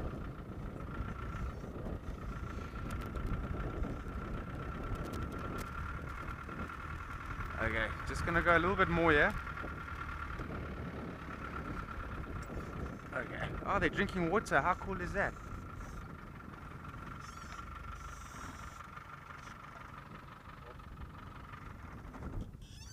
There we go. Look at that. That is gorgeous.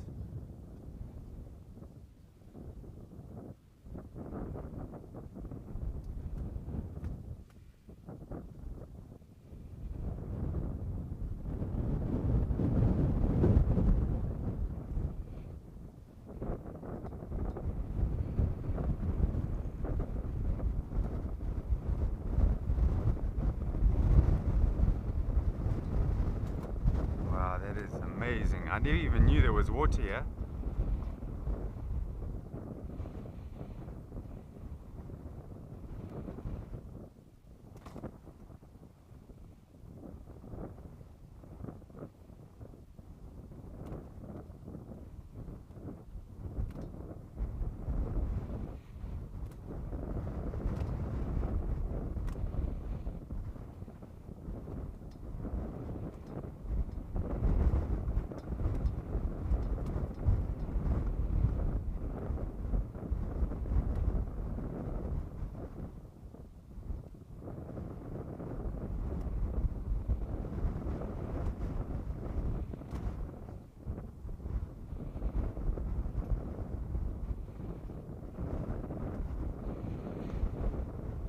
Sally, it's all got to do with the female and the pheromones that she's releasing. So if she's an estrus, she's going to be releasing pheromones, and that's how ultimately he's going to select the female that he's going to mate with.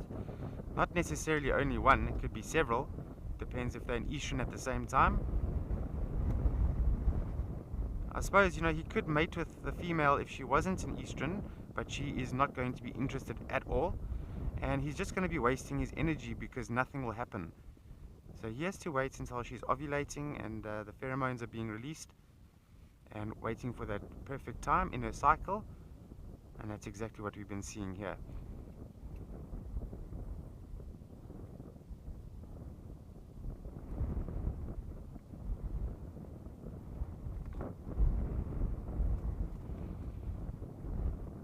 Okay, I don't think she's finished drinking. I think she's going to drink more. Let's just see what she wants to do.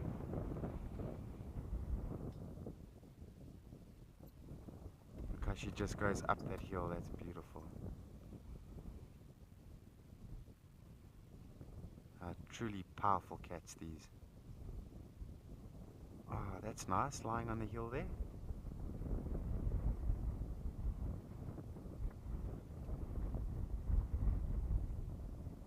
Okay, let's see where he's gonna lie down now.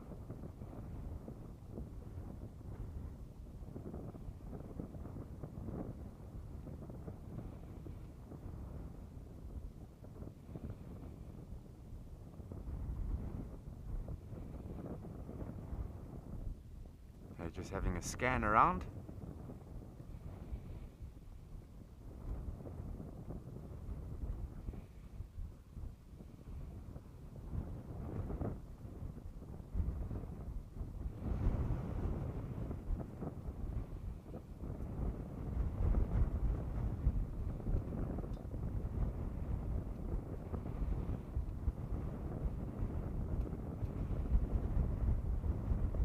So she's trying to encourage him to mount her.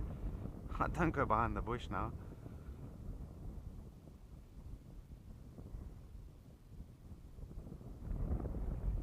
Oh, what a perfect place. Look at that.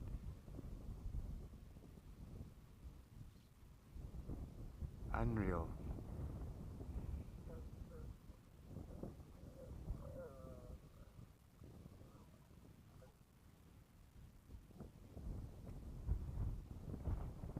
She rolled down the hill. Oh, shame.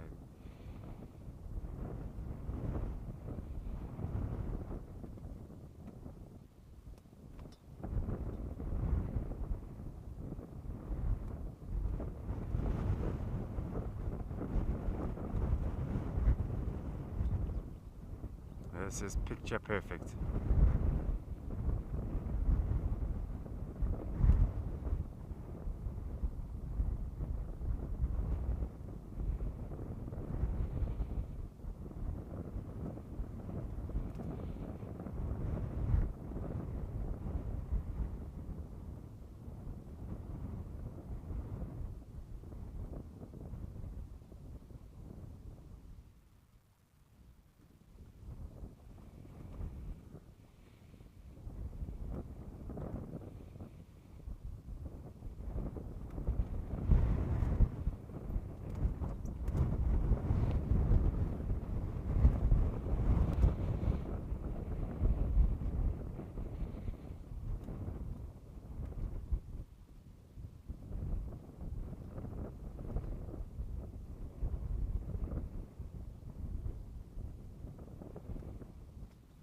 Oh, what a perfect position to lie down.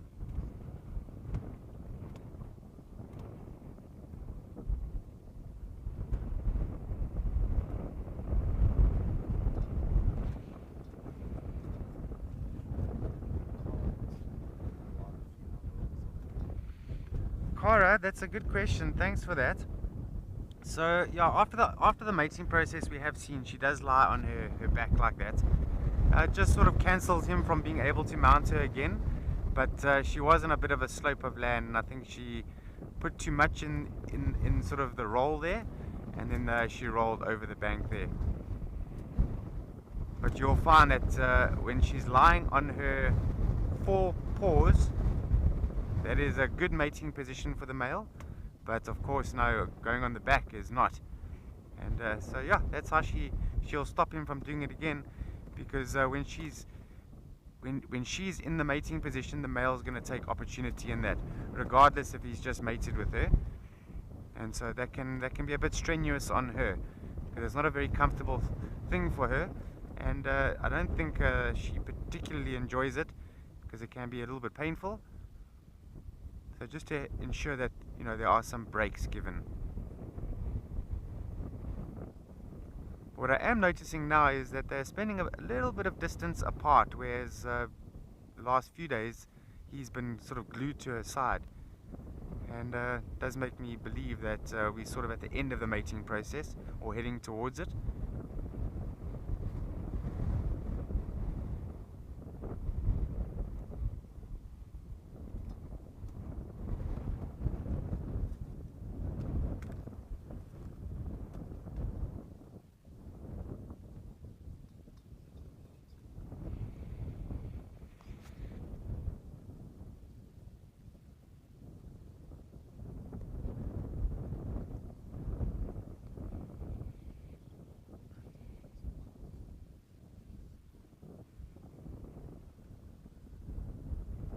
So it is it's turned into a cold wind now, but I think yeah, it's nice and warm, the sun still, and these lions are perfectly happy in just staying in the open environment, which is quite surprising.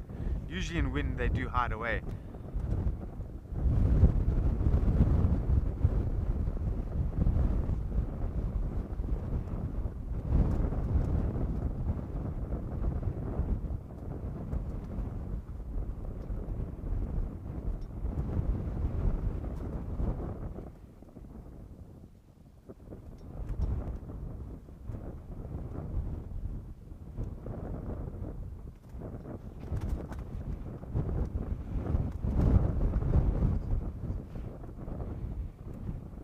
Okay, yeah, the wind is very strong. I do apologize if there is some scratching sounds, and I hope you can hear me. We're trying the best we can over here.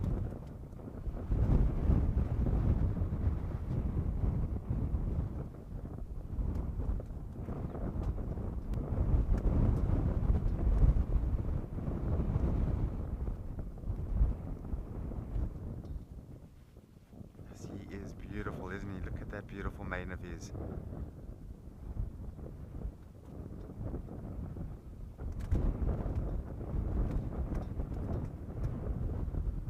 You can actually see the definition in the muscles in the sort of the hindquarters there, and a very thick tail base.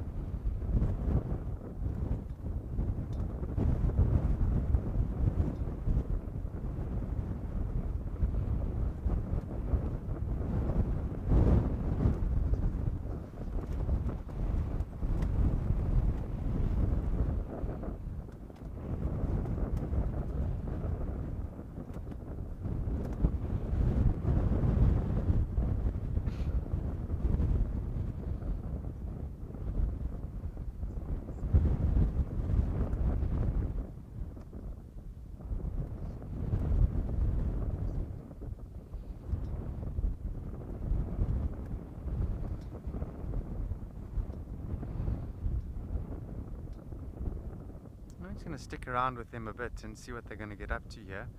It's nice as the water is right here, so I'm hoping they're going to stick around here for a few hours. And for a photography sort of point of view, I think this is really a great environment, great situation here, and perfect for photographs.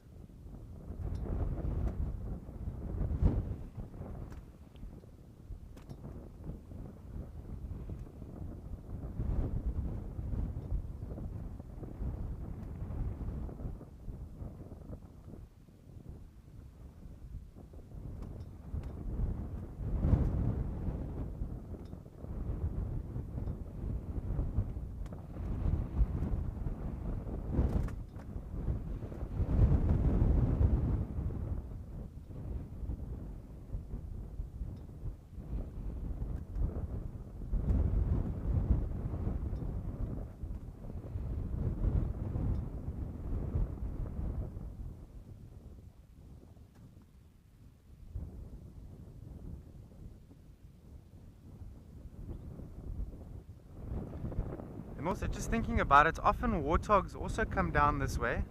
They like the sunny side west area, the warthogs. I haven't seen them there in a number of weeks now. I think because the lions have been dominating that area.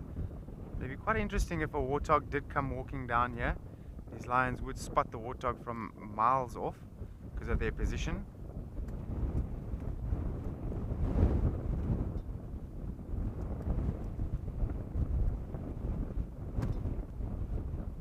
But this is quite a terrible wind, especially for lions to try and hunt with. It's just too strong. Sometimes the wind can be just too strong.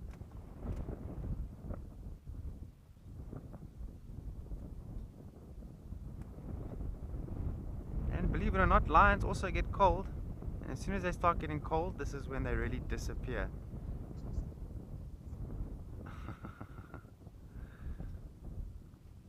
Now I'm just looking at this male lion's mane, and it really is blowing in the wind so nicely. They're getting a bit of a blow dry there, so if there's any hint of dampness in that mane, it is gone. But we haven't had rain for, is it 2 days now? And so no dampness there. And I think he's nice and warm. He's got a nice big mane to keep him warm. I think the lioness is going to be a bit cooler than him.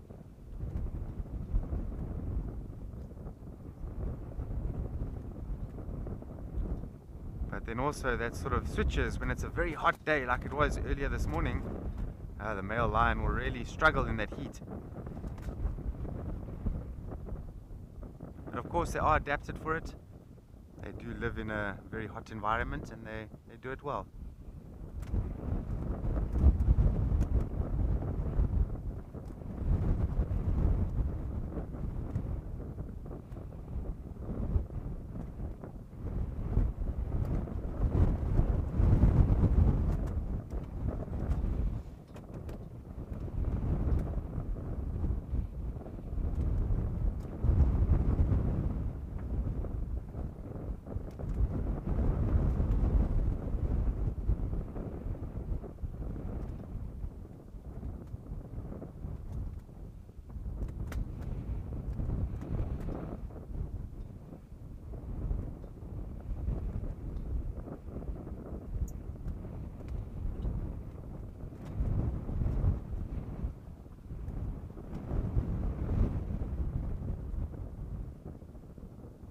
I'm really glad we found them, because driving around looking for different animals, everything seems to be hiding.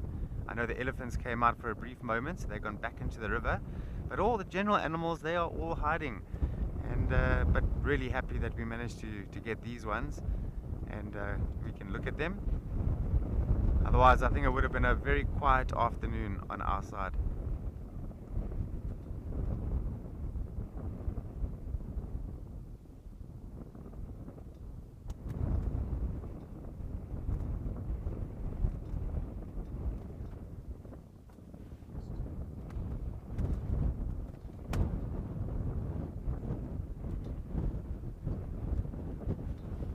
Craig Dean, afternoon.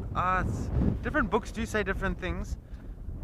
So I would imagine, and what I've heard in the past, in my experience, is, you know, on a non-windy day, in the early mornings when the air is crisp and cool, that travels, the sound travels very, very far. So you're looking at like maybe about 5-6 kilometers on a non-windy day. But then if the wind is blowing in your favor, it's gonna be heard. The lion will be heard for much further. And this is the prime reason why lions like to call in the night time when the air is crisp, and in the early mornings, just so that sound can travel and the messages get received by other territorial lions.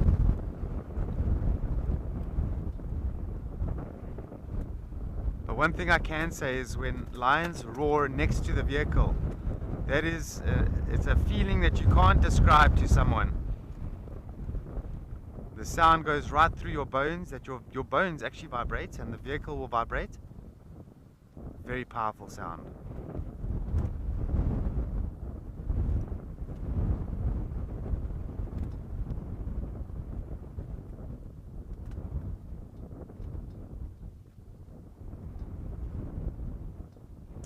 And the more experience you get with hearing lions roaring, you can tell the difference between the male and the female. The males is a very deep roar. The females, it's slightly lower in pitch and usually broken up into segments, the roar.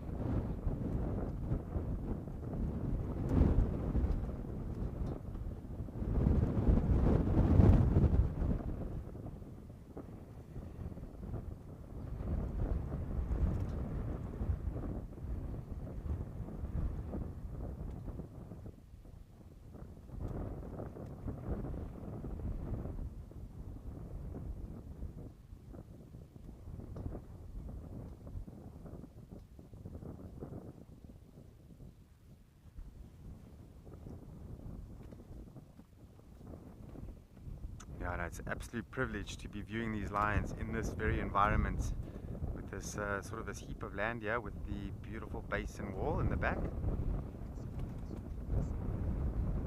It's just perfect. Okay, I'm going to send you back to Alex in Ukukuyo and let's see what he's got.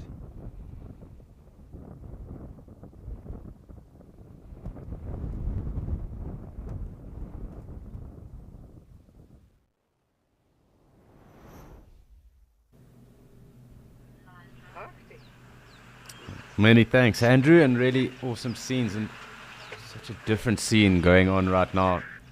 Really looks like a painting at the moment. Just these cumulus clouds kind of building up. That camel thorn on the left-hand side of us, and of course the zebra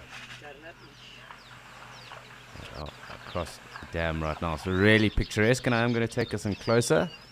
Nice to see the vistas, but also good to get a closer look. So lovely to have the springbok with us. And also with this cloud cover, that shade that it is creating, that dappled light across the landscape. Very, very cool. Lovely to see. And nice to be able to appreciate a moment like this. So I'm going to come in a little closer again on our zebra and just see if they calm down a little bit. They did seem to be a bit jittery.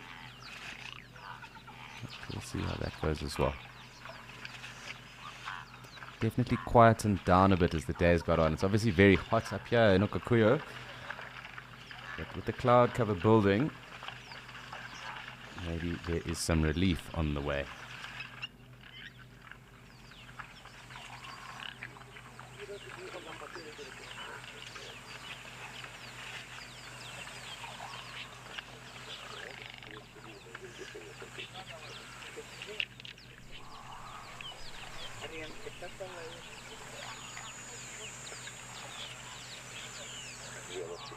I'm not too sure how much longer these zebra are going to hang around for. They have been down for quite a bit, but that could change quite quickly. It does look like they're slowly making their way back off into that Mopani thicket across the pan.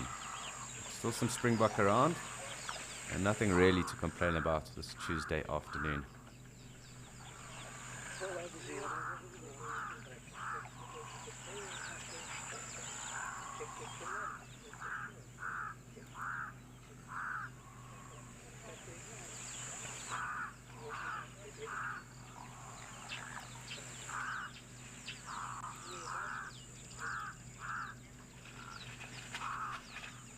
Hi Zoe, for these plain zebra, it is roughly 12 months, so roughly a year, their gestation period.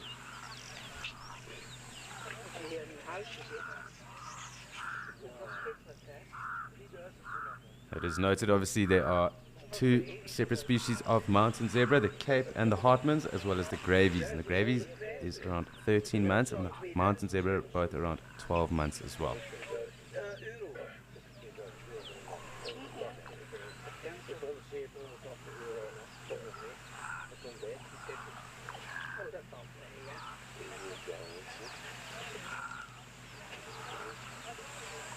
Quite cool always watching them file in and out of the Ukukuyo waterhole. So lovely to see.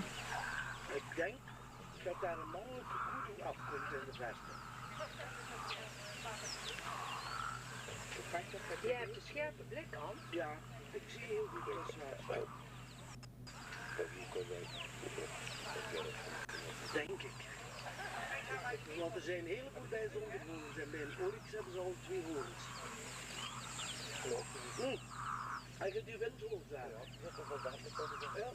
They really do blend into this landscape so well. In particular as they get further away, but just as you see them with those stripes kind of shifting along, do blend into the landscape. Very incredible. But I'm going to zoom out again. Let's enjoy the vista. And let's see if anything else decides to come through and join us. We are waiting for some elephants. There were a number of them across yesterday. The odd springbok still here, as well as that black-headed heron. But,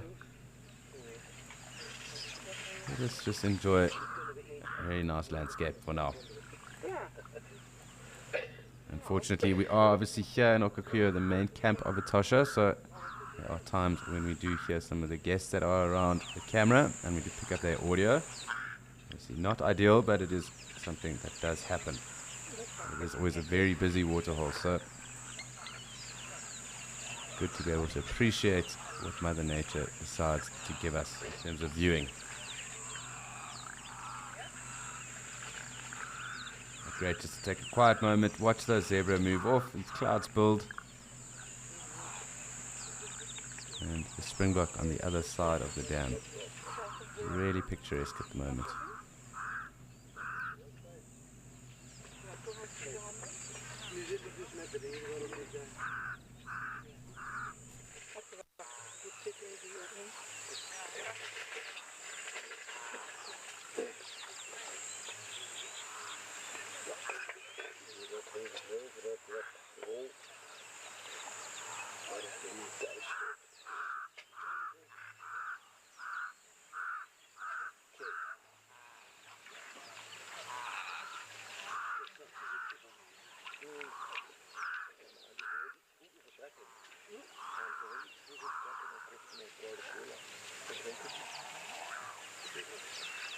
Als we niet zien, kijk, dat is de mannetjesgoedoe die eraan komt.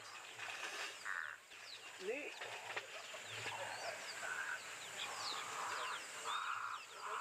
It's rather an interesting time over here, but there are some other friends of Cosphorus in some other locations, so it is time for us to go and have a look in Djuma and see who has decided to visit us there.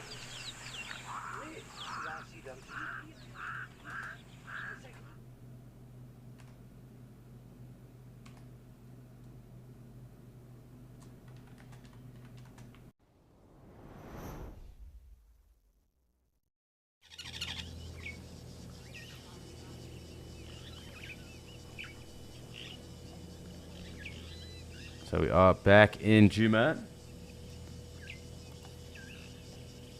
and there are some impala that came to through here, and we did have someone asking me earlier about the difference between these almond impala and the black-faced impala, which are endemic up in Namibia and in Etosha specifically, the more arid adapted black-faced impala.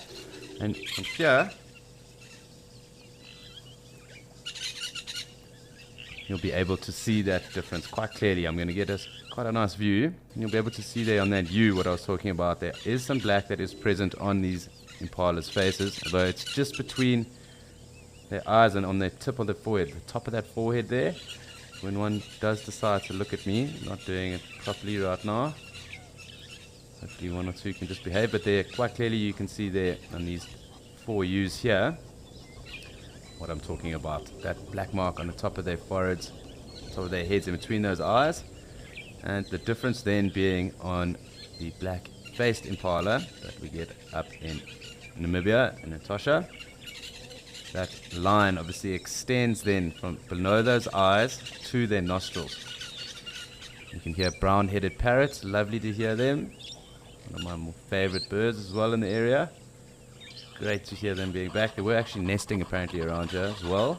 But going back to the black-faced impala and the difference with these common, so you'll be able to notice then just that ridgeline on the top of their nose and eyes, that is then black on the black-faced impala. And some of their horns are obviously a bit different.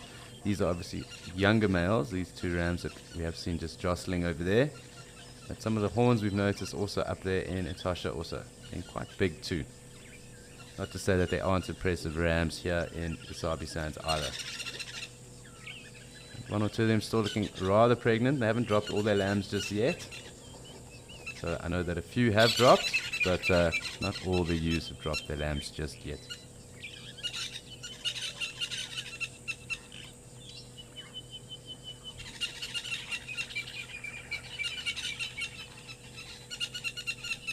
Sorry, Kellyanne, I do just need to get your question again there, please.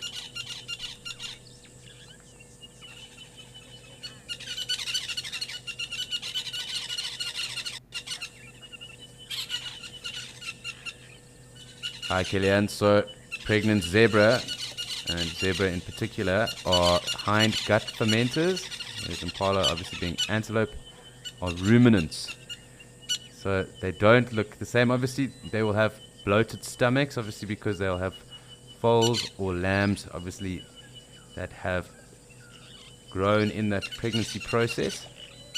So you will see, and I'll even zoom in on this one right here, you will see obviously that they are obviously a bit wider set. Ooh, I don't know why that did that.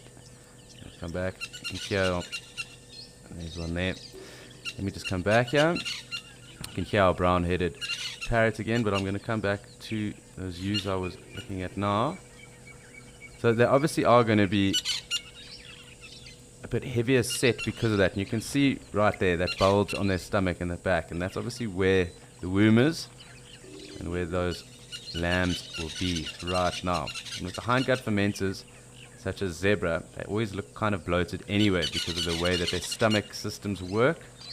They're very gassy animals, completely different in terms of the way that their stomachs work compared to these impala as well. Being ruminants, they have 4 chambers in their stomachs and they're able to chew cud, bring back up their food. Whereas the hindgut fermenters are rather rudimentary in terms of their stomach makeup and how their stomach functions. So yes, obviously both being pregnant, you will notice that bulge on either of them, although most often or not, zebras kind of always look like they are a bit bulged out.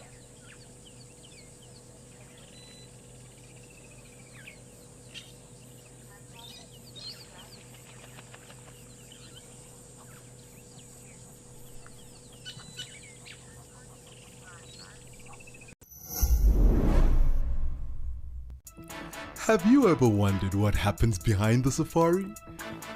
And come! Living in the wild can affect you, It's the smell that... and things don't always go as planned. I'm gonna start coming down. Whoa! Download the Wild Earth app and join the crew behind the scenes.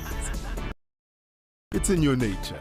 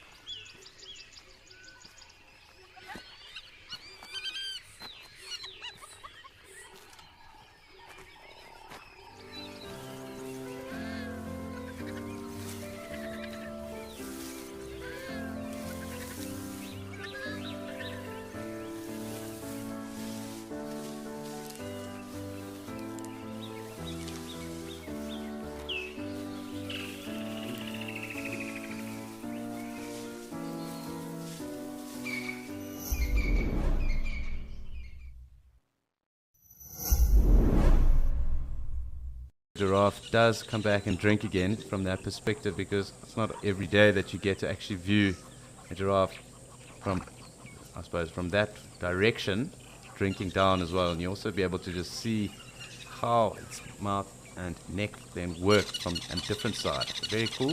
Nice to have the zebra here as well.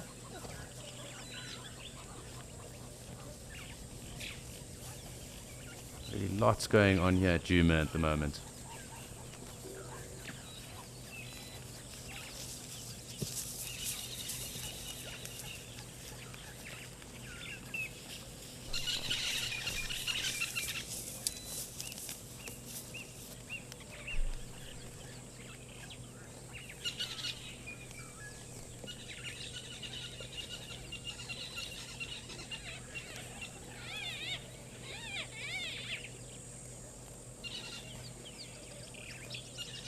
Lovely and lovely dark colored bull. Really, really awesome to see.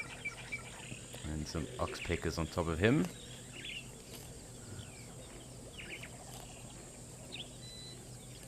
3 red-billed oxpeckers on him. Looks like he is going to drink again. So let's have a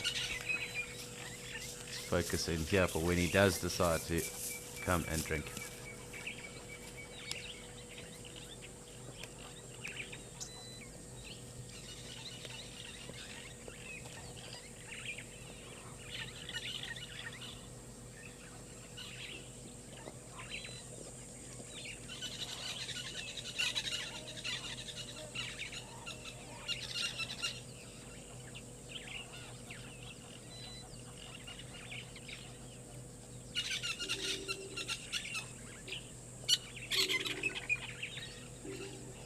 So really fantastic. Getting this perspective, being able to watch a giraffe drink like this. You can actually just see how the neck and throat muscle works as it sucks up that water now. Really spectacular. But that was a cool scene for us, and we're off to go and see what cool scene Ralph has for us in Kariega.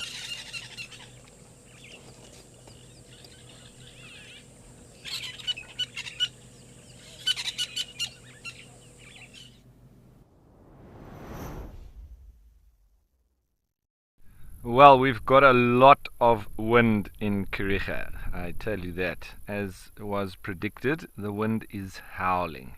And so a lot of the antelope, they actually move to a particular spot that is a little bit sheltered.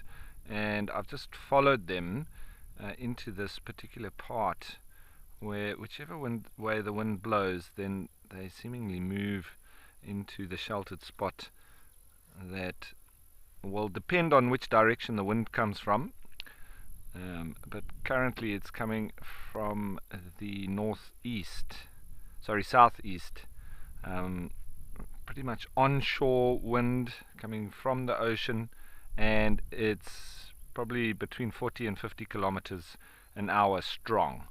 So it's that time of year, so we do expect it.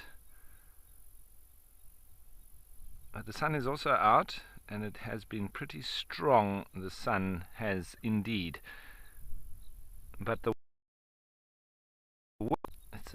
it's strange when you get out of the wind it's hot, and when you're in the wind it's a bit chilly.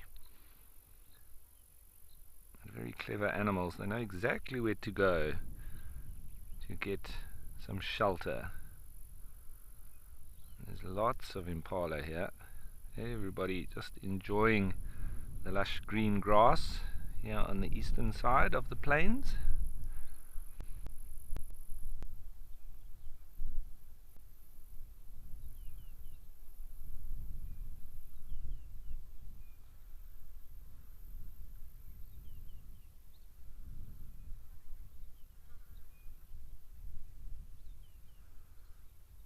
And that one was just scratching its ear with its foot.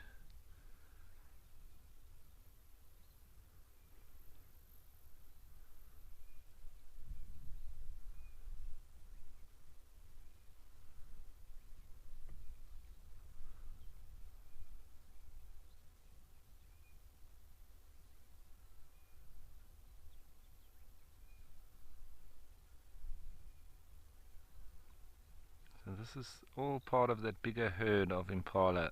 There's a lot of them. Some zebra off there at the top. It's like a bowl here. When it rains a lot, those sort of pits there in the bottom do fill up with water.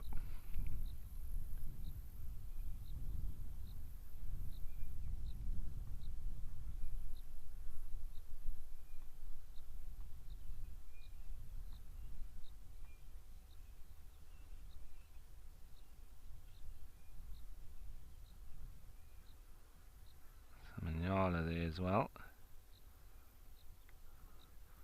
Let's go in on this one because it's got lovely markings. It's a female.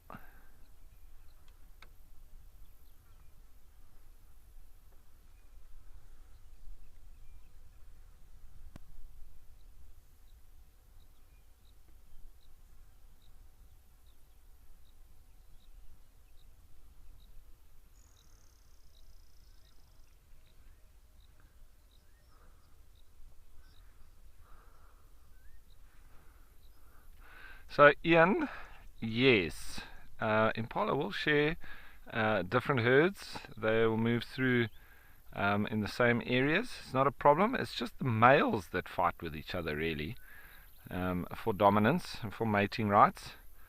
So yeah, it's just down to the males. But generally at this time of year, there's not too much aggression between them.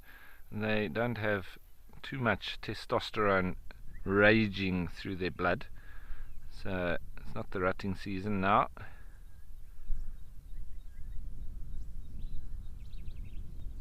So it's all calm, and you can even have bachelor herds as well, where the males all move together.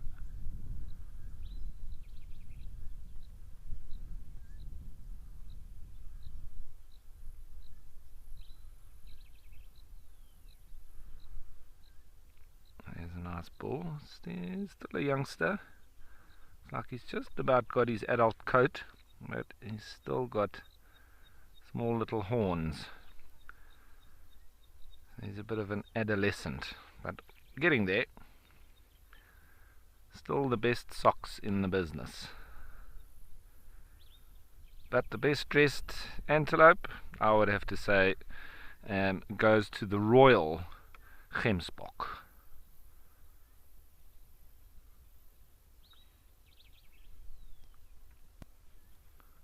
See here, I'm in a bit of a sheltered spot now, but the wind is still howling. Very, very strong today. Sure, it will drop off again in the later afternoon.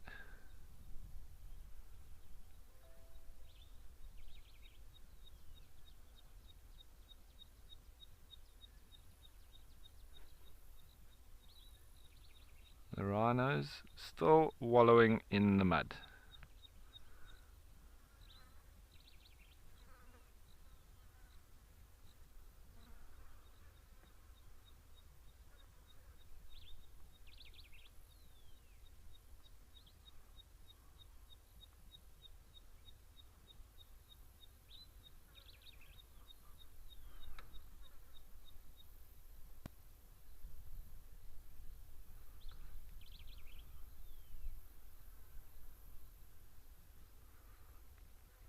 So there's a fully grown adult bull Nyala. You can just see the further extension of the horns, and then they do get that little white tip, ivory tips.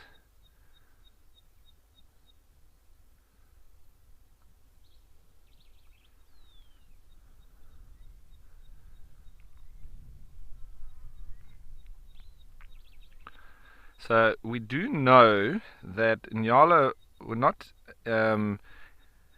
endemic to the Eastern Cape. So they were brought or introduced from KwaZulu-Natal. However, I don't know if they were introduced on Kariega Game Reserve. Yes, previously, historically, yes, but I don't know if they stocked Nyala per se. They might have pre-existed when they sort of put the fences up. So it's an interesting topic, that, and that goes back to that really strange individual that I found on the western side of the reserve, where it was a female with horns, or, well, we couldn't quite work it out whether it was an intersex or it was a female with horns or a male that had female coloration. It was one of those, and it would make sense because there had been a few of those isolated or recognized in the populations that these ones came from in KwaZulu-Natal, but still not sure which one it is of the three. My feeling was that it was an intersex. It had both male and female characteristics.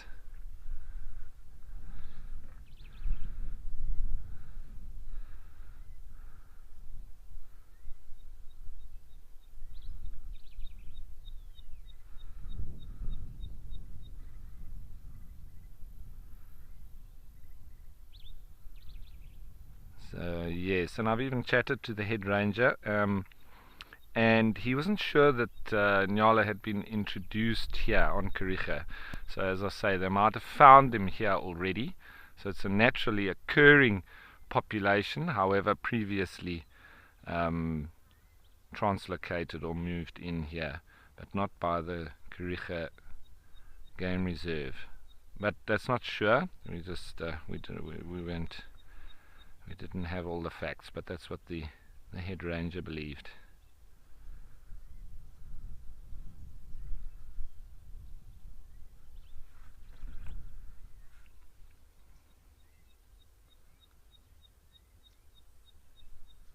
You also notice with the animals that stay more so in the thickets, they generally don't have long tails like the wildebeest, the zebra. They have more these thicker, bushier tails, and also the females don't have horns, and it's all for that sort of movement through the thickets. It allows them easier movement, and if you do have a long tail, it's something that could get caught when you're jumping through the bush.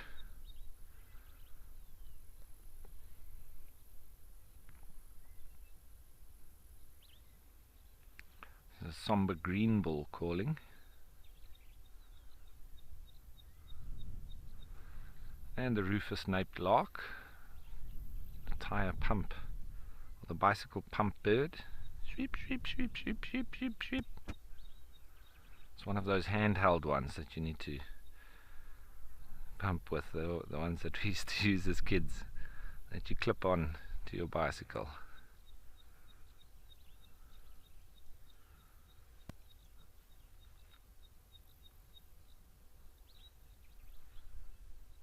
So still a nice mix of game here.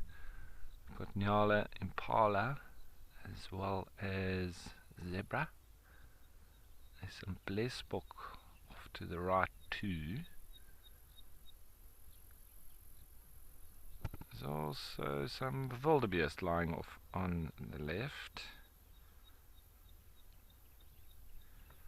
It's a nice diversity.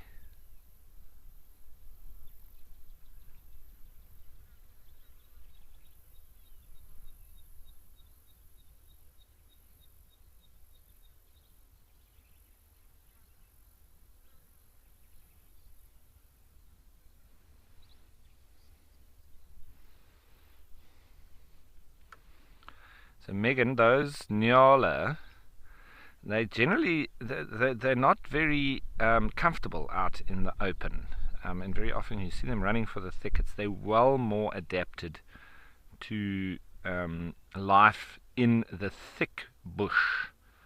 So, but here on Kariega, it's quite special because there's such nutritious grazing here out on the plain that we're seeing them out here a lot. But generally, like you would see in the Lowveld and where they naturally occur, you would find them, they're more of a browser than a grazer, and that's traditionally what you would say. But here on Kariega, they're almost grazers. They probably do a bit of mixed feeding here. So they feed here in the plains, but they also disappear off into the thickets. But that's why I always say that animals don't read or put them in boxes either. Normally like that, but is what I like to say.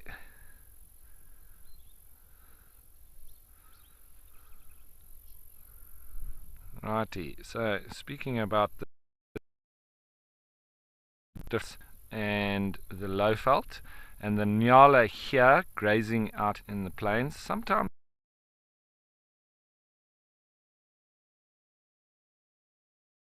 you can find out with Alex at Djuma.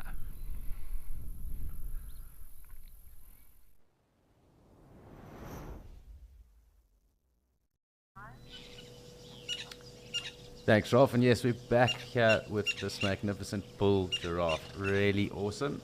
Lovely to have him feeding so close to us. Try and get a better view. We can just see if we can't get some of his tongue. There he is. rather camouflaged at the moment with all that greenery around his head. But let's have a look. Let's see if we can't get a good view. Watch his lips and his tongue.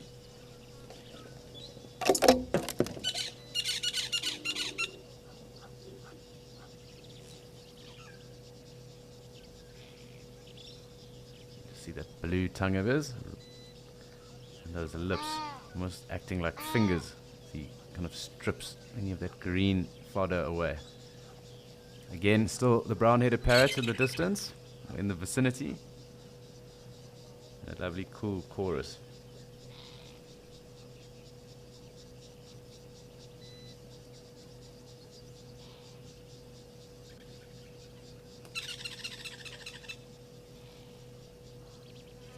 Really fascinating watching giraffe pluck away, ever so delicately as well. It's by no means rough what he's doing right now.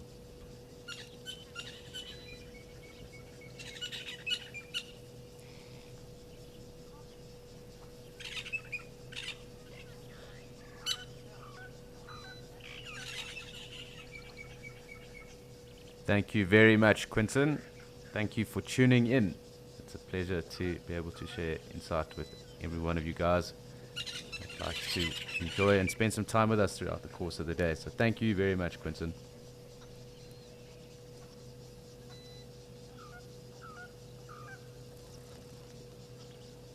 So you'll notice as well just how dexterous the tips of his lips really are, kind of using them like fingertips, stripping away any of that foliage that is there. There you go. Very cool watching it. See that little blue tongue popping out. They do obviously have very large tongues. But at the moment, this isn't really a thorny tree. And he's not really having to use his tongue that much. Rather using his lips to strip away.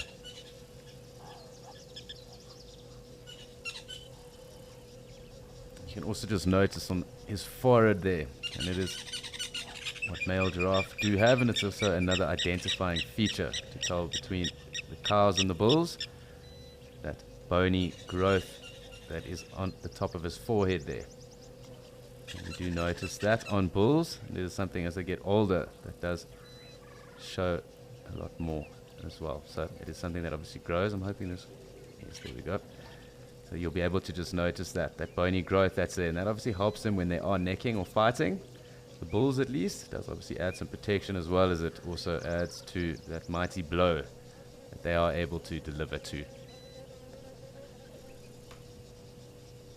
So just another one of the identification pointers for a bull and a cow giraffe.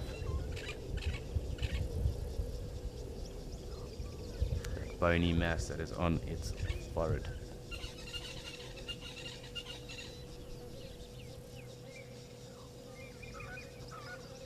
Again, you can hear that Jacobin cuckoo there. Another one of our migrating birds that is through. And also great to hear. It's the first time I've heard one now. But lovely to know they're in the area too.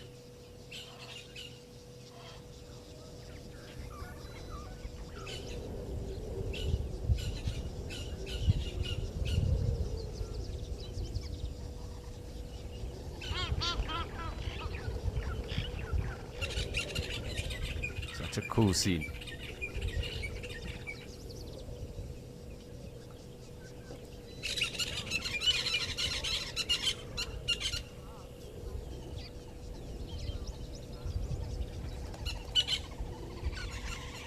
So it's not that they don't have horns, they have ossicones. The ossicones are bony structures, and you can see it right there on the bull here. And the bulls are quite a bit more fatter and bald on the top. So you'll be able to see it there. So they are almost a horn adaptation.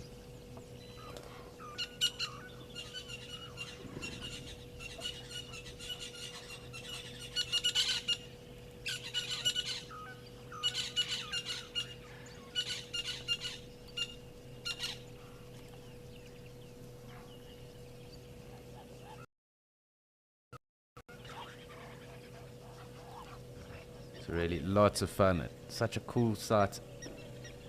Really, this lovely bull giraffe. Lots of bird activity at the moment. Birdsall starlings in the background, as well as all the other that I have called out. Any that I do here, we'll call out too. Can make an audio list, because we won't really be able to track them down at the moment, but an audio list might suffice. Just make sure that we do keep him in frame, because he really is impressive.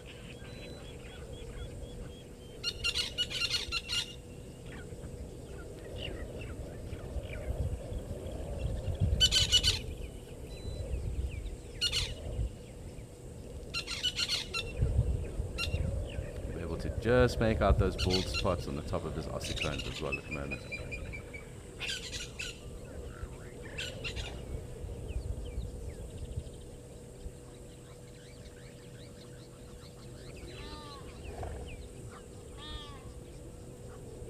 Let's see if we can get a good view here. Perhaps with him being behind a branch it might be a bit tougher, but let's just see if the camera will focus for me, then we will win.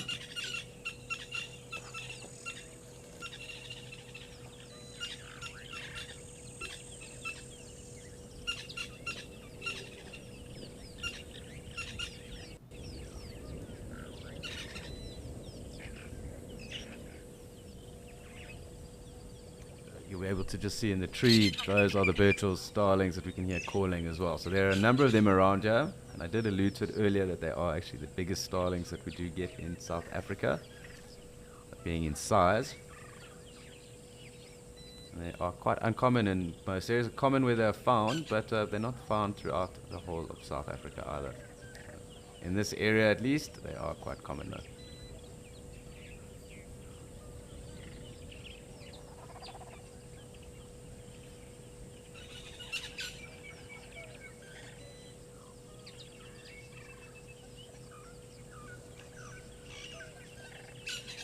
So really enjoying feeding on this jackleberry, it seems.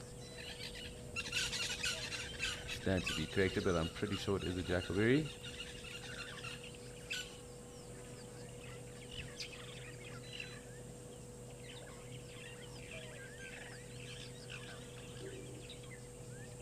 Seems like he's got quite a big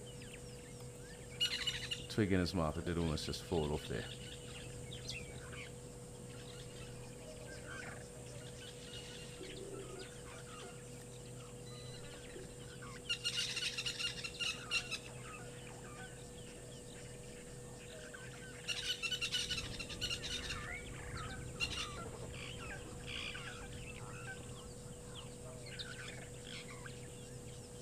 Hi Lenny. So perhaps they will probably avoid eating some of the terminalias, although it's not to say that they won't eat them, they probably just don't like them as much. So I would think the silver cluster leaf, perhaps a green cluster leaf, maybe wouldn't take too much of that if it didn't have to, perhaps in drought or if it's dry. They can be quite a bitter tree. They are known for taking on tamboti, and they do eat quite a bit of it, but maybe avoiding it if they don't need to eat it, because I think they do kind of use it almost as a digestion, or to help or speed up digestion. Being quite a toxic tree as well, the tamboti as well. So at least in the area here, I would say that the ones that they would probably try and avoid would be the terminalias. So those green cluster leaf or the silver cluster leaf that are present in the area. I think the giraffes would probably try avoid eating those if they had to. They obviously do favor the Senegalias, once known as the acacias. Those thorn trees as well. They love knob thorns. There's plenty of knob thorns around in the area as well. I've never actually seen a giraffe feeding on a Natal mahogany, so perhaps they would avoid that too. But I stand to be corrected with that, so that is really just speculation. But I have not seen one eating a Natal mahogany yet. And I don't think there are many around here. There'd be the pod mahogany. The Natal mahogany is more on the riverline and riverine areas and river courses.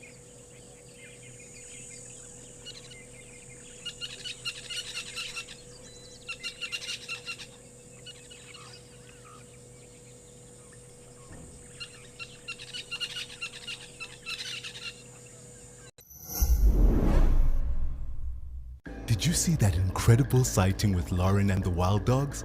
Oh, and on the Sunset Show yesterday, Tessa saw Maribs. Are you someone who only has time for the best bits? Well, we have some great news for you. It's absolutely amazing. Download the Wild Earth app today and you can watch the best highlights from each safari show Look at this. every single day. Look at how fascinating this is. Wild Earth, it's a future.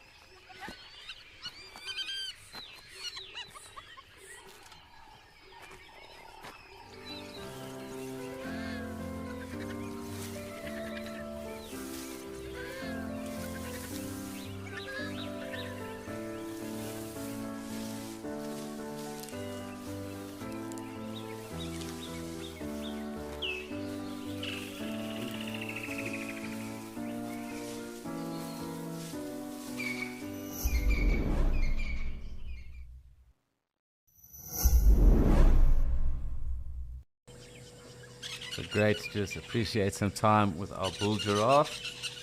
Really fascinating watching them feed. It's not every day that we get to show you quite intimate scenes of a giraffe feeding like this. And obviously undisturbed, so lovely to be able to focus on this.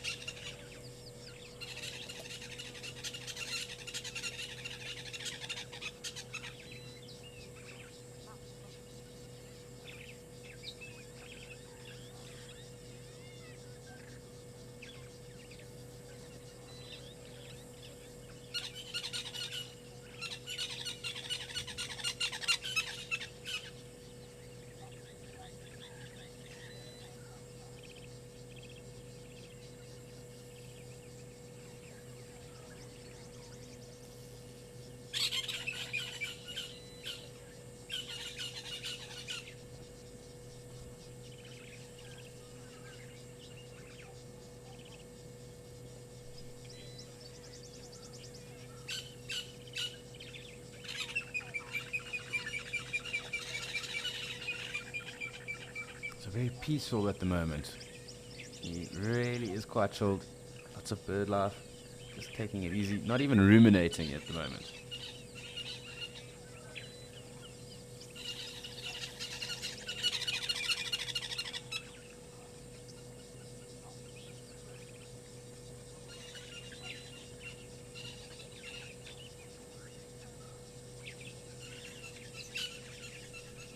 Quite fascinating just watching how relaxed he is, perhaps even taking the opportunity for a rest, a little bit of shut-eye maybe. Does look like those eyes are slowly drooping a little bit.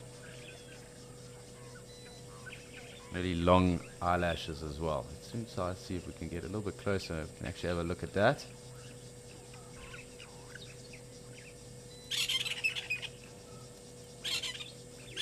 Hoping it will focus for me.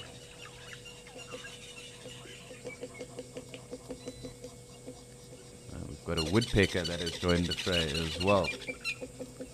I'm not too sure which one just yet. Perhaps bearded. Or even golden tailed. I haven't heard any shrieks yet or calls. I do hear one calling, but definitely a woodpecker with us. do see it or pick it up, we will definitely have a look at that too. I'm leaning towards bearded or golden tails at the moment.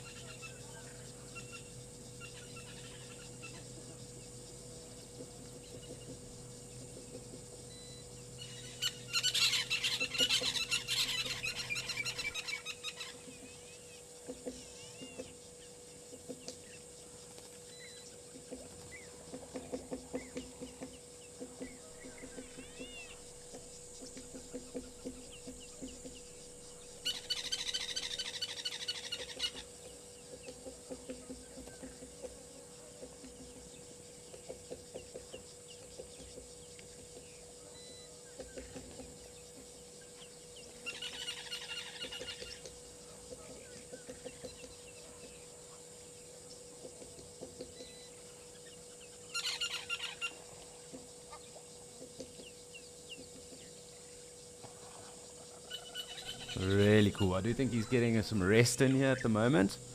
And I did say I was going to try and have a look at his eyelashes as well. That oxpeck on the top of his head, it does look like there's a branch in the way though. Letting me focus on him. I'm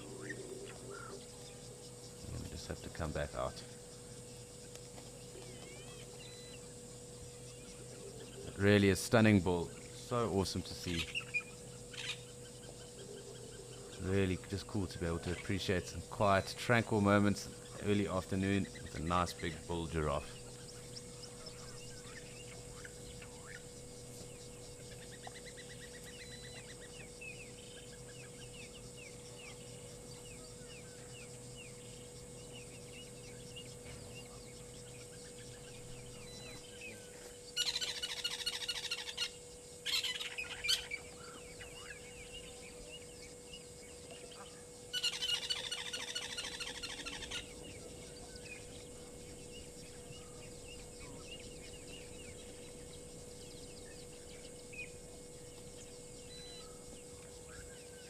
Hi William, that's a fantastic question. What is a giraffe spot pattern called? So effectively it's their coat,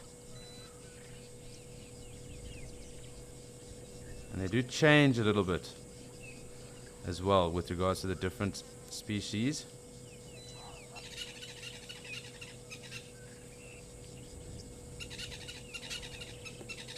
So it really is just their coat. From what I'm just trying to rack my mind and just think if I've heard of anything else into what its spot pattern would be called, because on the different subspecies there are different patterns on some of them. So like for example the reticulated or the Maasai giraffe, they do have quite interesting spot patterns, but the coat itself and these spots do help with thermoregulation, as I was mentioning earlier. Those darker spots obviously where that melanin has come through allow for a greater concentration of blood vessels that are there. That does help them with their thermoregulation as well as their camouflage.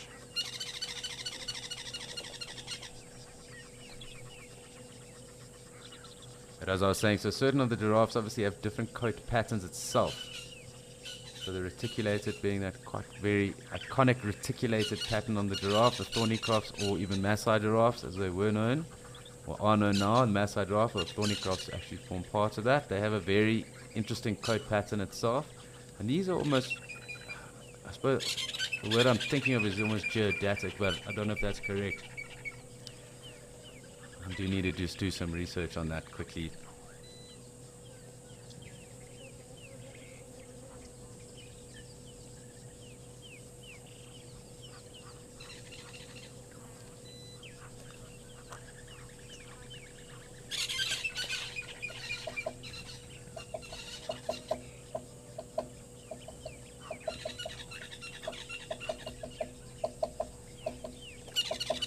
I think it's safer for us to go with patches as opposed to spots. He really is enjoying a break, it seems. And that zebra's still around. I do just want to have a look and see here, because I have a feeling I know where this woodpecker is, and it's playing on my mind here. It's quite close, so perhaps it's just above us in the tree. But great just to see our impala friends and zebra as well. Everyone is quite relaxed at the moment too. Really enjoying themselves. Of course, we did see the zebra sleeping earlier too. But I really am enjoying this bull giraffe. He is a specimen. And I'm hoping he does browse again, because watching his tongue in that was very awesome. To see those oxpeckers on his head too. Quite a few of them on him, using those beaks of theirs to comb through his coat. Let's see if we can't perhaps get some focus on that. It does look like he is a bit too close, but perhaps we'll be able to pick that up too. You'll be able to see these oxpeckers as well, just kind of combing through his coat with their bills. And on their bills there are little like comb structures right on the edges of it, and that allows them obviously to comb through those coats, pick up any ticks as well. So you'll see them kind of making that kind of like scissored almost motion down and across the coat. And that is effectively what they're doing, kind of combing through, picking up any of those ticks.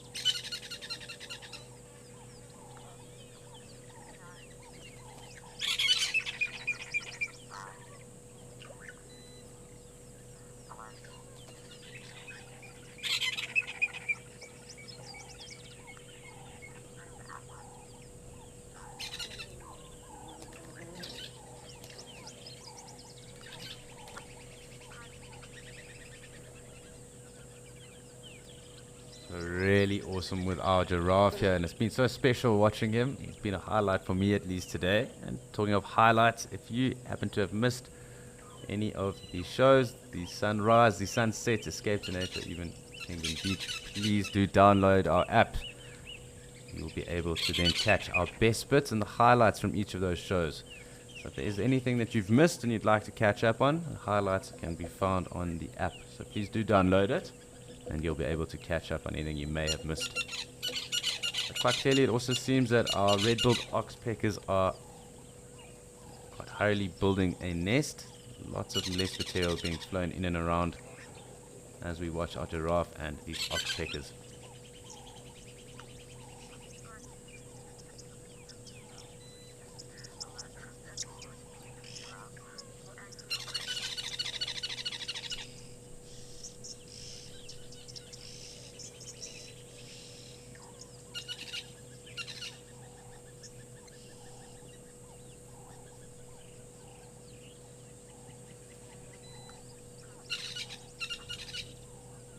So it really does look like he's sleeping, and it's quite interesting watching a resting giraffe, because they really don't need many minutes to sleep. Roughly around 15 odd minutes a day that they do rest for. The rest of the time actually being awake, obviously moving around, browsing, and keeping an eye out for any predators that may be around. So quite interesting that we get to spend some time with this one that quite clearly seems to be very restful. Whether it's sleeping 100%, I'm not too sure, but I wouldn't be surprised if a few Zs have been pushed.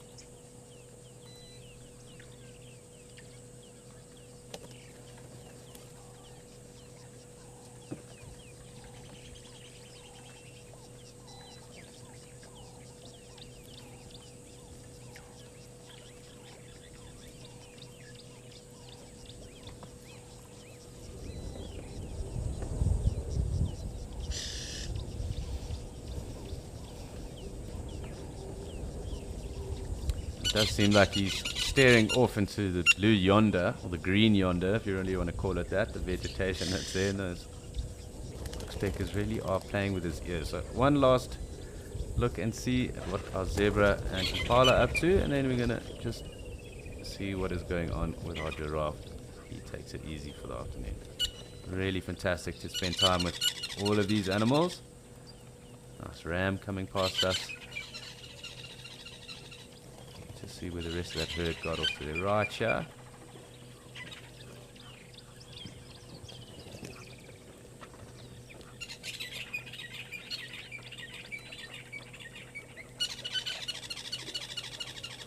Really see how good nick these impalas are, and also just how pregnant too.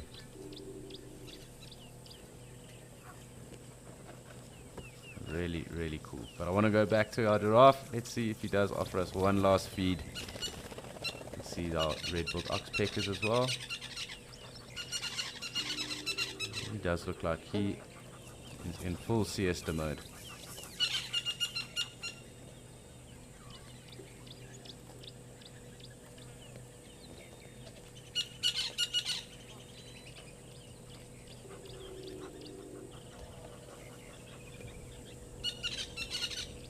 Definitely a peaceful afternoon with him under the tree and his oxpeckers giving him a groom. Perhaps it is time for his weekly haircut.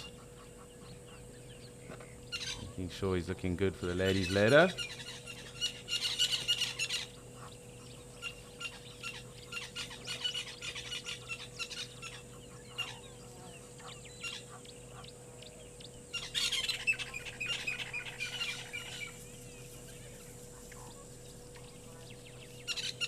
My pleasure, Miles. And don't forget to tune in tomorrow where hopefully we can do the same. Obviously, it does depend on what the animals decide to do and where they decide to pop up, what they decide to show us on a day. But thank you very much, Miles. Much appreciated.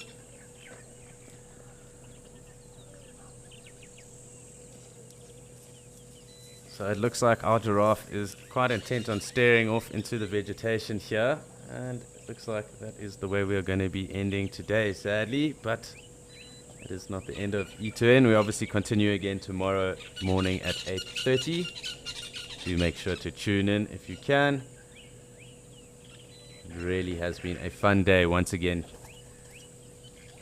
Lots and lots going on. Andrew and his mating lions, Ralph and his rhinos, myself and my bull giraffe, and the other Angolan giraffe as well in Kikuyu.